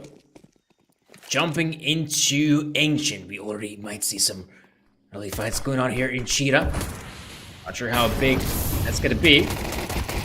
But you can see, there we go, damage being inflicted across both sides. It's Kano with a bit of an edge. Kenzizor picking up a second big frag. And now, 4 players still left standing. But for Kano, bomb plant is looking good as ever. The CTs will try to go for some of these engagements. I guess they're waiting for Ryu to relocate. Get in a bit of a better position for the retake. Oh, but it's already down and out. Gisby and Shield moving together, trying to find these frags, but it's just not looking good. And Kano has what it takes to secure the victory in the pistol. Good start for them. Good early frags.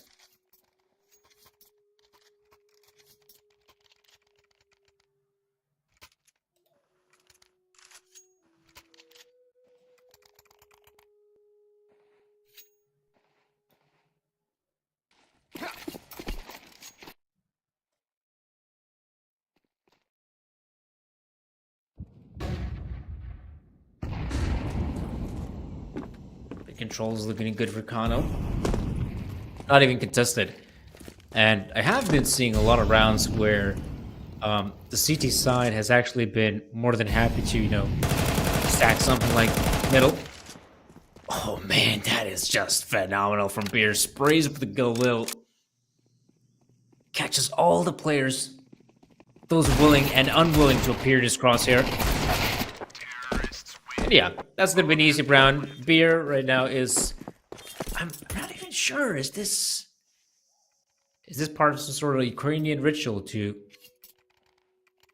jump on the dead bodies of your foes? I guess you could make a nice doormat. Or maybe a rug in your living room. Out of the dead bodies of the CTs, of course. You'd have to skin them. They need to have those pesky organs. Those sell them to the black market. Extra money for the T side, who cares? Oh, that's a bit of an ugly start for Lean. Has been forced back. Can't go for the fights anymore. But he does have his teammate to back him up, so this actually could be still a decent two-man setup. It's just that I always feel like the CTs have a bit of an edge in the cave position. For the most part, it's definitely difficult to make your way out of as a T. That's good story. You got Shield picking up a frag from Donut. Kano looks like they want to commit simply on this B bomb site. Have to work with. Really, in fact, so I mean, this is as good as it probably can get for Monty. You just don't have to mess it up. And Util is looking good. Players back. We absolutely will have to worry about Cave. That's the one area of the map where I feel like that will cause them some troubles. Gives me doing a really good job playing right before that smoke. Kano might just be in a position to at least secure the bomb plant. Kenzor actually gets a frag in Cave. I was so sure that the Cave players will be the X factor this round, but they've been dispatched, and Beer is able to get another down to the 1v1 as Kenzor looks for Ryu. Flash isn't good enough, and it won't be necessary because Kenzor, he's just that precise. And Kano, this team, it feels like this squad is always capable to bounce back even when the going gets tough. Despite them losing a player early on, it doesn't matter. They still win out. But man, oh man, I was just so sure that Monty Jan, with them having 2 players in cave, like, sure, even if Kano somehow gets that bomb planted, I just felt like Monty should be able to close out that round, but we just didn't see that. Lean. Oh, he's getting... Oh, yeah, he's getting very friendly with the T's. They don't want any friendships. So 4v4 ensues. CT's, of course, going for a partial investment because they're about to reach maximum lose buddy bonus. Nothing close to it. Poltovsky going for a very lengthy spray. I like the fact that he still has the awareness to back away, to not give away a free rifle or anything of the sorts. Though, if Monty Gen actually goes on hunting, they might recover a better gun. So, it's better than your average pistol. Or is it though? I don't know. Mac 10. Yeah, it's not great.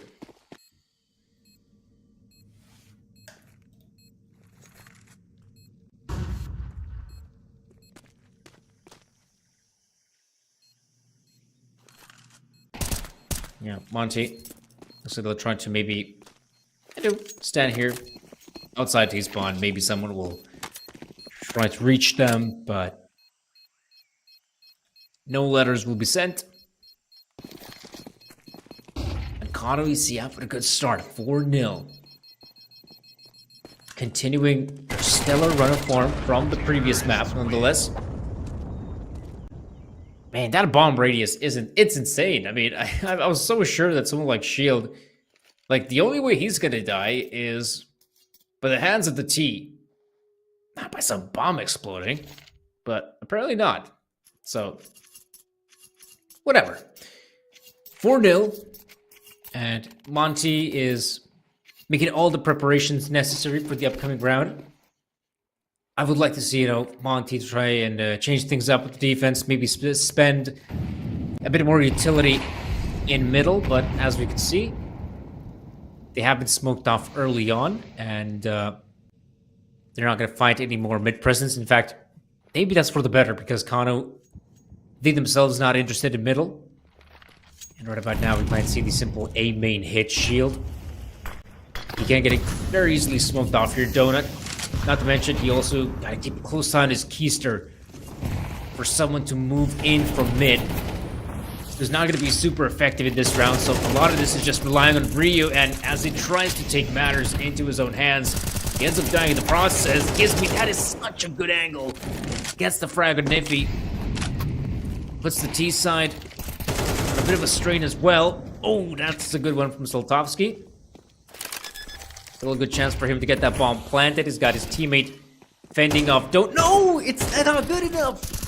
FNL gets dangerously close, and he's able to get another there. Shield with the sniper, and looks like this round might just go the way of Monty. Solid stuff for Monty Gen. Great frags there from Gizmi and company.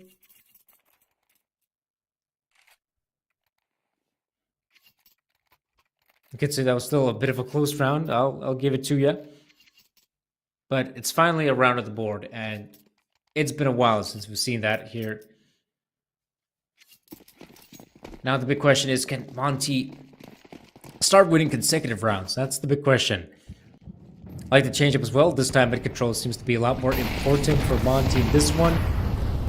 Sometimes the CTs can be so proactive that they go up straight to fight for lane and even heaven control.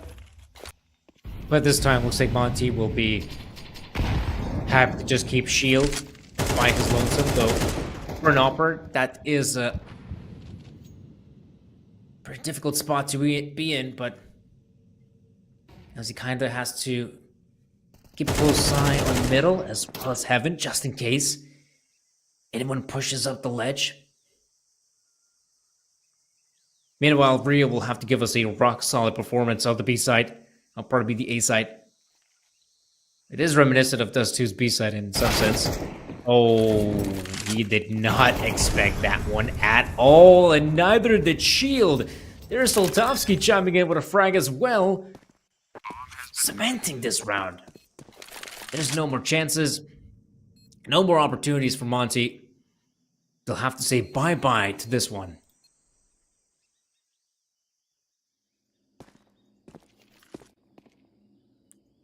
They would even have to say bye-bye to all their weapons, in fact.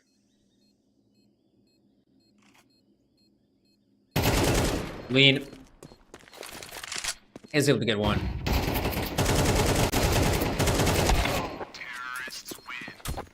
But yeah.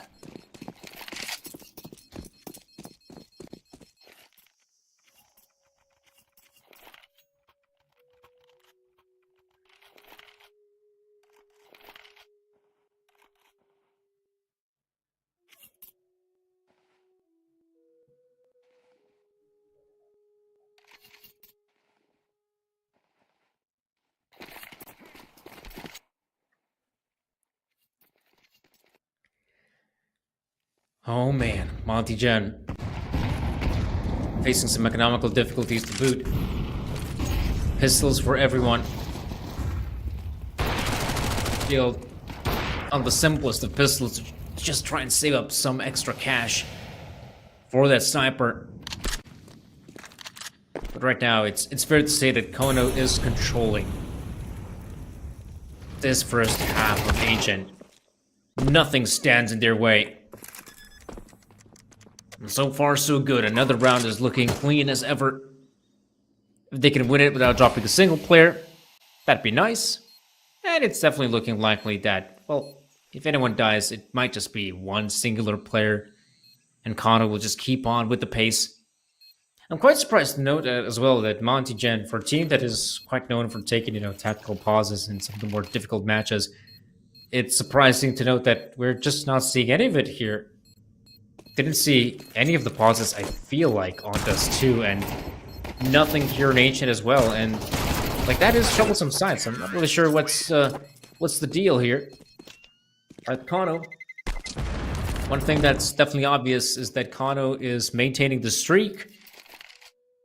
6-1 T-side nonetheless. And Monty, they absolutely need to put their foot down.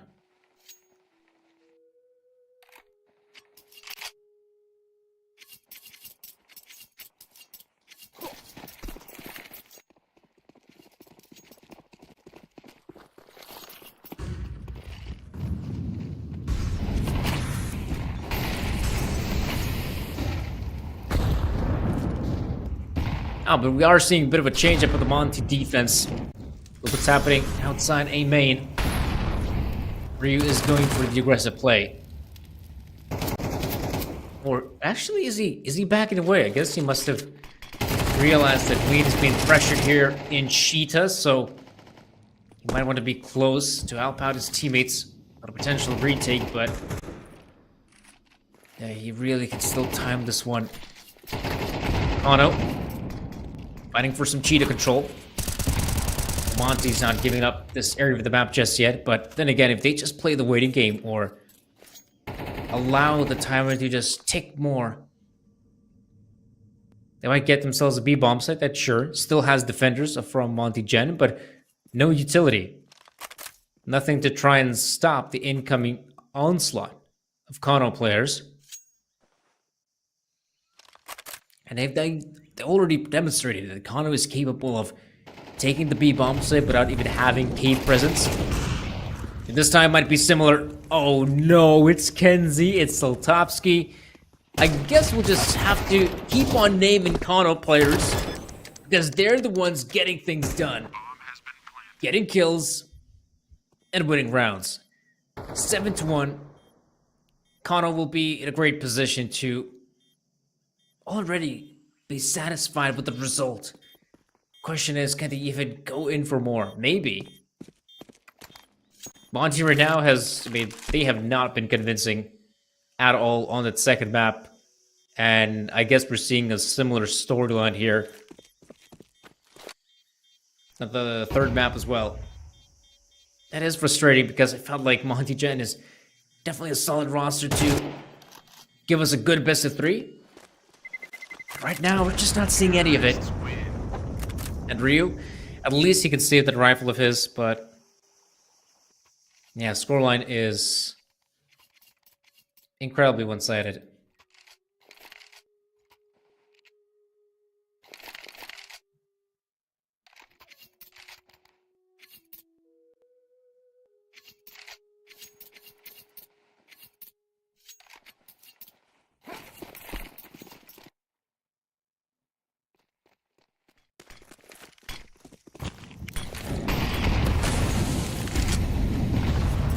Okay. For the few rounds, we can see Monty Gen actually sending a lot of their players to fight for mid control. Gizmy, oh, timing was so awkward, but I'm kind of glad that he still looks back on elbow. He's able to get that frag, and despite the early advantage Kono might have had, I mean, it's still a 3v3. It's a lot more doable for the CTs, but man, if it once again comes down to the B play, I just gotta favor Monty. They've been so good on these hits. Here, Kano. Oh, wow. That's... I'm not even sure what to call that.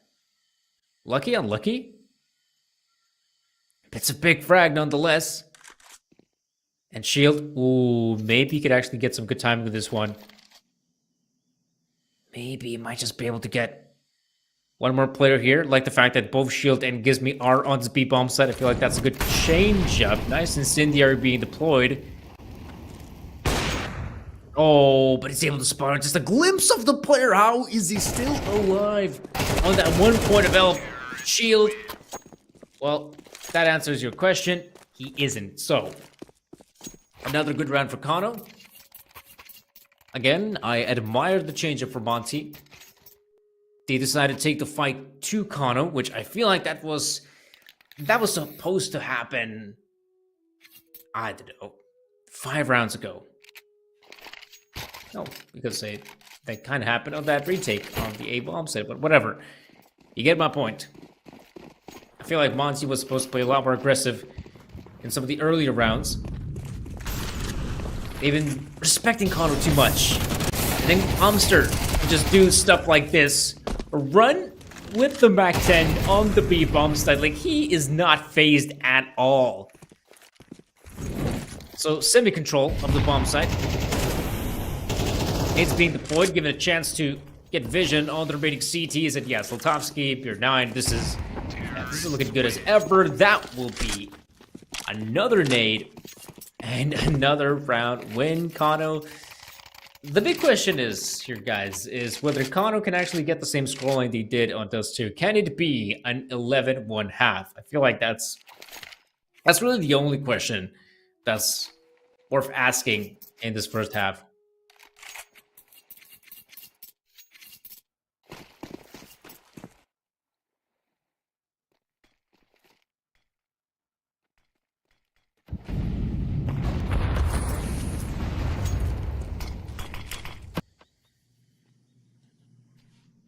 Again, seeing some of the aggressive plays coming out from Monty, and you can see that Kano is sensing the desperation.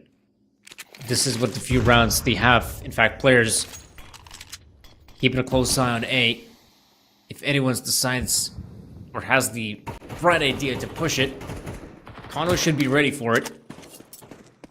Maybe Lin can actually find some good timing on the push as well. You can find at least a few players in middle, but there is still another player in lane. And finally, Shield is going for the aggressive maneuver. Has been spotted out, though. There we go. Ryu with 2 big frags. Perhaps one of the most winnable positions Monty has been in a while. Still, though, it's not like they've won the round just yet. They are spread out quite thin. And this could be a problem. As Kano begins to make their way towards the bomb site, there is Lean in cave, and actually Lean does a lot of good damage. Despite him going down, that incendiary from FNL makes a lot of difference. They've been slowed down, bogged down by the incendiary. Now Shield is in a great position to get himself both frags, or at the very least, put his team in winning ways. Lonesome Zlatovsky remains. He'll be going down just like that. So Monty, okay. No 11 rounds for Kano. That's, I guess, the only bright side of this entire first half. But even so, 3-9 scoreline. Even that's a reach.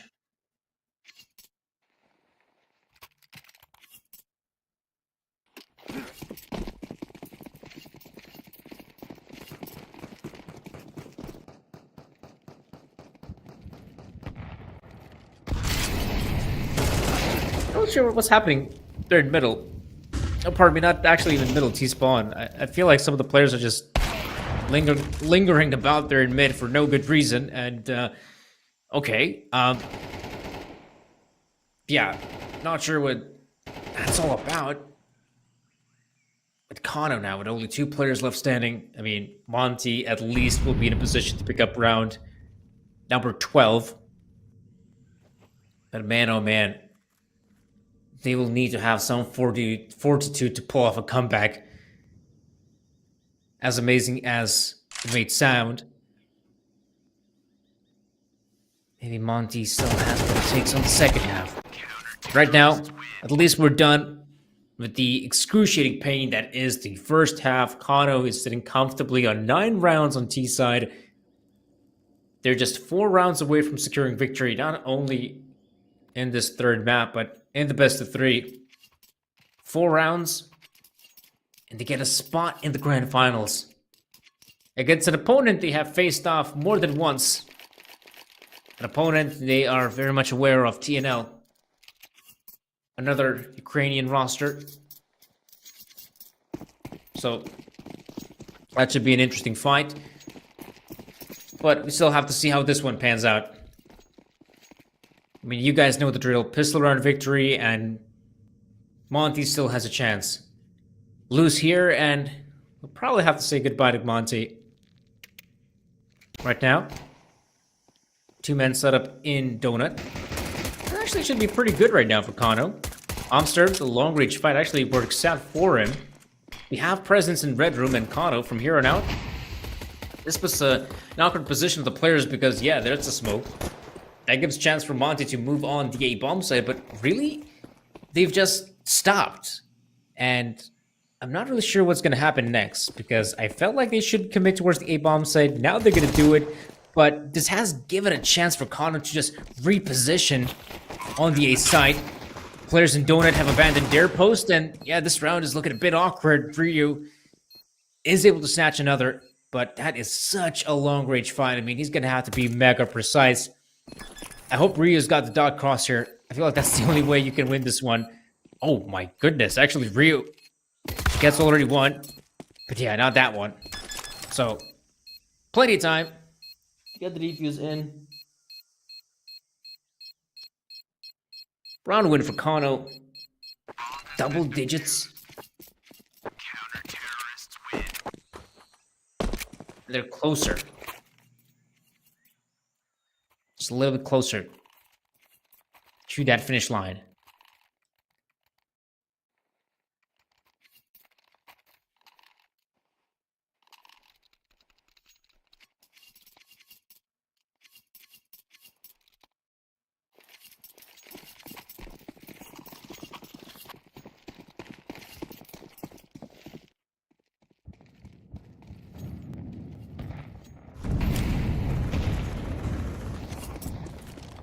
Good opener for Kenzie.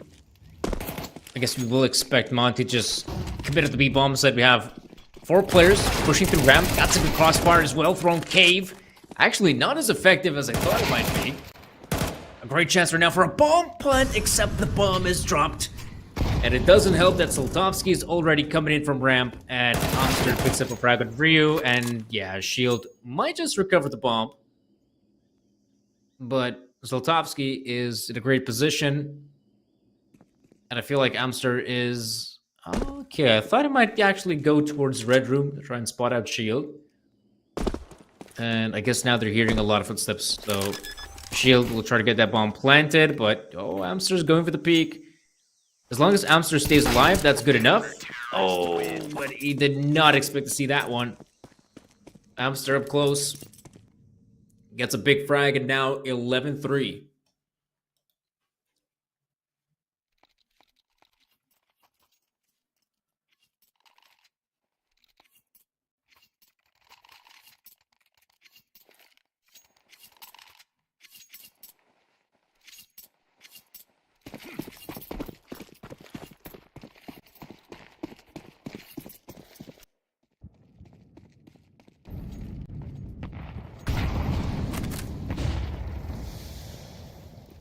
Simple eco round for Monty to just end it as soon as possible, I assume. Try to get a gun round as quickly as they can, and looks like that's going to be pretty fast. Just one more player left standing in the form of Ryu. Then as we'll see.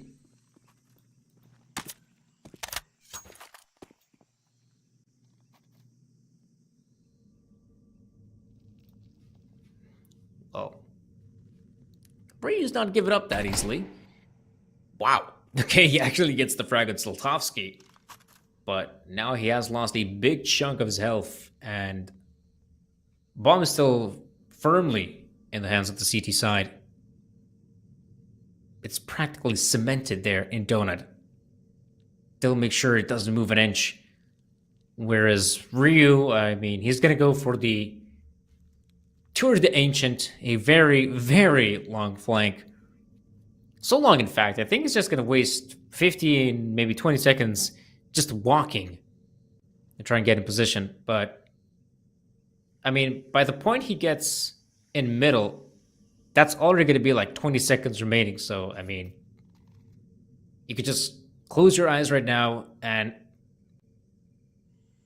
it will be 12 for Kano. Because Ryu, yeah, I just don't see it happening. 12 for Kano. And only 3 measly rounds for Monty.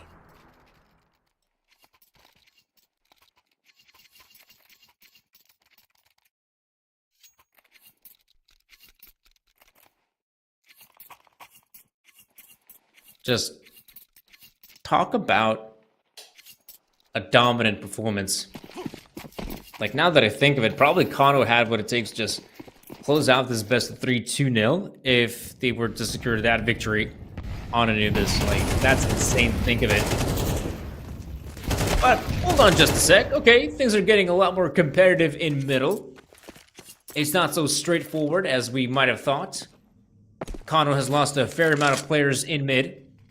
And Monty Gen, I mean, a 4v2, this is by far the best they've looked this second half. So I feel like a bomb plant is guaranteed at this point.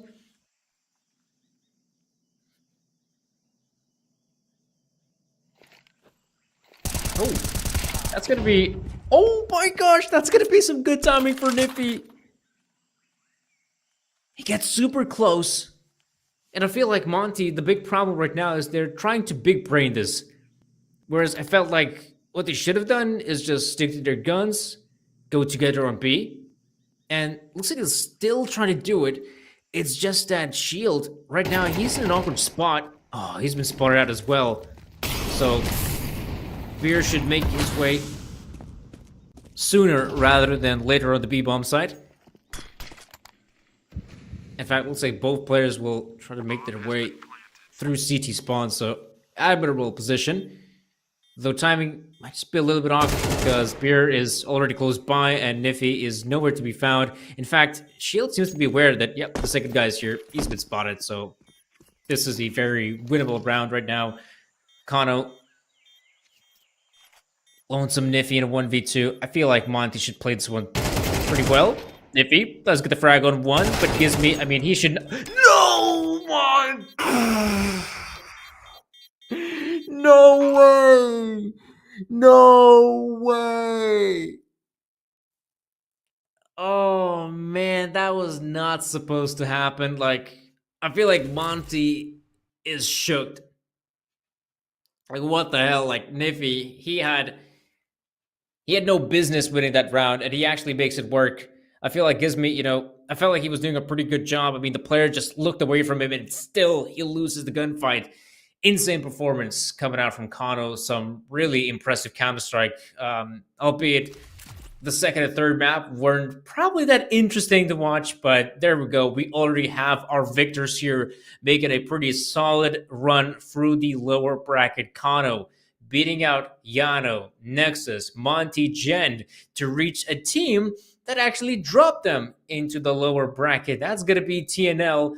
So right now, Kano has a good chance to actually revenge themselves after losing that best of 3 against TNL in a pretty convincing fashion as well. From what I remember, it must have been like 2 maps going 13-7. So that was pretty one-sided. Not as one-sided as what we saw here in these last 2 maps of the best of 3, but fair enough right now. Good job there for Kano. They once again played some stellar Counter-Strike, but it matters most against some tough opposition. And even though TNL is a squad that doesn't have as much experience, let's say, as Monty Gen, as someone like Nexus, that is a team that is very scary to go up against. And if their players are, you know, firing off on all cylinders, that is a team that's quite hard to play against. So, guys, that's going to be an exciting final that I definitely recommend for you to tune in. But, yeah, that's going to be it here for our best of three of the day. That kind of wraps things up here at Galaxy Battle 5. Just one more best of three remaining. So, guys, thank you all for tuning in. Hope you enjoyed the broadcast. Once again, if you like the stream, be sure to give us a follow on Twitch and also on social media. You can find the banners down below. And guys, yeah, that's going to be it from me.